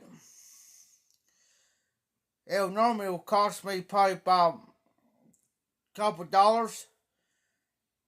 The last time I bought cost me almost $5 for a foot of it.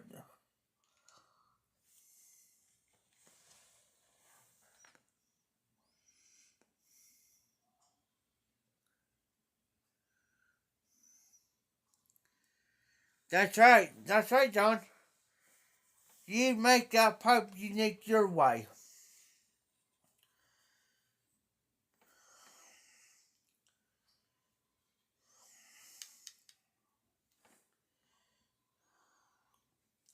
Oh, Zippo.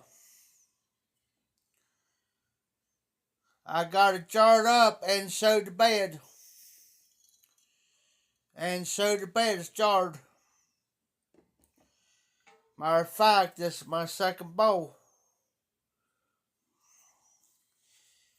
Yeah, that's what you do, John.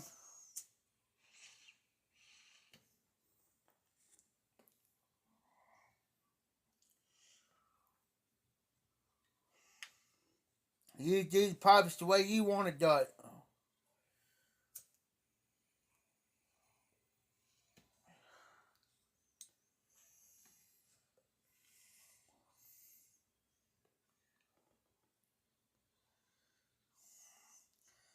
And the old orange side is on my list. And oh, by the way, Zippo,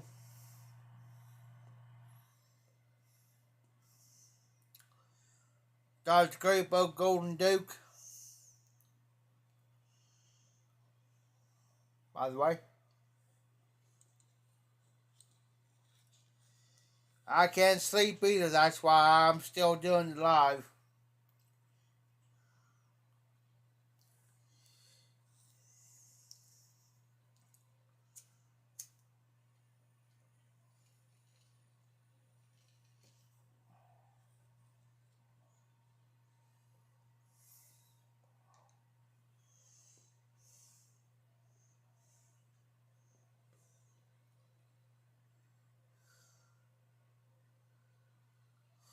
Oh, cool.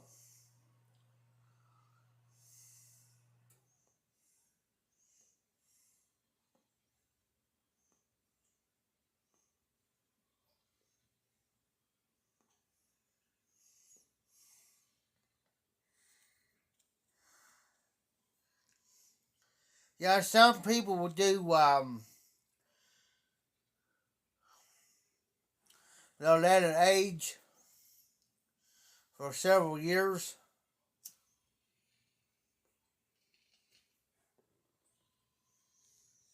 And then they do compare it. That's right. That's why I've always said, Zippo. I've always said it many a time. Cellar deep, guys. Get it while you can. Because it's going to come a time.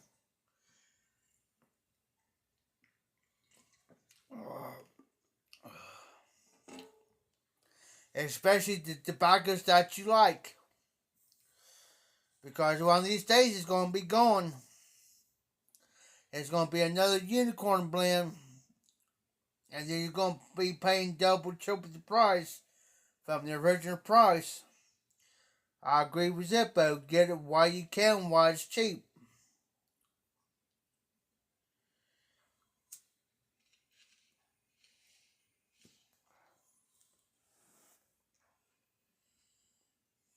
Because it's going to happen.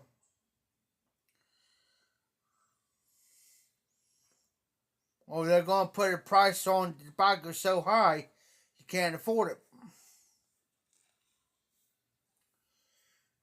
That's why I conserve. That's why I do it in moderation with my tobaccos now, because it's going to come a time where somebody's sending me tobacco or whatever, or I'll go try to buy, I ain't going to be able to get it.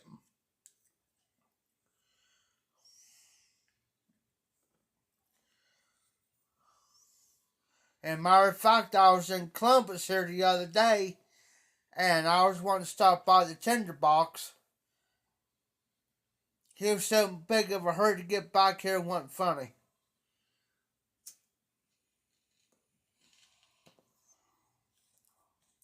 Now I just want to stop by the tinderbox. It's like a brick and mortar.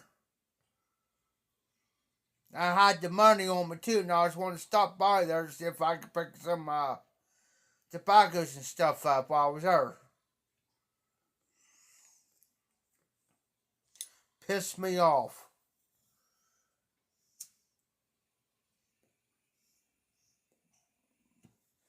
He's why I never heard of the tinderbox. Oh, I had an auction last night. Auction, guys.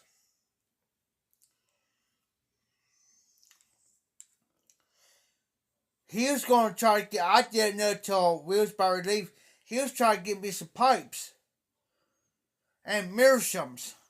The white, like the meerschaum, like the turkey meerschaums. He was trying to bet 100 on them. And he was telling me the $100 wasn't even touching them. Was not even touching one. And he says, there's like a set of them, Jeff. And he says, I was trying to get them for you, and you don't think I'd just pay me back.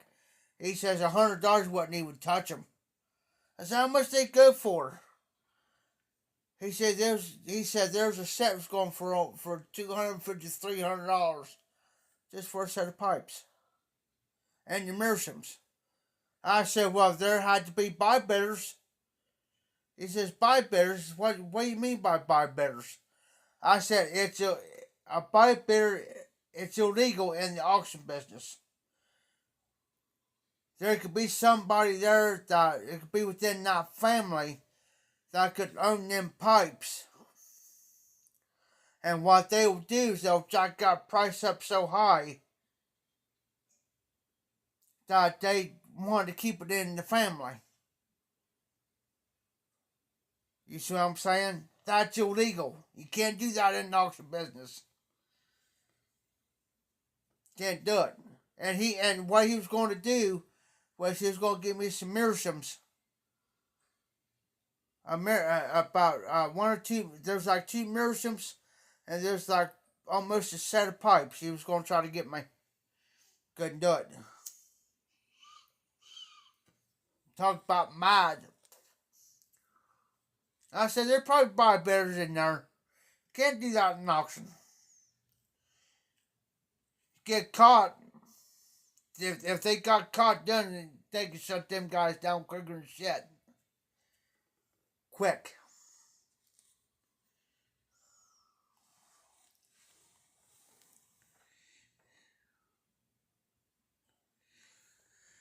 Yeah, that there too, Sippo.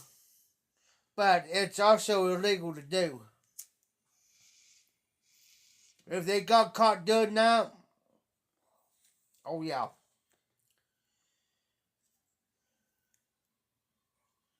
And if the auction board would have known about it, oh yeah. They'll shut them guys down quicker than shit. Reason why I know that because Tim's bot got shut down because of it. And he didn't know it. So after the fact, it happened. Oh yeah. He almost got his auctioneer's license stripped from him because of that. And he didn't know that there was in here because there was somebody from the auction board in here. Not in here, but when he had his other auction house here in town. Yeah. And he didn't know there was. He knew that the auction board was there because he knows him. But he did know that there's people in there jacking the price up. That's illegal. And the auction board thought that there was family or friends too close to him. And after he talked to him and a few other people talked to him, they found out that, because he was selling these people's lot and these people was jacking the price up. Crazy. I know it's confusing, but it's crazy.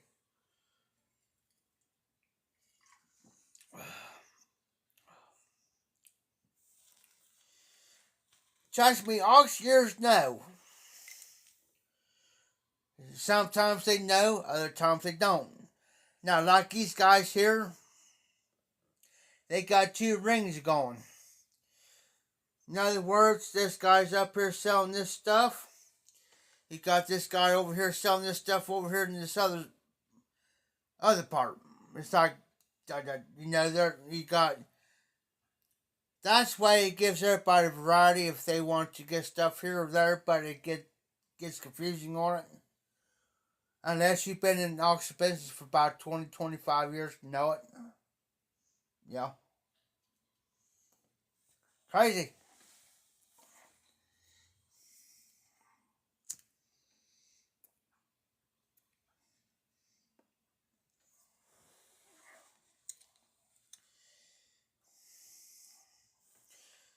The only thing I hate about this pipe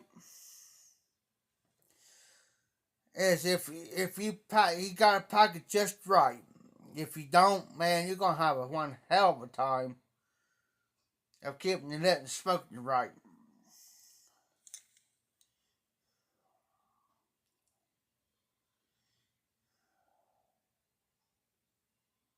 All right, John. You be safe, be well. You have a great Sunday. Um, I will. I'll text you tomorrow, John. Um, I won't ask on here, but I'll text you.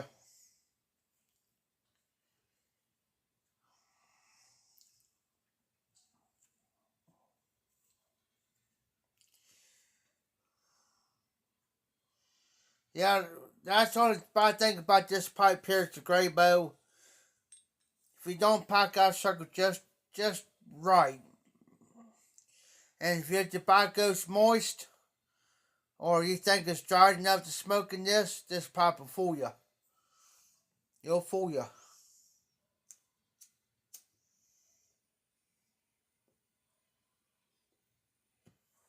Crazy.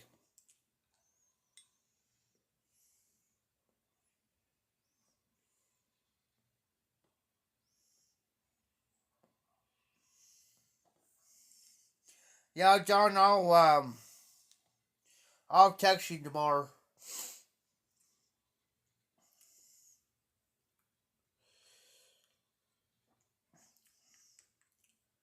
Little bit of business.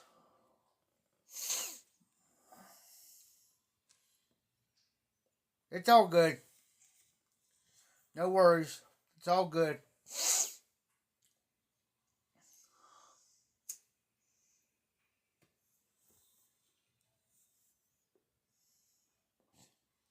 Since I ain't dog sitting, I really ain't gonna be doing. Well, I got a few things to do tomorrow, but yeah, it can be done before he gets here. Probably about 15 minutes.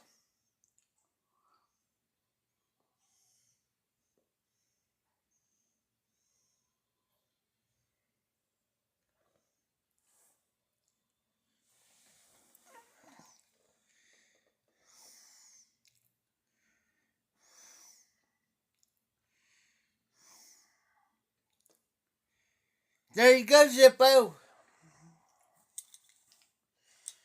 There you go. There's the key.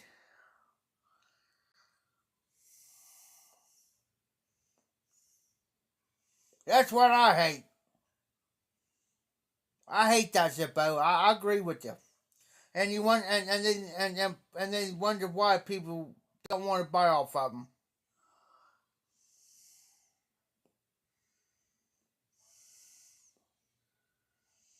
They don't give a poor man a chance like me. You know.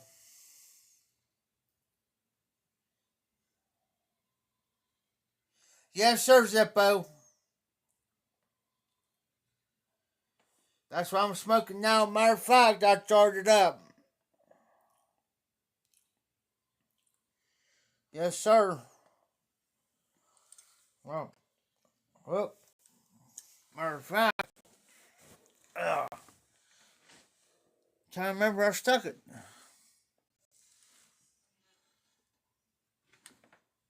I am losing my ever loving mind. There it is.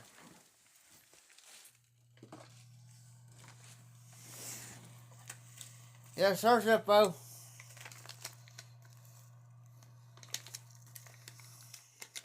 I took it out, started. Matter of fact, it's gonna be kept. It's gonna be kept. I'm gonna sit right here. I'm too lazy to get up at the moment. But yeah, I keep all. When people send me stuff like that, Zippo, like that, and what you sent me in tins and stuff, I keep all that.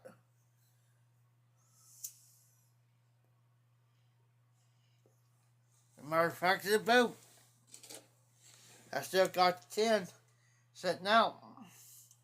1982. Any blends I like, I kind of keep them out. So I don't have to keep getting over here my thingy over here.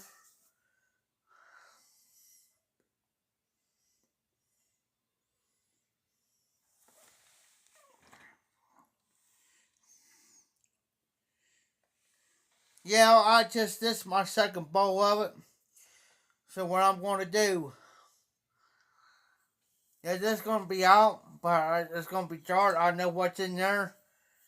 That's why I went there and got this big mason jar out of my box of mason jars. Well, these ball jars, I call them mason jars.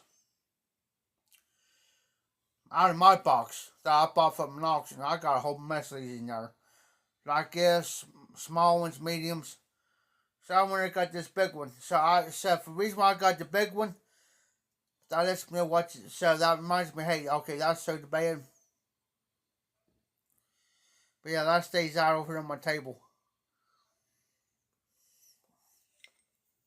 Yeah, when I hate, yeah, I hate that one because the poor folk like me, a poor folk, it's always a measly check every month.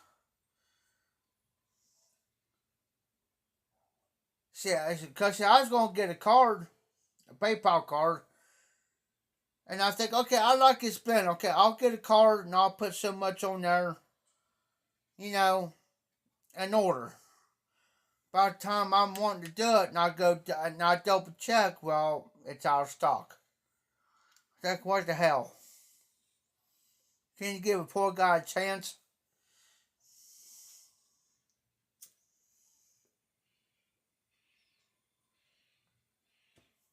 If people would knew how much I get.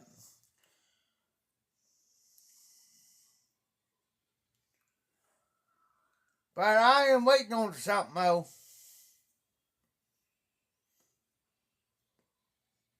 Is my back pay. And I ain't gonna say the amount either. But I can say this much. If I get it, and when I get it, yeah, I don't have to worry about nothing. Yeah. That's all I'm saying. And I'm long overdue for it. I gotta call them. I got it because they told me, well, yeah, you're overdue. Well, yeah, I'm overdue. I want my money. Now I gotta call them back because they never called me back. So guess what? I ain't gonna be nice about it.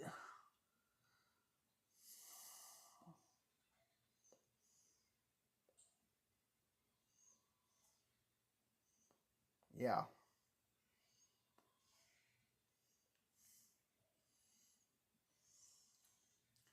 You don't mess with a man's money.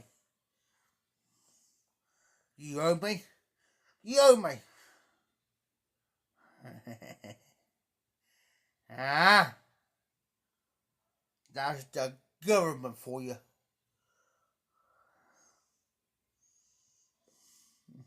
Don't get me started on the government. Uh,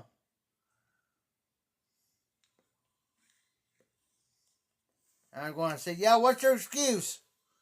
Well, you know what? You see this one finger next to my index finger? Alright, country. I'm about done anyways this here, and I'm about ready to get off. Good God, almost 5 hours, guys.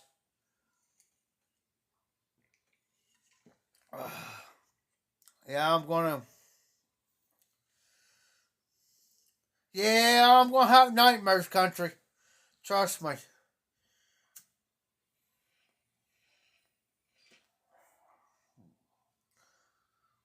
That's why I'm still doing the live.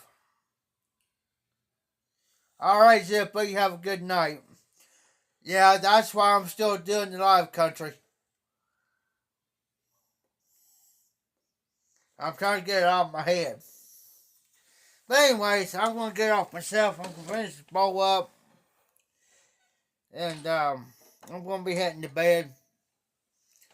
I gotta get a couple hours with sleep.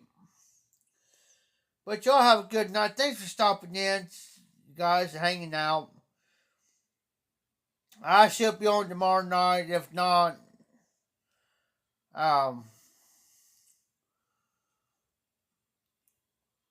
hopefully I might be on Monday night. Depends on how I feel. But you all have a great night, a great Sunday. Get some rest, get some sleep. Just a house, sweet muffins, muff your piper, keep them lit, keep your embers burning, and you'll take care.